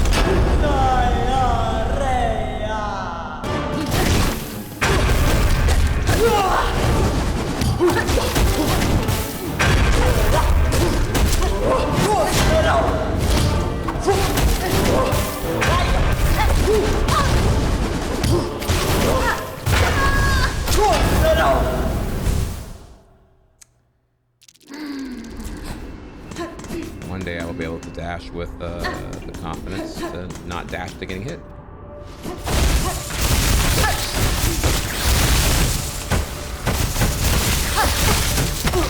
Did the same exact thing last time.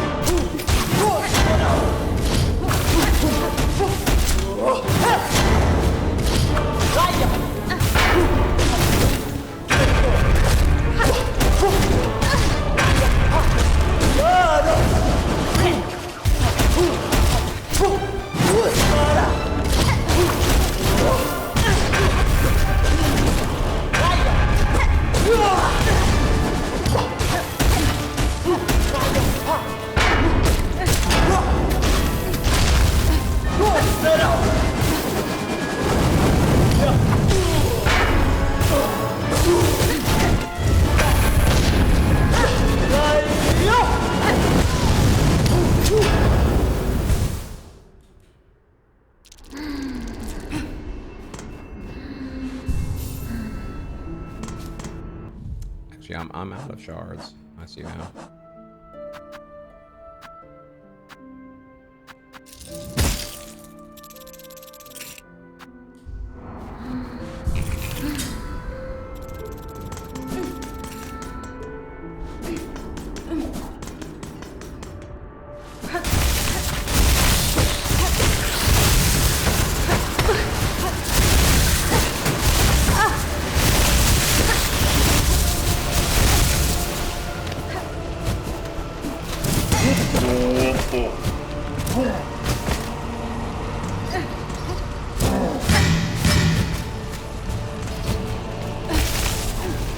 Sounds like the guy I want to farm right now.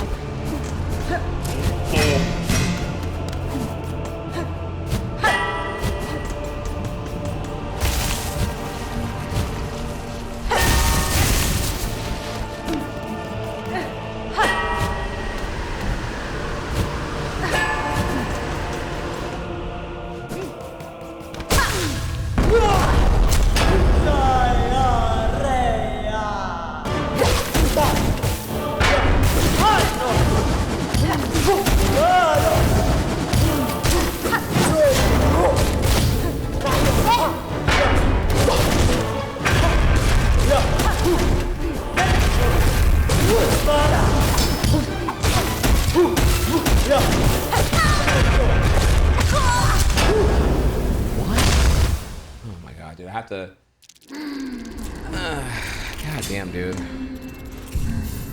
Can't even pretend I can do anything here. Oh my god.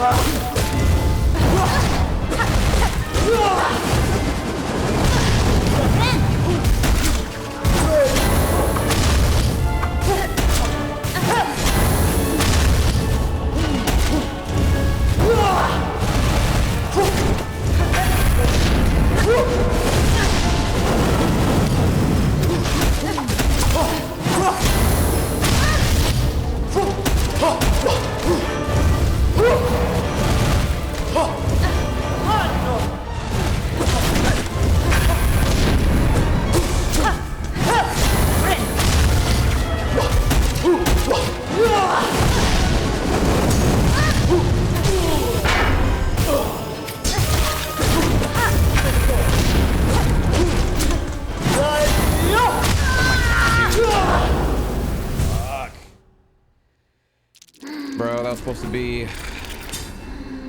a wall jump. It's crazy how every like instance of judging, like, am I gonna attack him, miss, whiff, and wall. When I want a wall jump, I don't get it.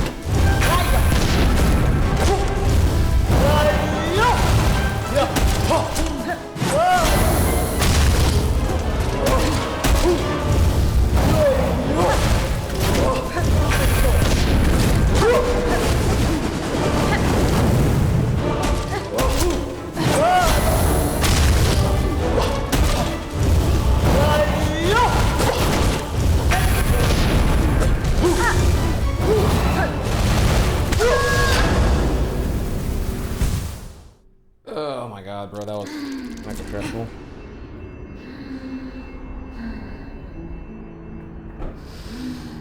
Fuck. Fuck.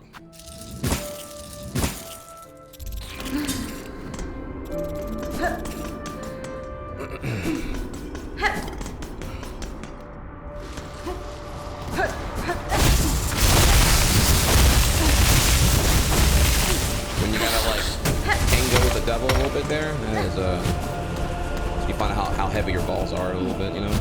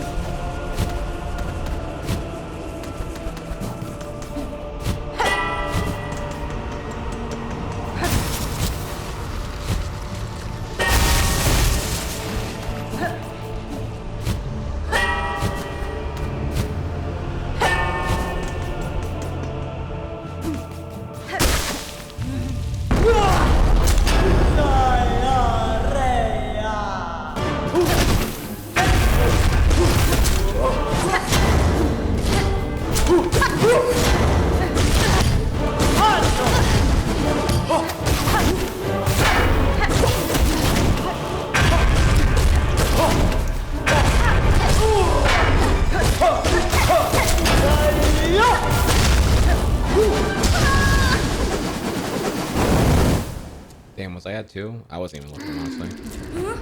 But...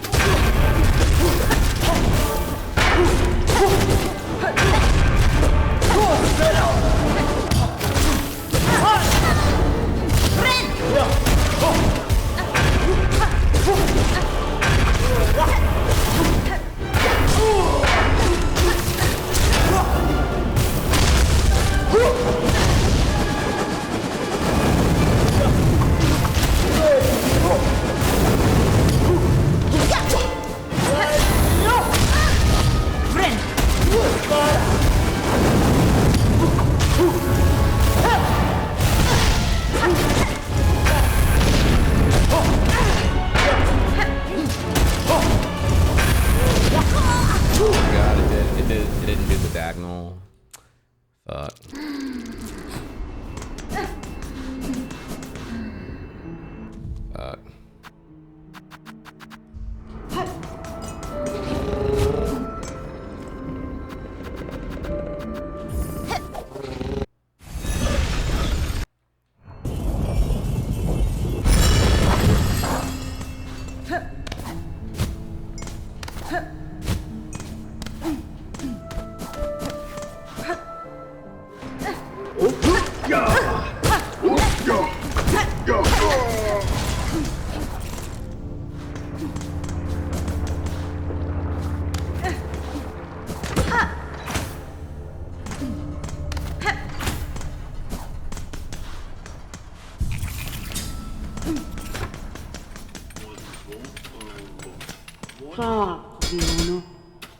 Oh, I'm gonna do it actually.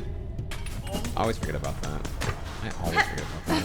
It's like my third time minimum doing exactly that.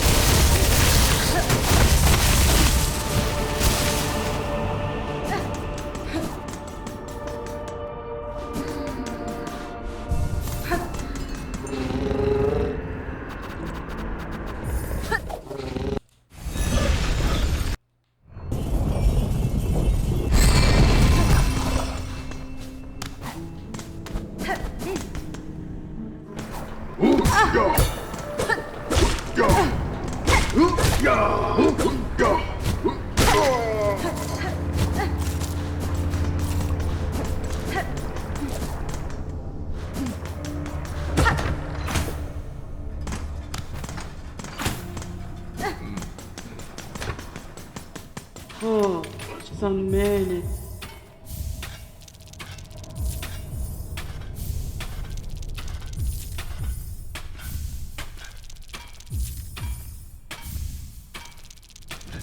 Mario.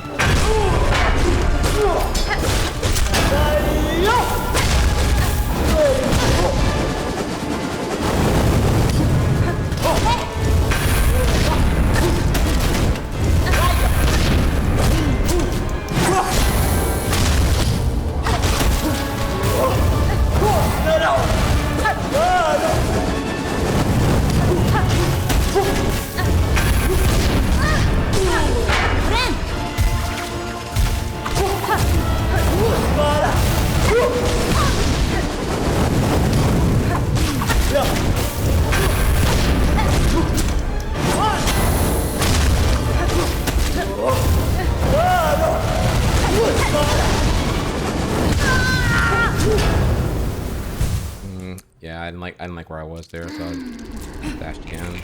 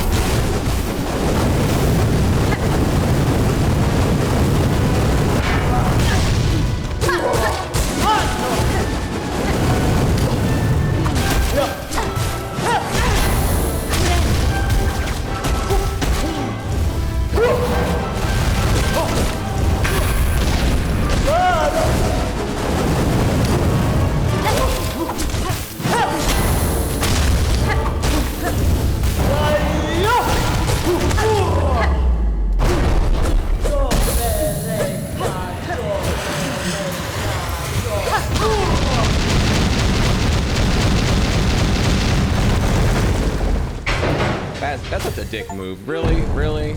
Really? The explosion after the fact? Yeah, give me the fuck to the Citadel. Eat my ass, bitch. The trailer. Animation. Citadel.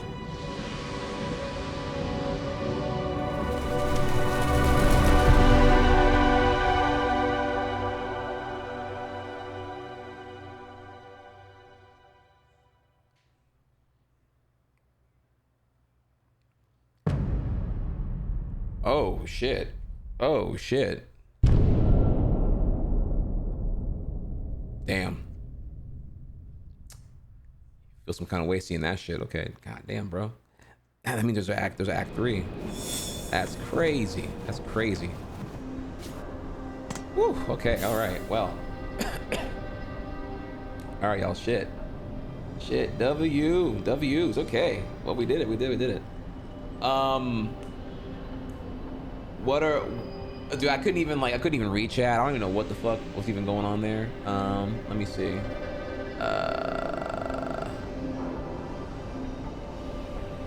Yeah, I feel pretty good about that. I mean, that was a pretty good run. I mean, I got to like whatever, I guess late phase 2 and/or phase 3, and just kept cooking.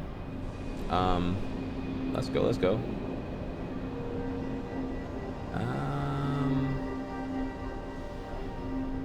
So look at your streamer. Look at your streamer not getting got. You know, I got hit by an explosion about it. You know, I didn't play so well. It didn't even matter.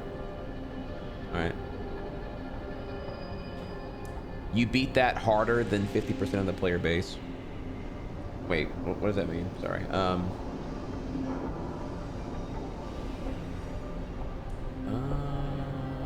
Does that mean that I beat it faster than them or something? Or like, I don't know that, I could see where a lot of people here would get got pretty hardcore. I had to,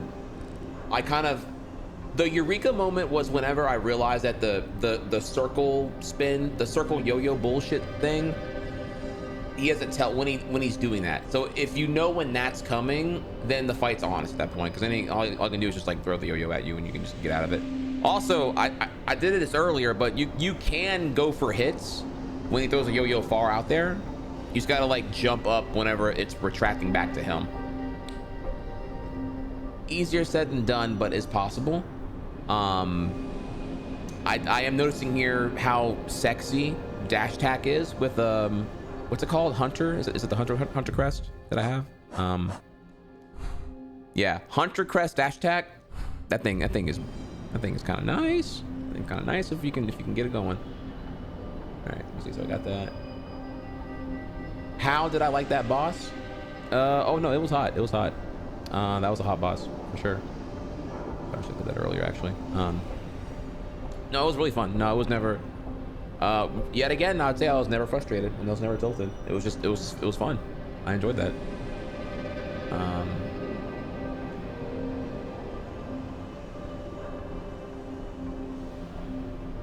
Let me see. So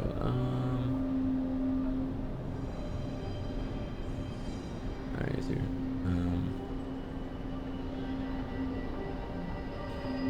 People say this gate kept a lot of people, but this wasn't the first boss that gave me trouble.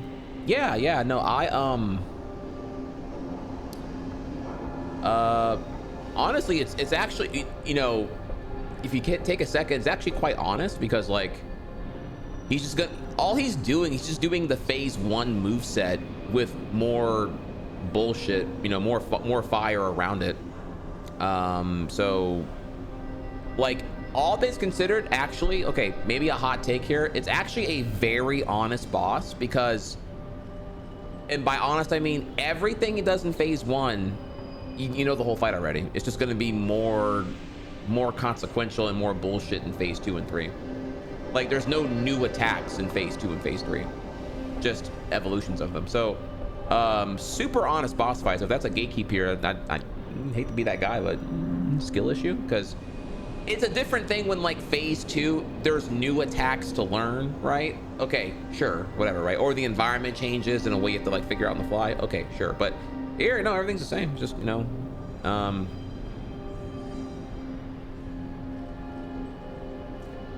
you blitz the boss with the tools and poison. Hey, that's I'm kind of a tool slut, and then with the poison infliction, passive damage here, that's my DPS. So it's like, yeah, I kind of like that shit, you know.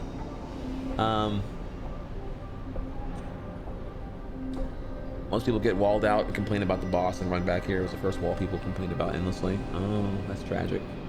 Shit. Yo, bitch leaving with me? That's tragic. The roof go in the trunk. That's magic. Yeah, sorry about that. Sorry for them, y'all. Yeah, I'd even go as far as say Widow was harder, but also because of Widow I got better at the game, so then like this fight was proportionally easier or something. I don't know.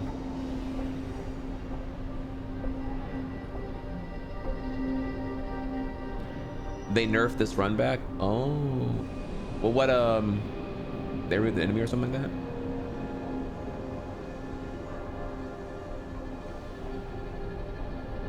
Hunter crest is my goat. Yeah.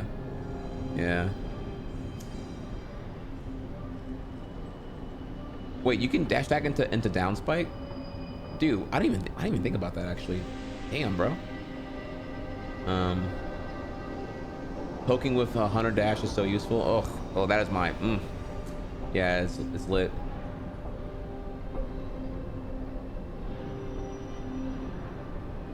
The sneaky bomb would have tilted you. Well, there's a great quote here. Okay, hang on, wait. There's a great quote here actually.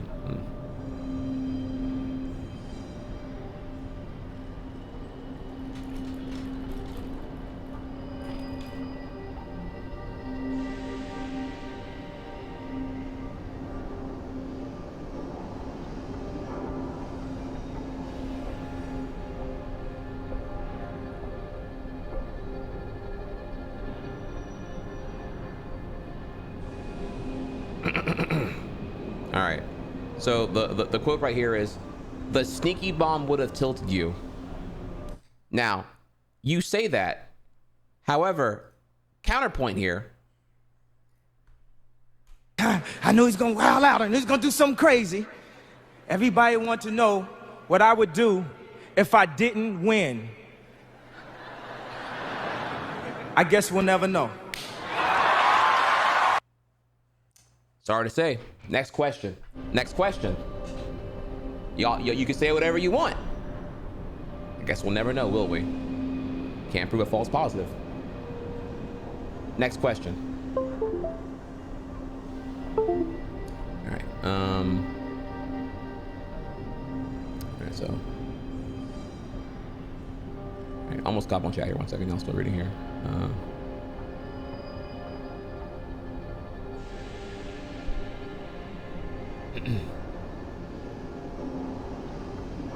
Bro, was min-maxing crafts by their numbers instead of recognizing Hunter as best because it's the best?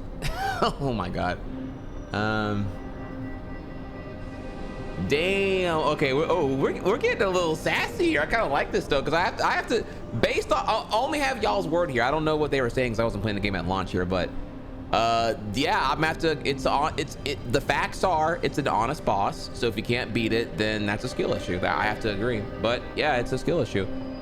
You're not ready for Act 2, and that's okay. You know, level up, fam.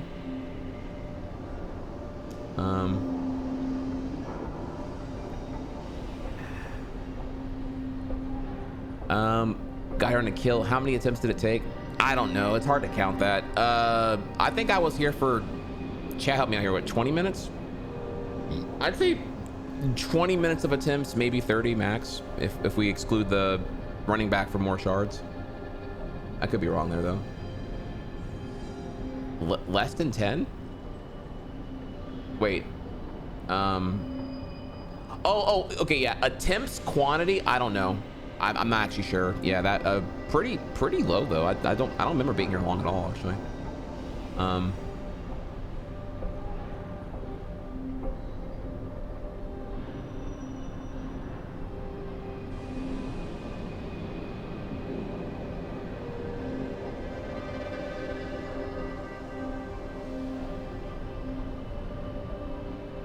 Okay, so environment damage used to be 2 instead of 1.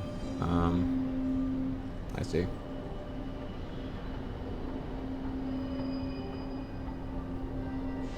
Yeah, okay, hot take here, but if you're getting got by the sandworm on the runbacks, then you're just not ready for the fight anyway. Then let's just keep it real. Let's put on the Miyazaki cap for a second here.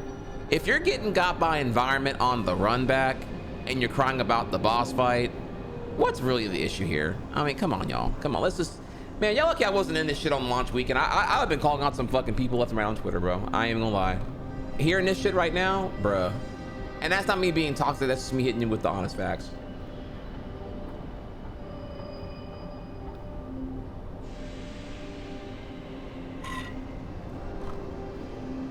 Okay, all right, I'm just caught here.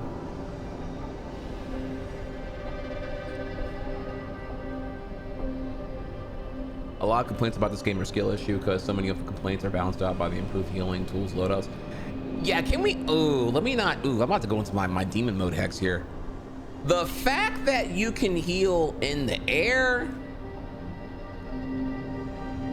kind of broken. I'm gonna like, you know, healing was kind of honest in Hollow Knight 1. You had to be on the ground. That was some shit. You can just hop up, way the fuck away. Like you can hop up and be like, you saw what I'm doing, right? I'm healing midair next to a wall. When I come off of heal, dash into the wall, wall jump again. Like if you need to, depending on where they are, right? You can do dash, wall jump, stay safe, or if they're in the air doing some bullshit, drop down, dash into them here. Like healing in the air, giga broken. But I don't know if they're ready for that conversation though, honestly. But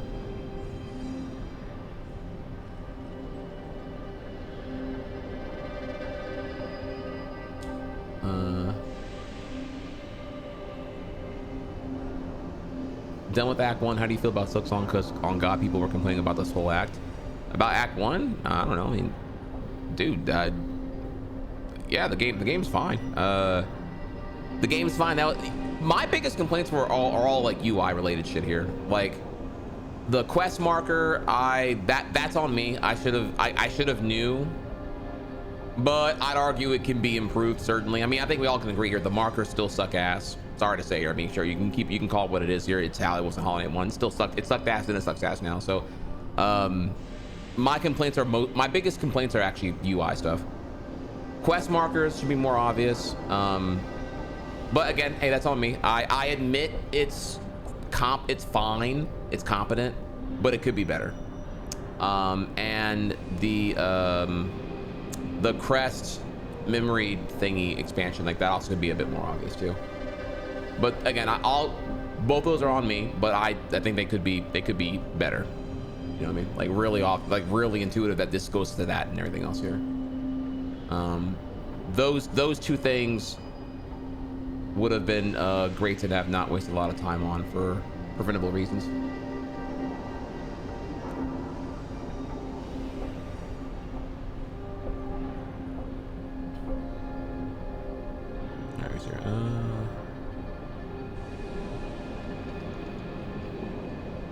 I'm sorry, the progress command's outdated. I need to update that. I'm sorry about that.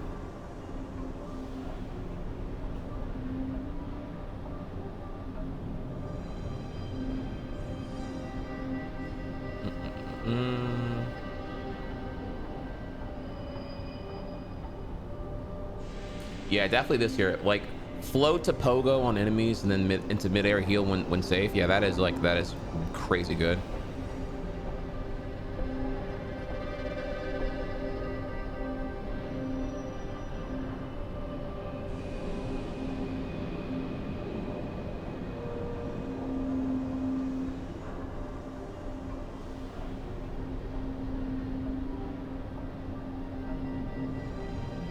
No, it's not that markers are an issue. They're not an issue, and the quest marker not an issue. The markers not an issue, but they could be better, a lot better. And it feels a bit weird that we're like that there definitely were complaints about the markers in Hollow Knight 1, and they're being the same here kind of feels like a missed potential. How would I improve the markers? Again, I go back here to my tired and true example. In Prince of Persia Lost Crown, your markers included a screenshot where you marked at. Which, now to be fair, there was a little bit different because you can only mark where you were, as opposed to marking freely as you want. But I did like marking had a picture next to it here. Whenever you're using external tools like Steam Notes or whatever, or some other bullshit like to compensate, that to me that's kind of the skill check on is the UI doing its job and whatnot.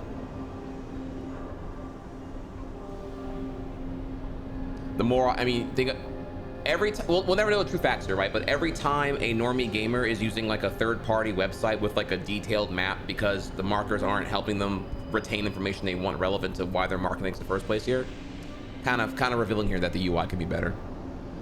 So I would say if you want to know like how could they be improved, look at what the third-party sites do that aren't spoilers or game breaking, and then recognize how often it's getting used.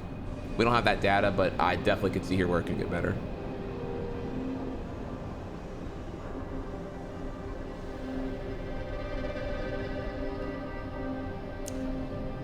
This is definitely a thing. I refuse to believe that any of the people complaining about the difficulty of the game have completed the first game. Oh yeah, for sure. No, there are a fuck ton of people who are hopping on Silksong.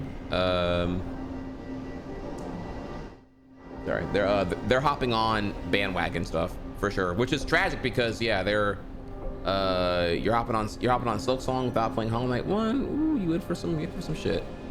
That's unfortunate, but people do be doing that though.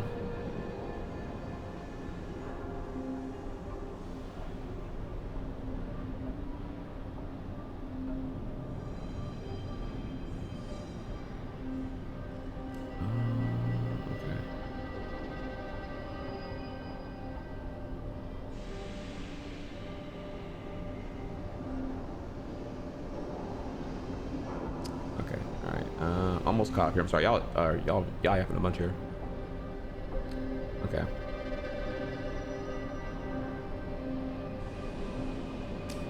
All right, cool. I'm caught up now. All right, thank y'all for all the kind words and all that here. Love y'all, smooches. Okay. Fun discussions to be had here. I know you had a lot of ask questions about my thoughts and all that. So okay, now I am here, but I'm gonna go back real quick here and just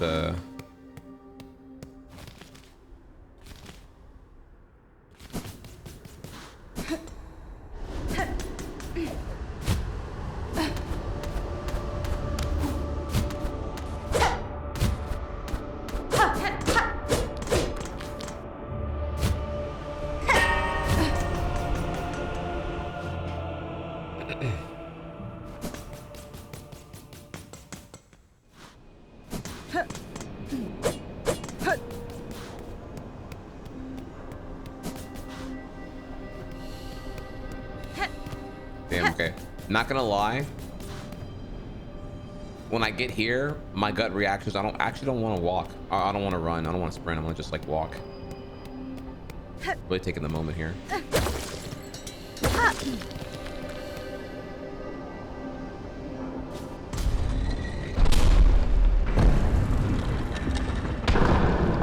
Mod check, pilgrims. Oh wait, dude, I'm just realizing here all these corpses. Oh my god. I'm just catching on. These are all the pilgrims that are just. Damn, that is dark. That is. So, I didn't even think about that, dude. Holy shit. F in chat, y'all. God damn, bro. That is. That sucks. Fuck. That's depressing.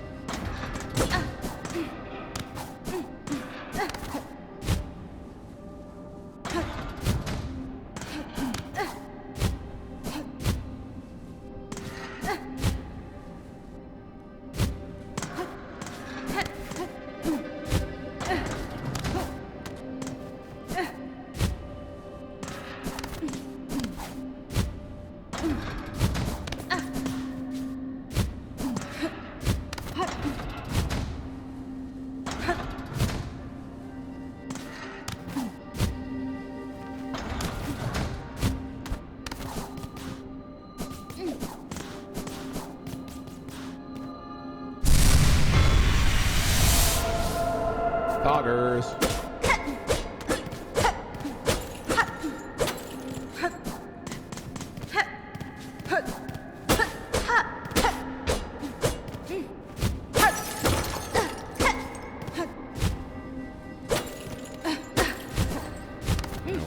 We got our drop here, so I came in here and got my loopy out.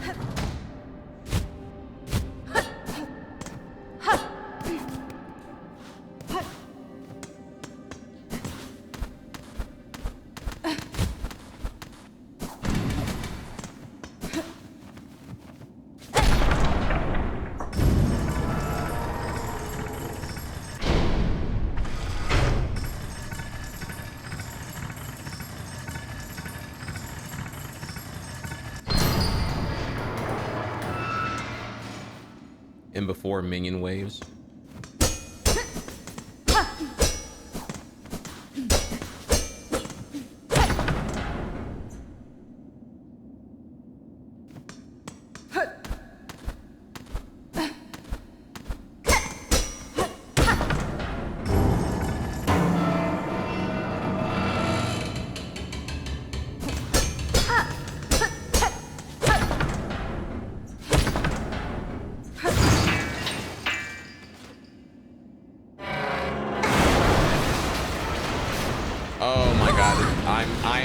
Committing to Citadel. I knew I should have went back and did the precautious thing and just like went shopping and shit. Man, fuck. Bro, why the fuck would I assume Act 1's gonna be accessible when I'm in Act 2? Man, fuck. Bro, and I'm broke as fuck too, or not I'm not broke, but I'm just like shard wise, that's gonna suck ass, dude. Okay. Okay, whatever. All right.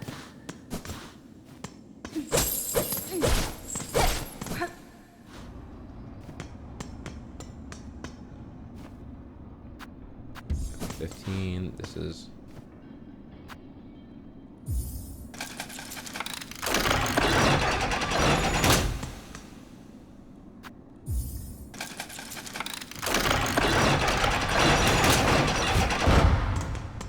What?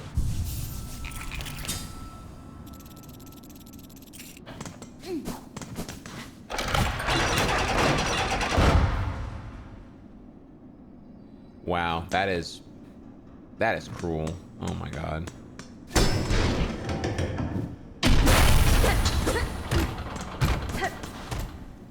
And y'all are crazy for that one, bro. This feels like this is the evolution of Adobe, right? You know, you used to own your benches and heal as you want to, paying the purchasing the product, and you own the product. Now you pay for the service, the subscription fee. You know, it's a one-time use fee every time you want to use it. Okay, all right, Adobe, fuck you.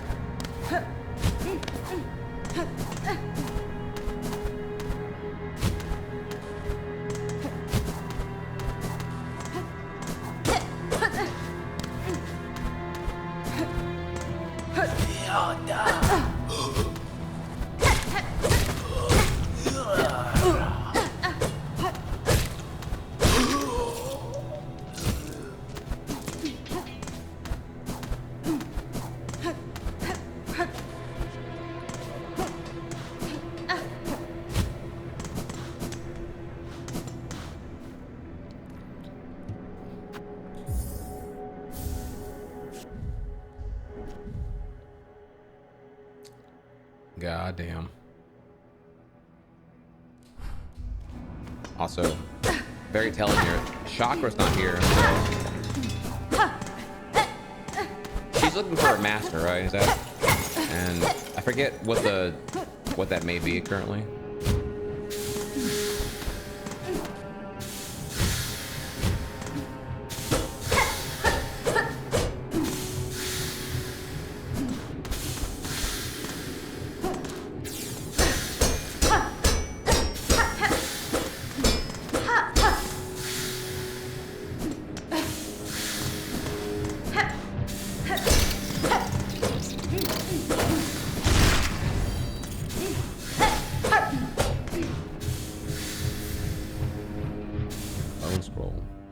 Thing, yeah, like I should.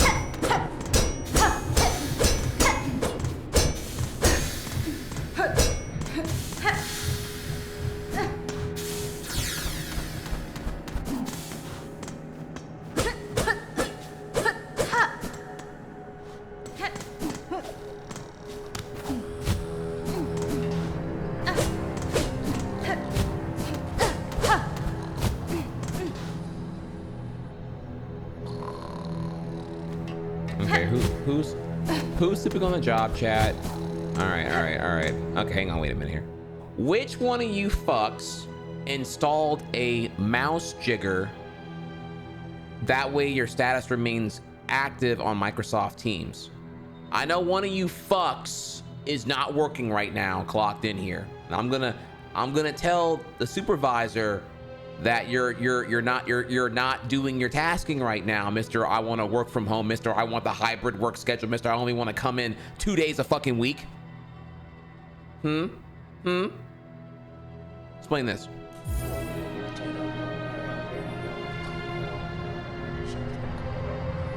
Oh yeah, go ahead, scatter now. Huh? Okay, now everyone's back to work. Okay. Next time, I'm screen capping that ass. I thought y'all were gonna admit who did it, but I see now that I gotta be the bad guy here. Y'all gotta get got. Okay, all right.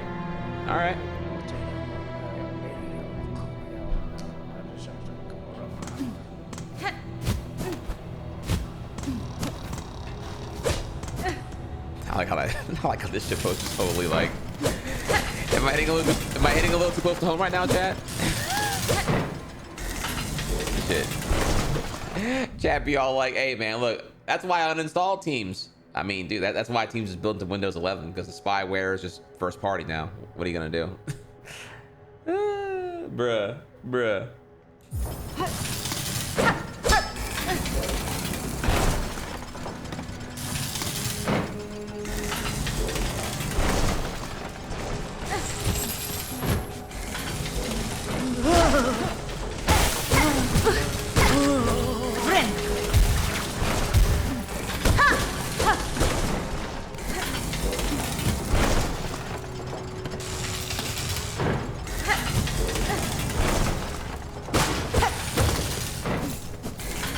Wow, 15 shards.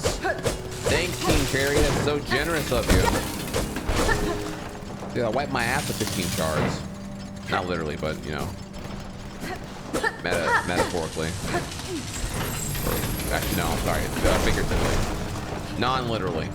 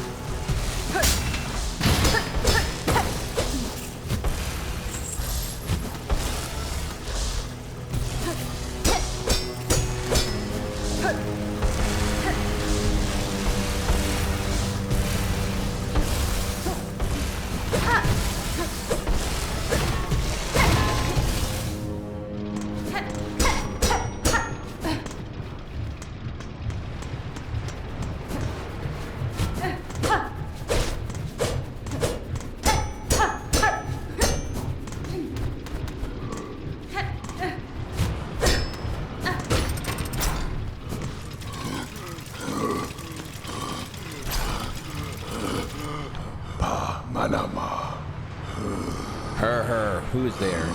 Me cannot clear see. Nesvir?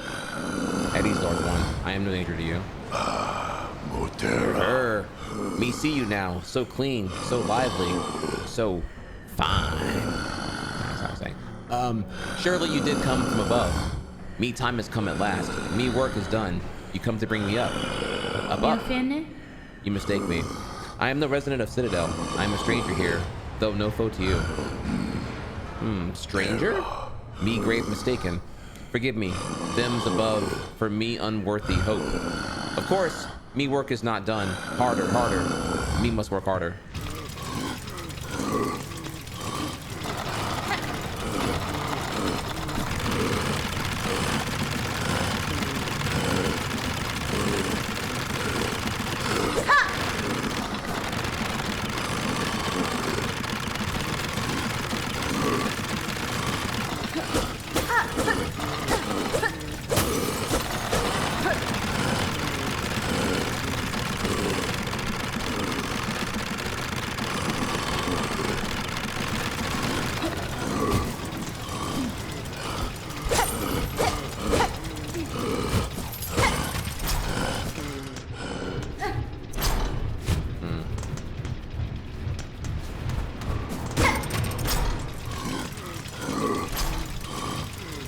Hey, look, chat. It's a European looking at an American puzzled over their lack of worker rights. The European asked the American, wait, y'all don't have paid time off by law? Y'all don't have paid maternity leave off by law? Y'all don't have paid sick leave off by law? Y'all don't have paid vacation time at all in any capacity by law? And your healthcare is tethered to your employment, where the employer can dictate the terms of how underrepresented you'll be for healthcare? And they'll use that as leverage to keep you at your stagnant wages that way because you have like children and a wife or whoever may be here under your qualifying healthcare plan? And then the healthcare plan is not even like a single taxpayer like system. It's like it's a private company that provides the healthcare tethered to your employment. Asks the European. Well, goddamn. France is revolted over less, actually.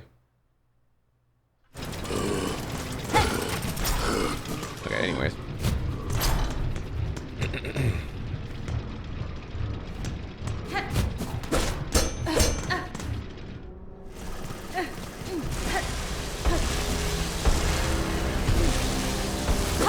How about y'all with the Party of Freedom?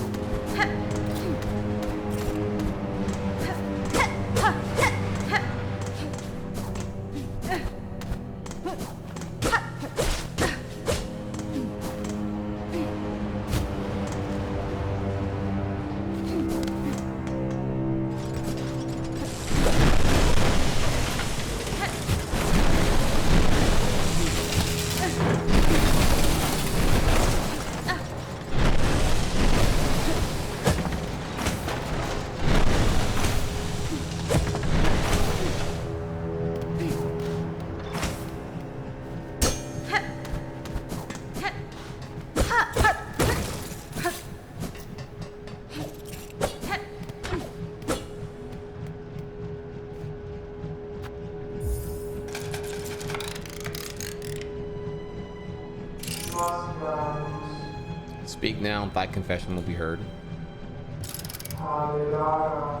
You've confessed a sin most grave and must by works cleanse yourself. Return to your task and work off cycle, neither eating nor supping until the cycle begins. By the grace of Farloom eternal, may you never tire, toil, and be forgiven. Okay, well, fuck me then. Okay.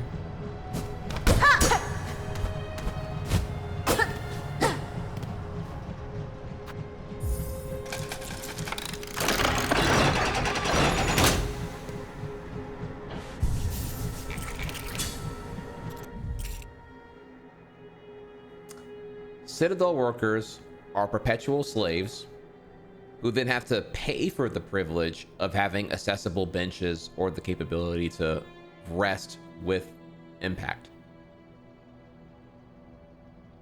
Damn, if that's not freedom, I don't know what is then.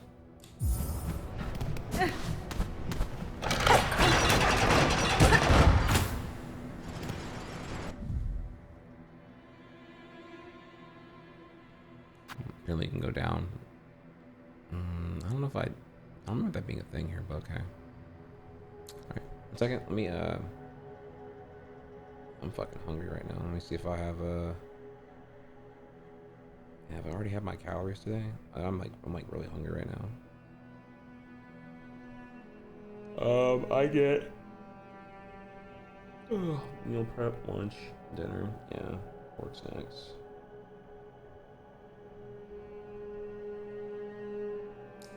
Wow.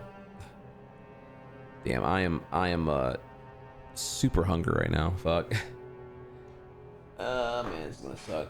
1,000 calorie deficit is not fun to deal with. Super not fun. Oh my god.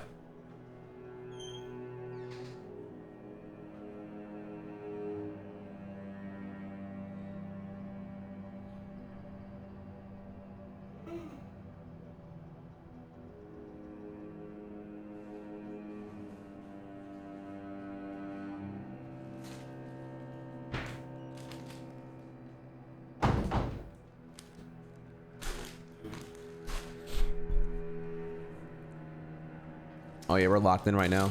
Oh, for sure, yeah. I see. You're gonna get a little thing quicker. All right, I got these. I got these right here.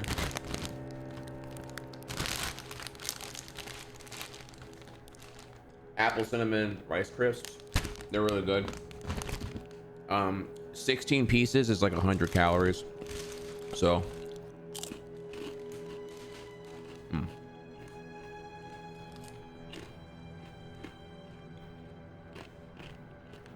Not counting? Not really.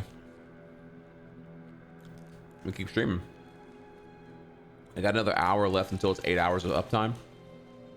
So either I'm gonna sit here and just like eat, starve, and be miserable, or I just eat until, and so I'm gonna go to bed for this actually. For my subscribers, use the live rewind feature and go back to the fitness update section. I broke down my macros and all that shit here. We got DDR tomorrow.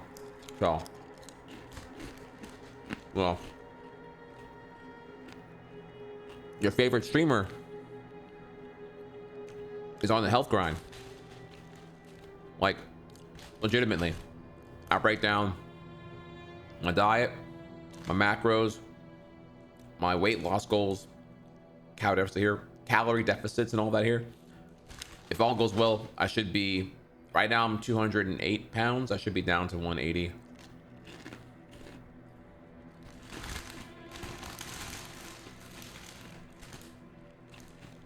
Late January.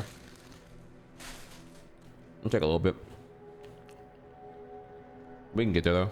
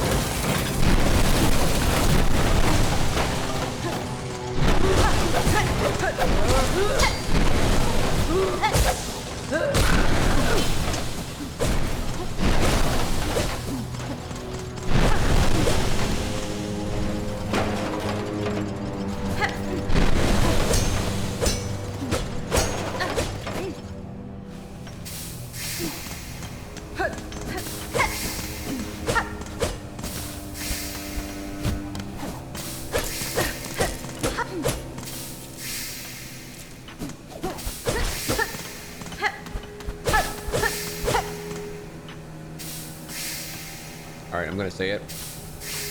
I'm gonna say it.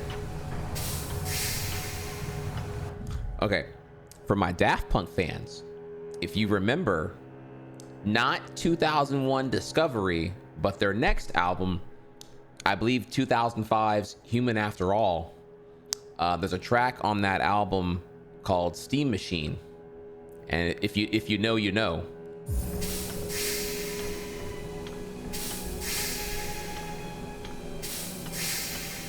If you know, you know. I'll leave it at that. If you don't know, get YouTube's Steam Machine, Daft Punk. You'll know.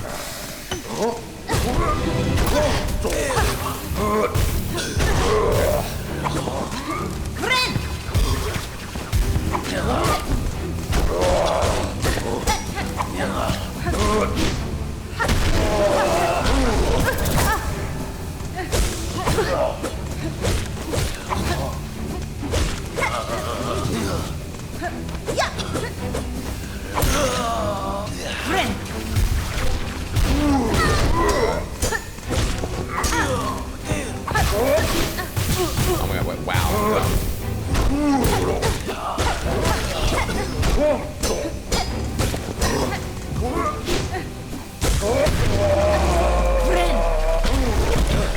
Mob defeated. Alright, not a big deal. Also, you saw that heal there? You saw that that mid-air heal?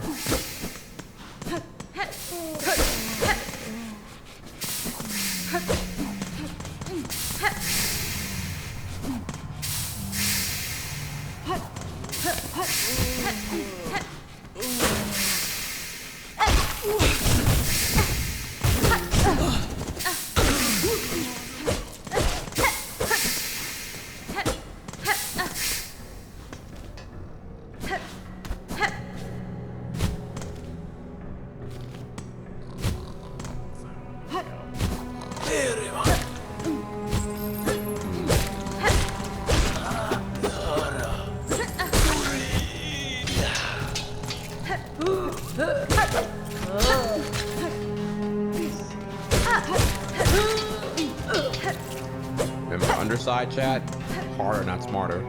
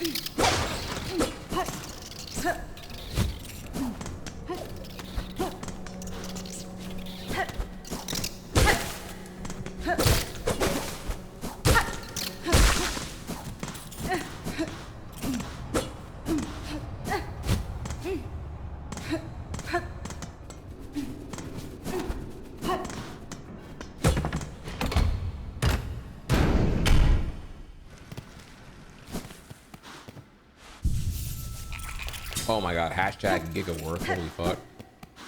I must be in the private quarters.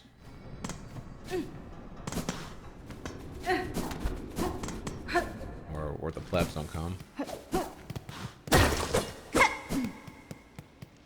A free bench in this economy? Oh, I bet this water is also healing too.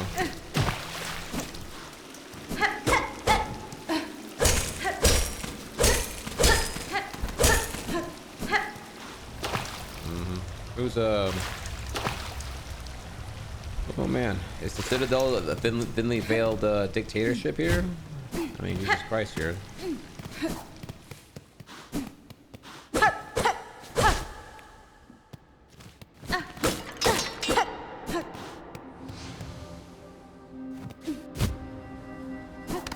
Control chambers.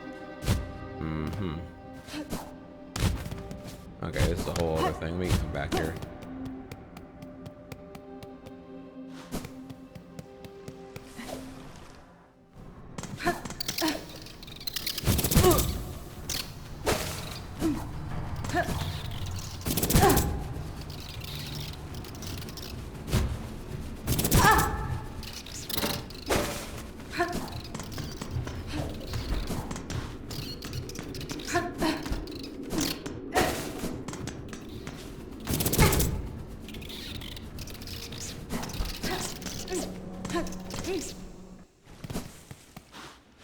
Free bench, my beloved.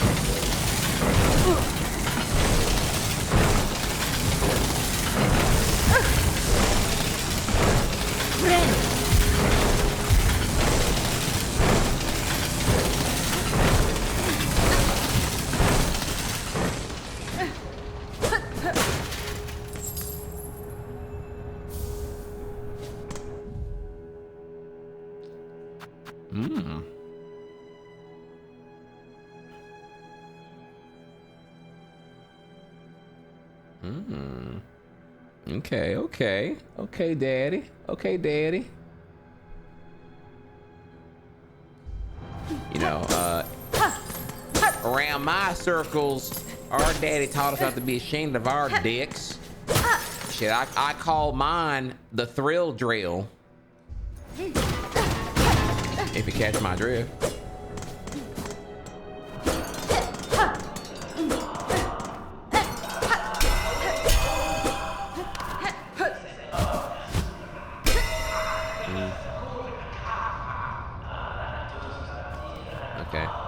That sounds like a coliseum, which wouldn't shock me in a authoritarian fascist dictatorship.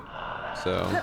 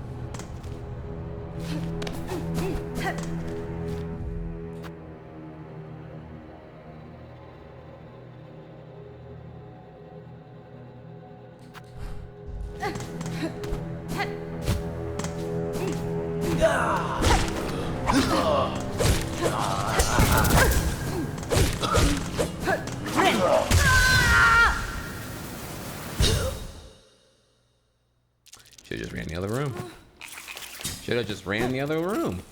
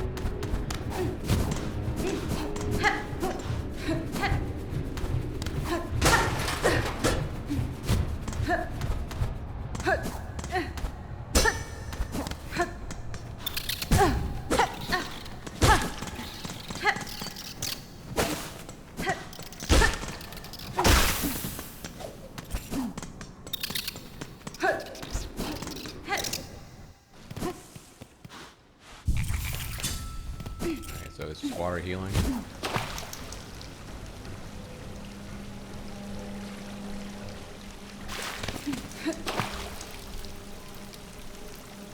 Sag. Nope. Confirmed. Citadel's a shithole.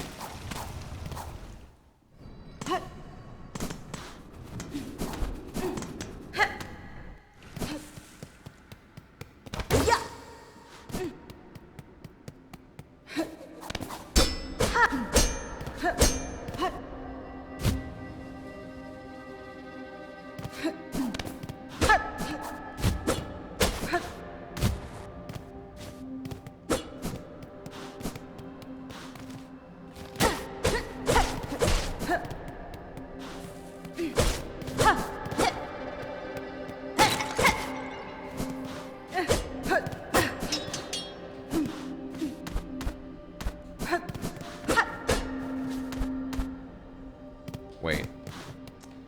Okay. If I don't have a map right now, then I don't need to have the charms I have on right now. Then let's put in our thinking caps, chat. right, so we're gonna turn off the flab shit now. So off with compass, on with this, and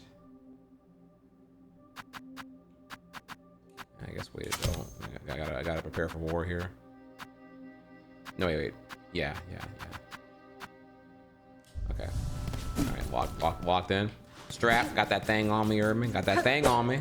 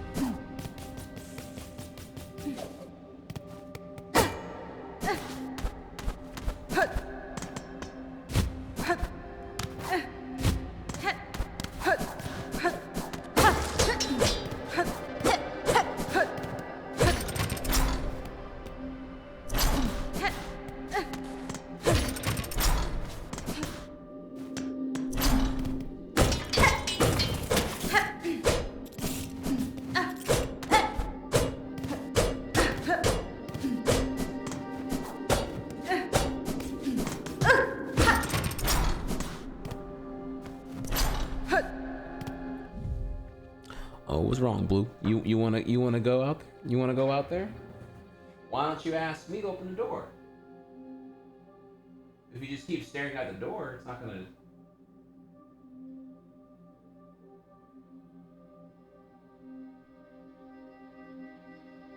Come on, if you ask me.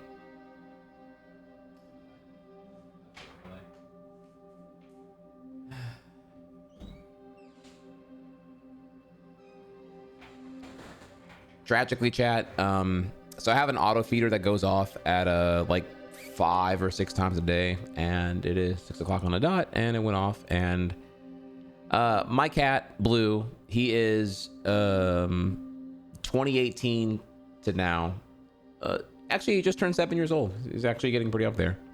He's 7 years old, and he, bless his heart, he's a little special. He doesn't know how doors work. I mean this with full sincerity. He does not know how doors work. He doesn't know that doors require the humans to interact and open them. He thinks that doors are sentient, that the doors open at will when he convinces the door to open. I kid you not. He will. This logic has resulted in him, like, I'm not even joking here, staring at a door for hours on end, waiting for the door to eventually acknowledge him and open up. There is no, like, he does not recognize that the humans are opening the doors. No, the doors, they are of their own. So now, I don't abuse here. I don't lock him in any room just to fuck with him. I want you to understand here though that he'll do it to himself. Like he'll go in the bathroom. I don't know he's in the bathroom. I'll never see him in the bathroom, but he'll be chilling in the bathroom because he like wants to hang out with the door or whatever the fuck here. And then, you know, make a ruckus because he thinks the door is just like he thinks the door is asleep or some shit and just will not. There was like one time he was in the bathroom for like a whole 12-hour stream. I didn't even know because I didn't know he went in there. You know what I mean? So yeah, that's a life of a cat owner there. Just, you know. Now, how did I realize and learn here that he doesn't know how doors work? Honestly, I don't remember. There's a funny story here. Venom might know it better than me. I kind of forgot now, but like this is like 5 years ago. Like we're at a point now where he's like too far gone. He thinks that doors are sentient at this point.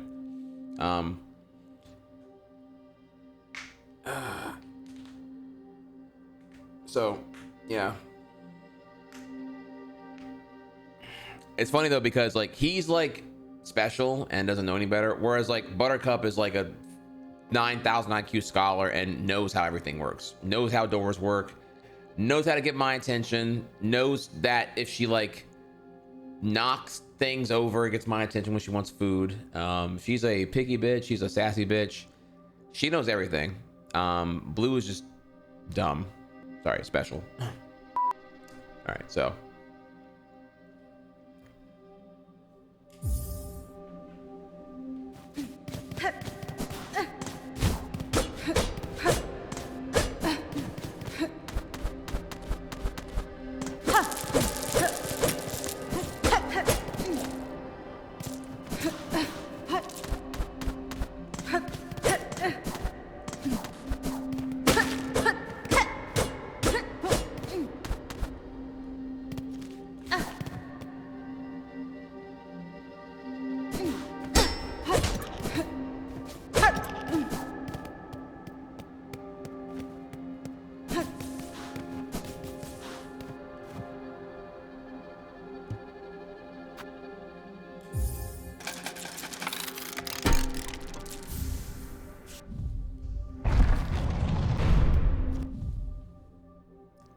holy shit.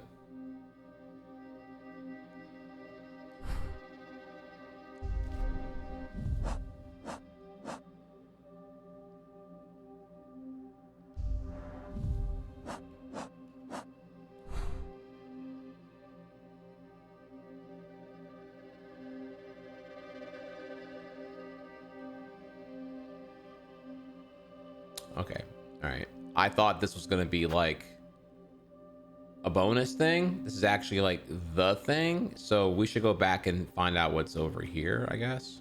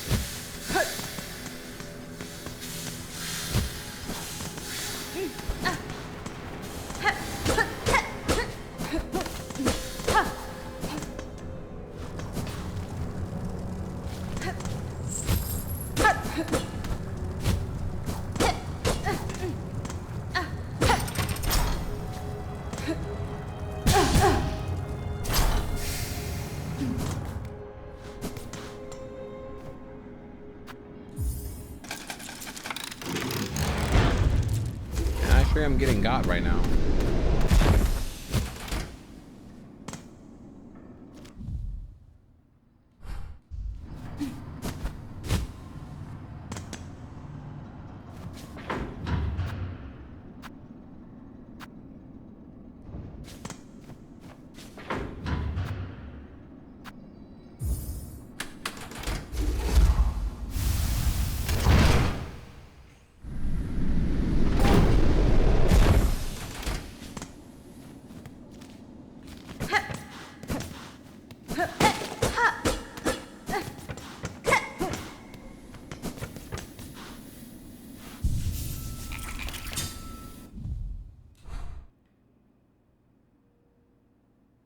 Oh my lord, where the fuck am I? Holy shit.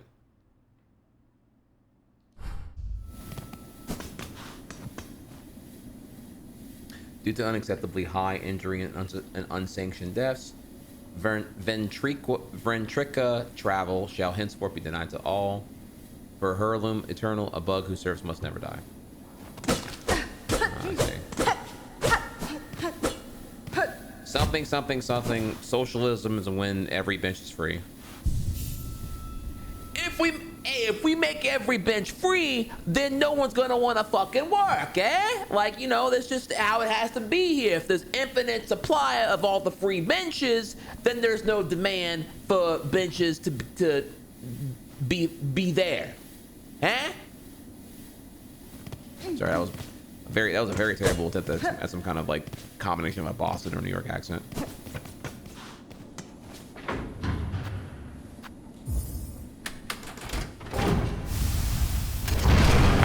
I got an idea, huh?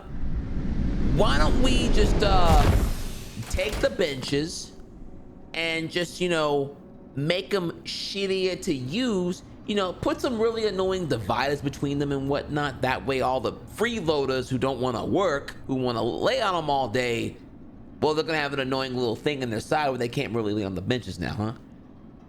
How about that? You know, make it hostile. Call it a feature, not a flaw. Law what? Okay. So I'm being a little bit okay. All right. I didn't want to give it away here. There is a subreddit called Hostile Architecture, dedicated to just all the things that certain U.S. cities are doing. They are spending your city tax money to make it more annoying to be homeless.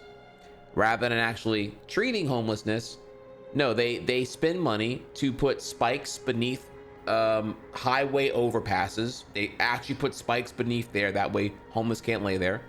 They replace benches with benches that have like annoying shit in the middle, that way you can't lay across it overnight, and stuff like that. It's called Hostile Architecture. It is a, depending on your perspective here, it's either a terrible or great subreddit, because it's like, wow, okay, this is what it is now. So yeah, it's pretty gross, but yeah, that's what I'm referring to.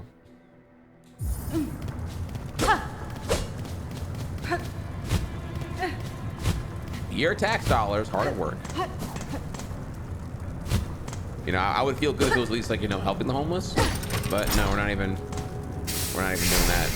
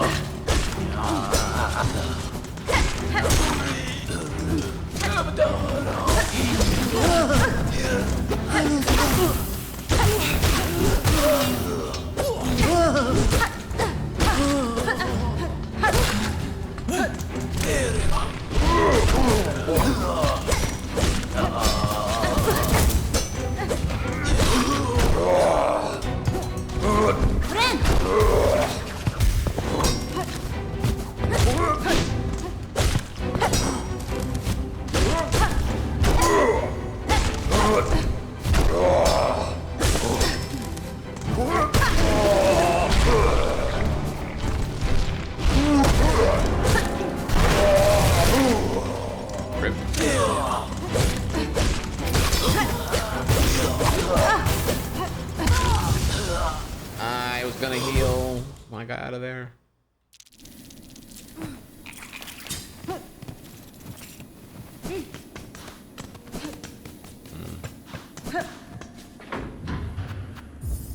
Yeah, transport.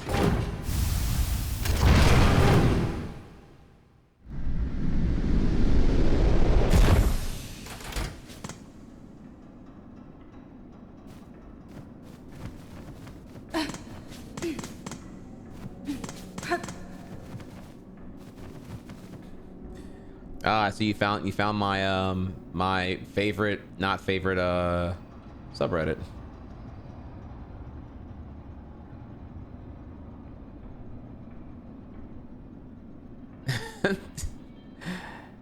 Anti-homeless bench covered up as a wheelchair-friendly bench. Dude, man, you gotta be like sick in the head. You gotta be sick in the head, dude. That is crazy.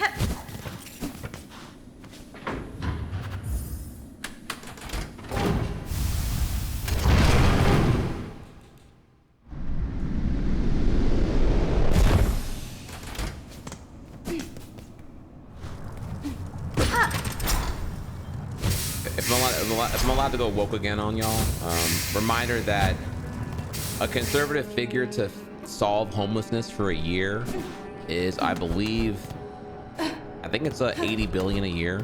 And we just sent 40 billion to Argentina for some.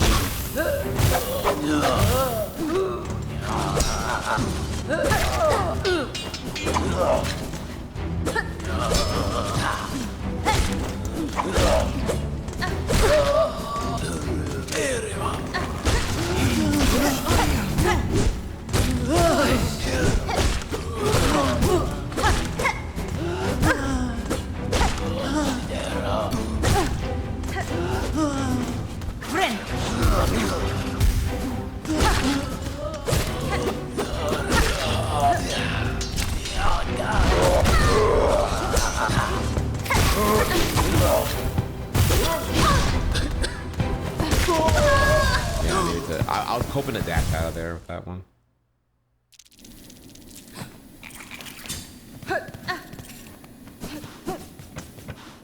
Yeah, I love when the uber wealthy just you know, use all of their winnings from the economy and just hoard it.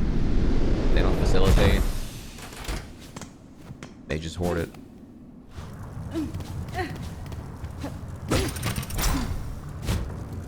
Didn't do anything.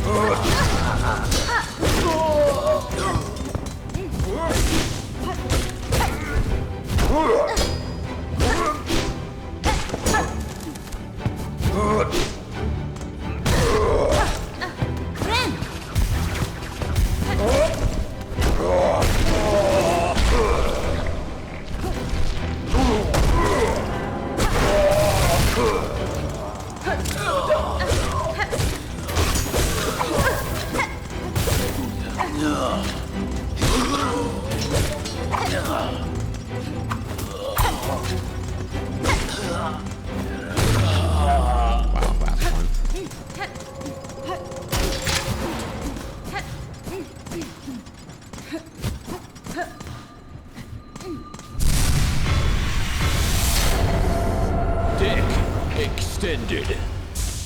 Dong expanded.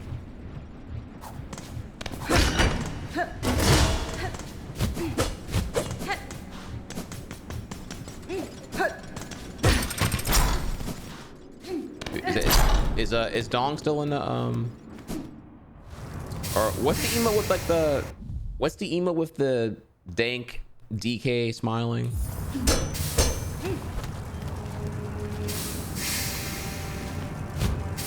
Yeah, this one here. What's it called? The Dong. Oh, the Dong. There you go. Yeah. You know. Yeah. I mean, when you post that, you know what it is.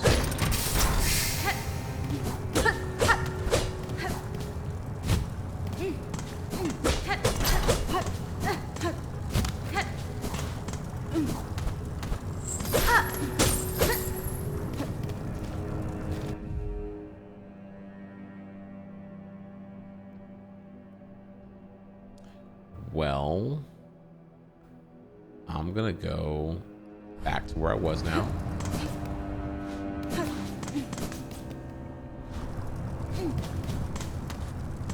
Did I ever watch the DK show? Oh my God, sir, where have you been? We during the subathon, we were banging at you all the fucking time. That was every day.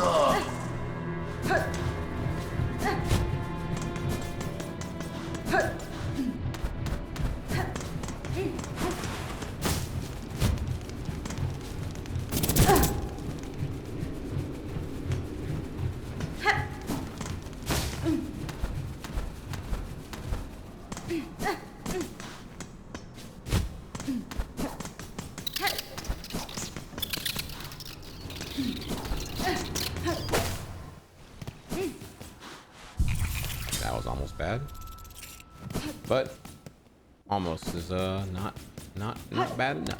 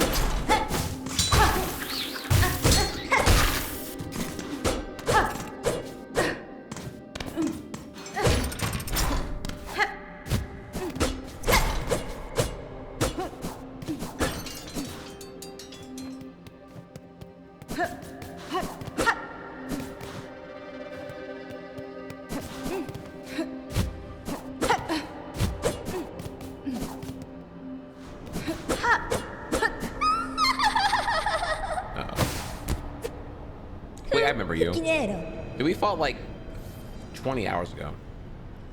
What's this? Little spider climbs so high. Here to stand a quiver at our startling citadel. Magina Fora. R. Pale child, you return only to mock. Neither you nor your land have proven my match. This sleeping citadel shall be no different. Ah, Sasakuri Mena. Spider dear, why must you remain so distressingly optimistic? The power that waits above you cannot conceive.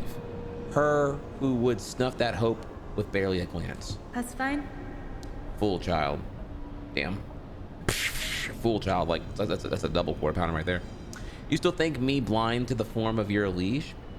Having come this far? This land's grandeur, the devotion of its bugs, and the curse that befalls them, the signs are all clear. Your kingdom is to the thrall of a creature beyond bug, one of that higher caste. Whatever its desire for my silk and my shell, it shall find I'm quite attached to both. Marvelous! So the spider knows something of fathomless beings, and still it hopes to stand against one, a god. Where do you hide this boundless strength you claim, spider? I've watched your struggle towards us. Yours was a painful, broken trek. One needs grace to stand before the divine. Vienta! Then best you keep watching, child. I found those who claim themselves a god can rarely match the title. Ooh, damn. When's the mixtape? Hang on, damn. Ooh, chat.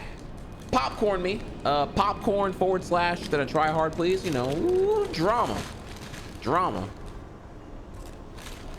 Bitch said, ooh, drama. Bitch said, fuck you and your mama.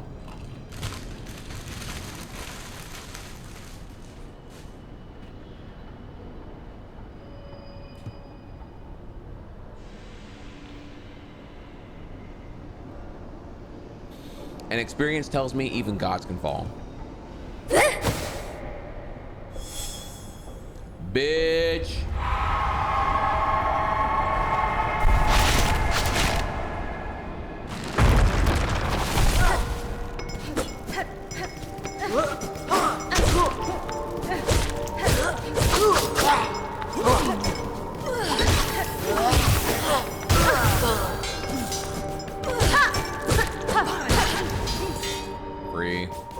Free.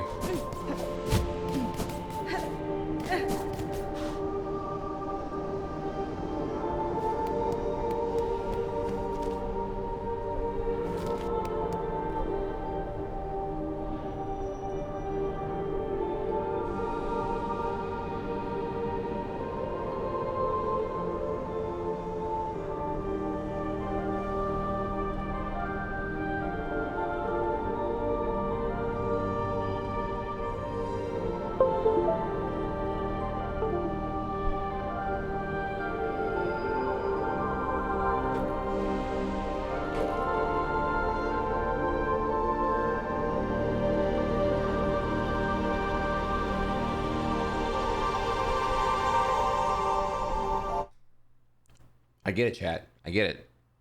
This is what Chris Tucker was hearing in Rush Hour 1.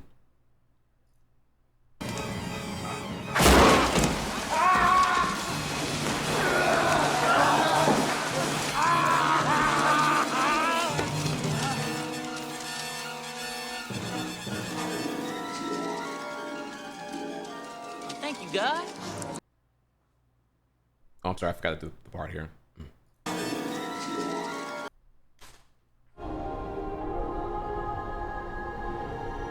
there we go.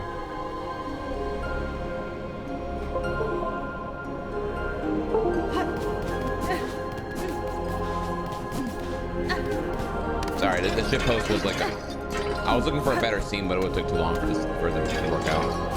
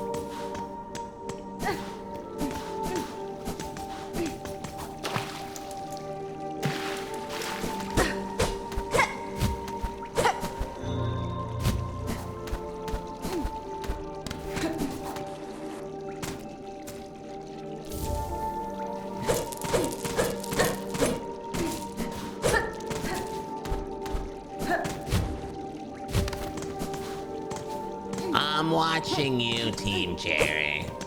Always watching. I'm watching you, Mike Wazowski.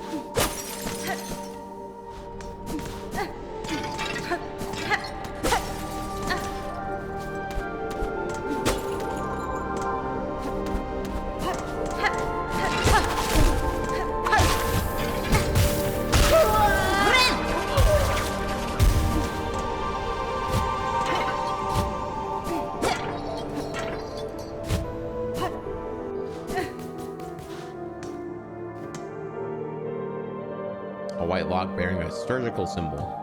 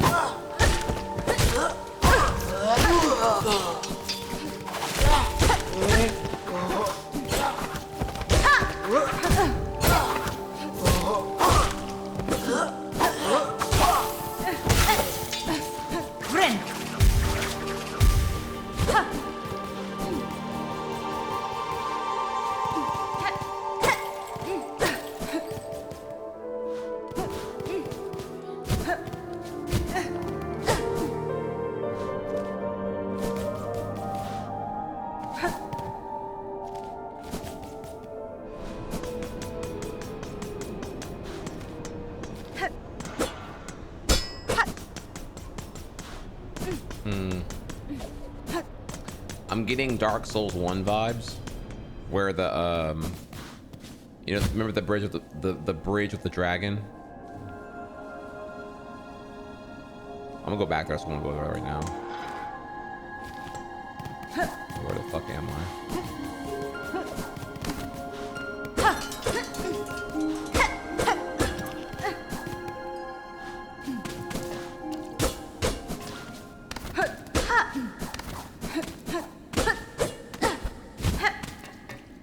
Hello, nurse. Awesome.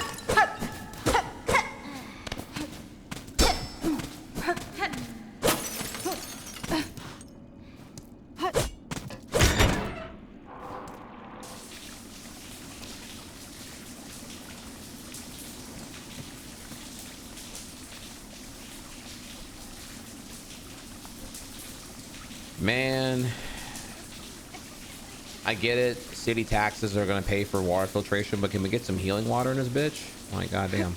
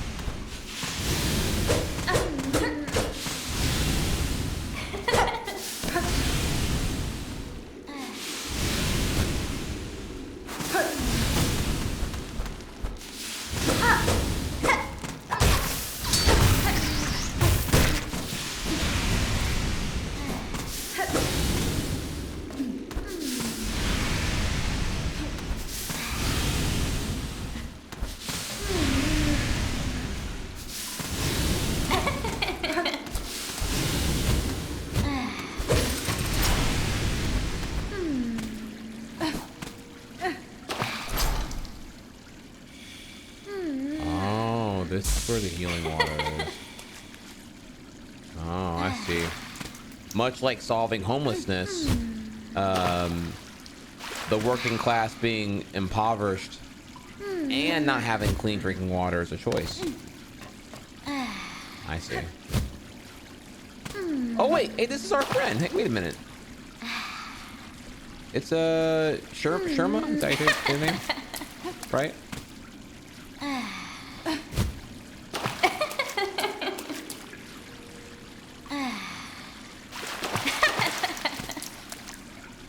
Oh, Corin, what's that? The caress of this warm water on my weary limbs is welcome indeed, as soothing as a psalm. First off, there are goons everywhere here. How the fuck did praying ass you, with your no weapons having, Delulu ass, pray to the Jigglypuff in the sky to fucking carry me through all the trials and tribulations? How the fuck did you get over here?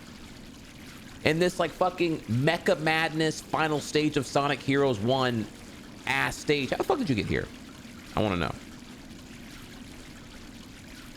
What kind of plot armor you got going on, bro? Wait, what's that? Wait, what? Oh, your god that I don't believe in blessed you with all that there? Oh, okay. So you're proof that God is real. Well, I mean, you made it this far, because I can't deny that, can I? I'm gonna have to reevaluate my my atheism here, chat, as Hornet.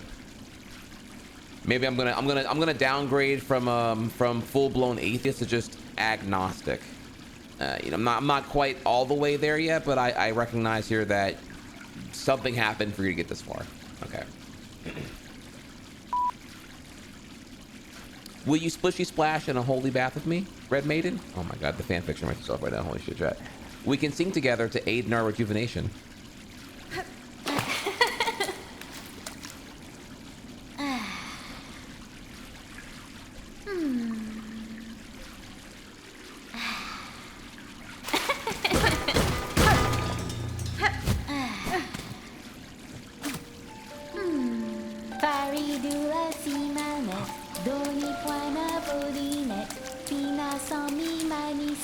D'un fond sur le banc, Paris de la Simanette, Doni point à Bolinette, Pina sans mi manicette, d'un fond sur le banc, Paris de la Simanette, Doni point à Bolinette, Pina sans mi manicette, d'un fond sur le banc, Paris.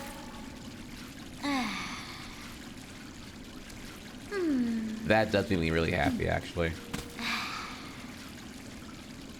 Even though I'm in like a total shithole, I'm really happy about that. It's a really nice touch, actually. That payoff is so big.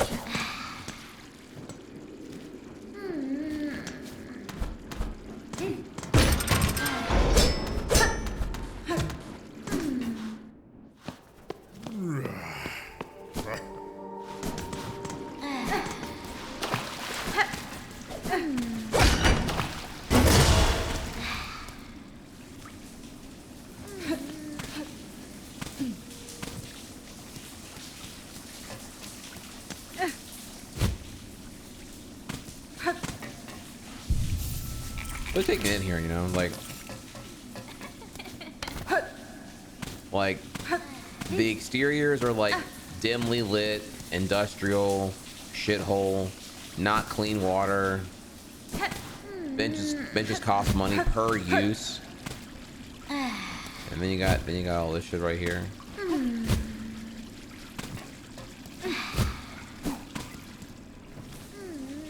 Makes you feel some kind of way, huh?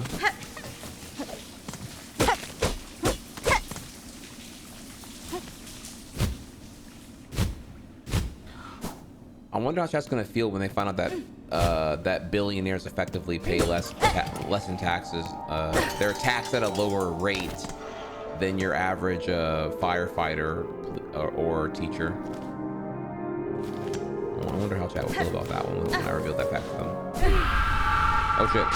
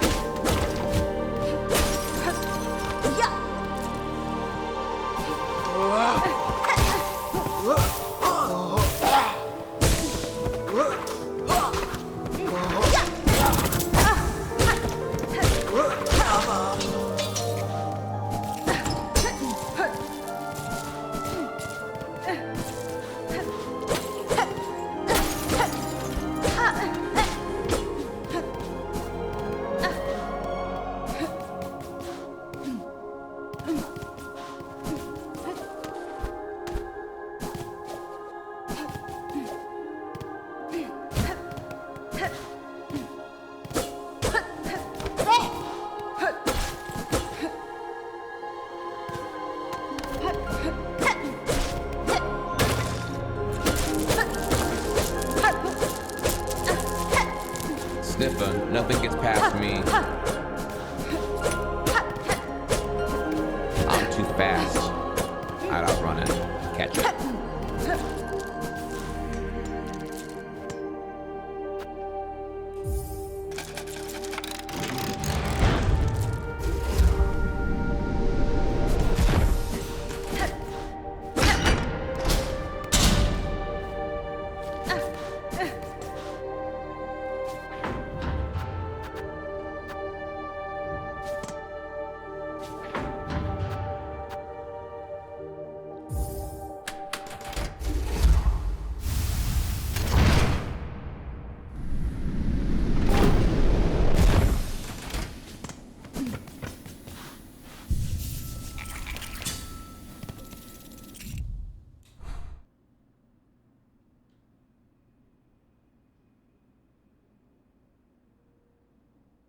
Also, a map here yet? Damn.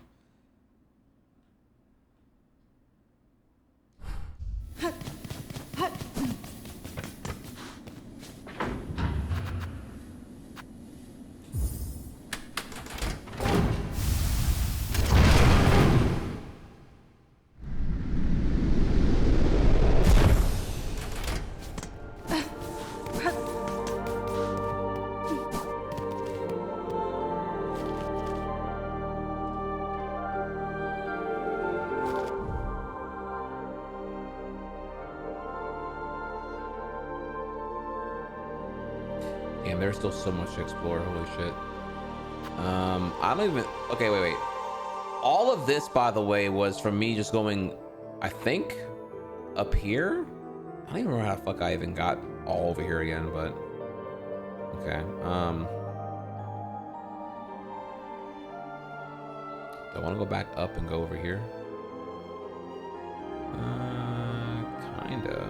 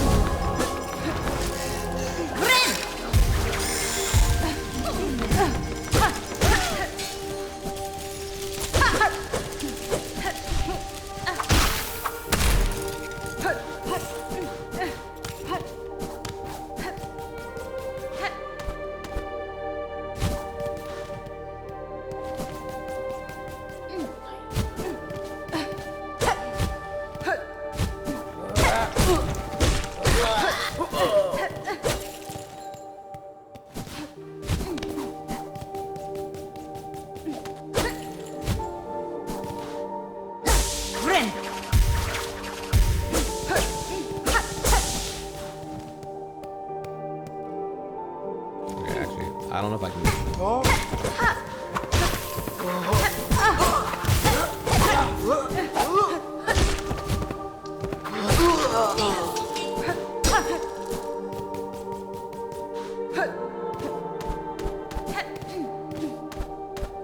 If I fell down here, I don't know how I did that, honestly.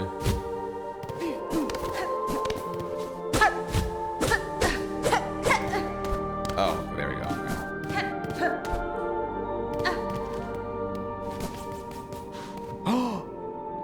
My dude! Okay. I'm gonna name you Zorak. For you are named after a great warrior that lives on beyond our legacy, from a galaxy far, far away. And Cook.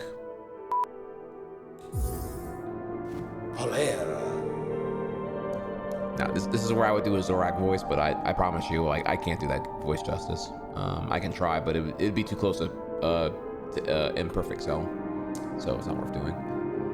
I'd hope to never step these hateful halls, yet here I stand, as all those hapless bugs before. Benny Frank. You've journeyed far from that damn cell, tall bug. If you would oppose the minions in the Citadel, you have my respect. Notelia.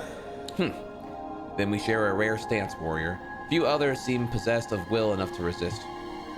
So many weak minds, drawn up and strung, in love with the great golden leech atop their lands.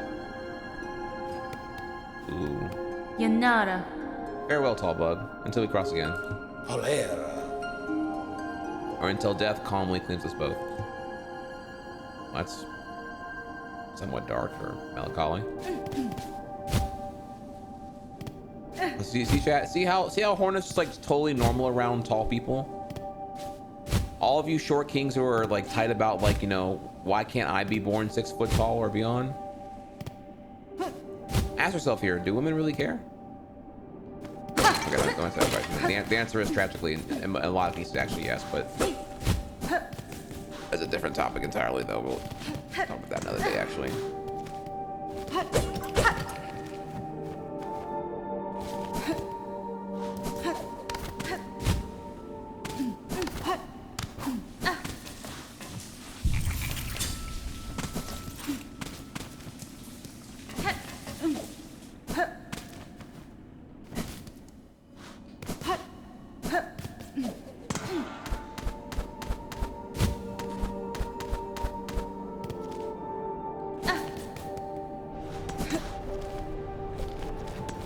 Bridge. We're gonna get a big one here. We're actually almost out of time right now. I need to find a good stopping point. I'm probably already there, honestly, but.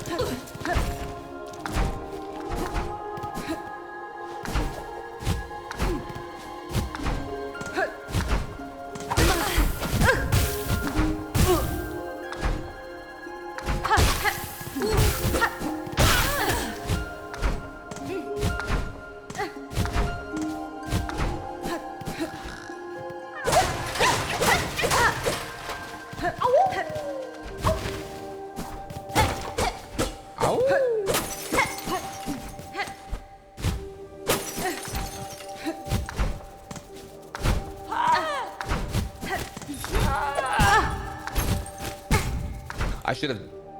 Oh my god, I can do here.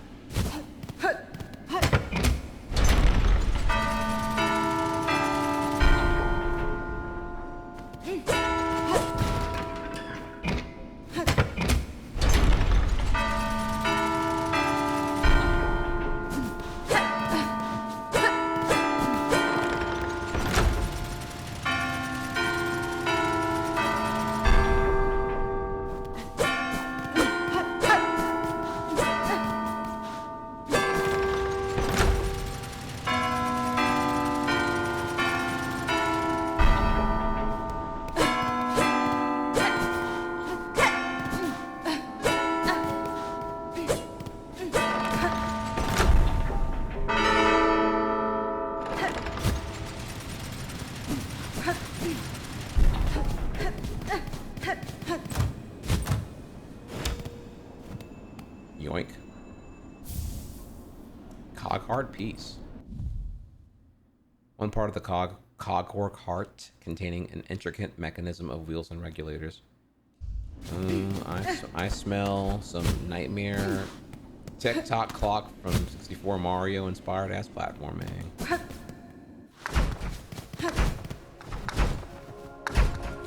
Okay, well that's our cue, y'all. Let's go back to the spa.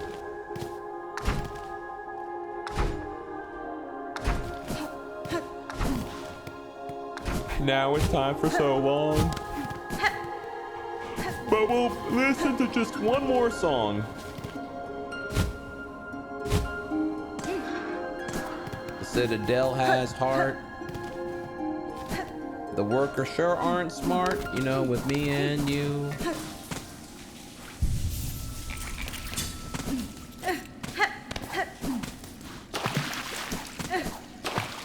No longer here. I'm glad we enjoyed our time when we did.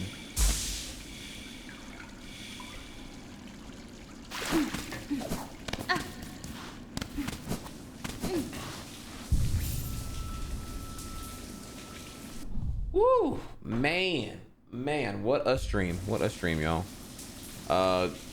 Glorious progress here. God damn. Clapped. Oh, the boss fight that everyone thought was gonna be a big deal. You know, pimp smacked that boss fight, got to the Citadel, banging through the Citadel now. Let's see, how far along are we here? We are, damn, like, okay, look, today alone, pretty much. Yeah, did I even have this bench yet? I don't think I even did. Maybe I did actually. Yeah, I did. I did it. Okay. From this bench, all of this. Well, actually, okay, I'm sorry. From this bench up here to there and here, over here, whatever's up here, some's up here. And then we got here, right? And we did the fight, got to the Grand Gate, got to the Underworks, got to the Citadel Spa, Coral Chambers. We're locked in right now. We are in the Citadel, which is crazy. Yeah, this game's fucking huge, dog. Lord have mercy.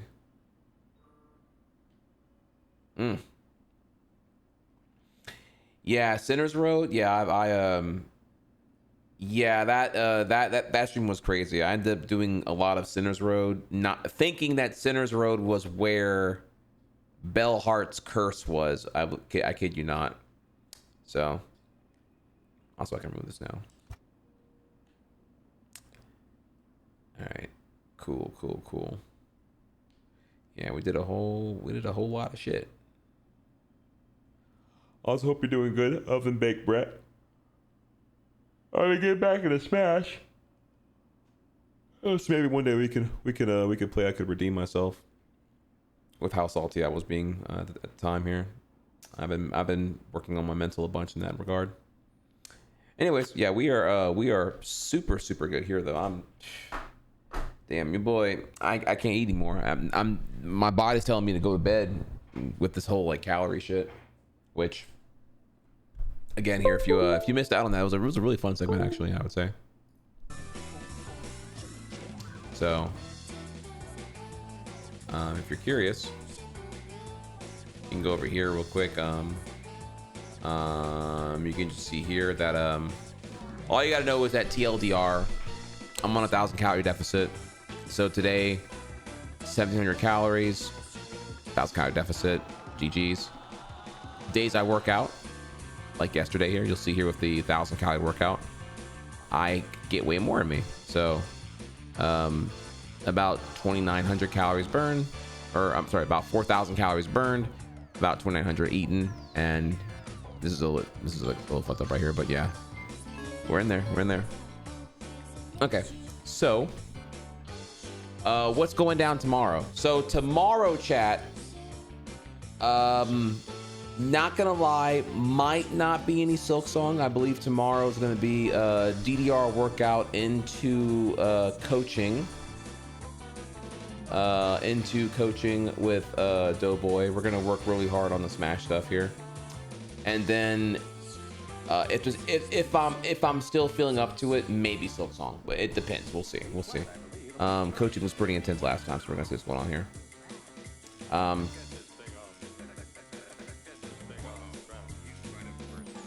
Did I say my thoughts on Last Judge?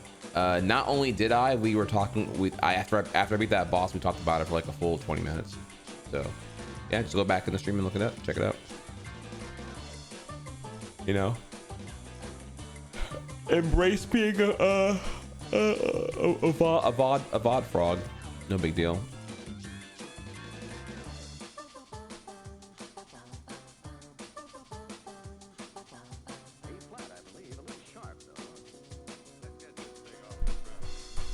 All right, let's see here. So, but yeah, we're gonna wrap up here. I'm looking right now for who's live. You give me a second.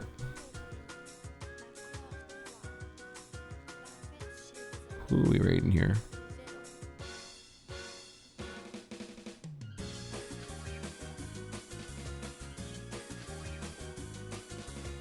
Oh my God.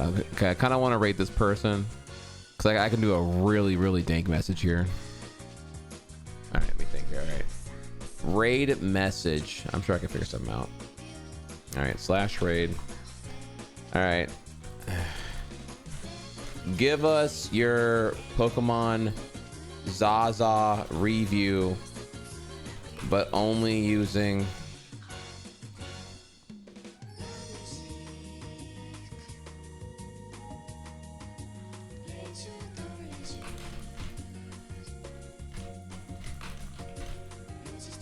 Oh my god, bro. Okay. Give us your Pokemon Zaza review, but only based on what Gooners value out of this game. All right, y'all have fun with that one. I'm sure you won't get banned for saying that, but yeah, y'all have fun figuring out what our streamer is going to how he's going to answer there. All right. All right, with that, y'all have a great night. I will see y'all tomorrow for DDR workout. So be here and be ready.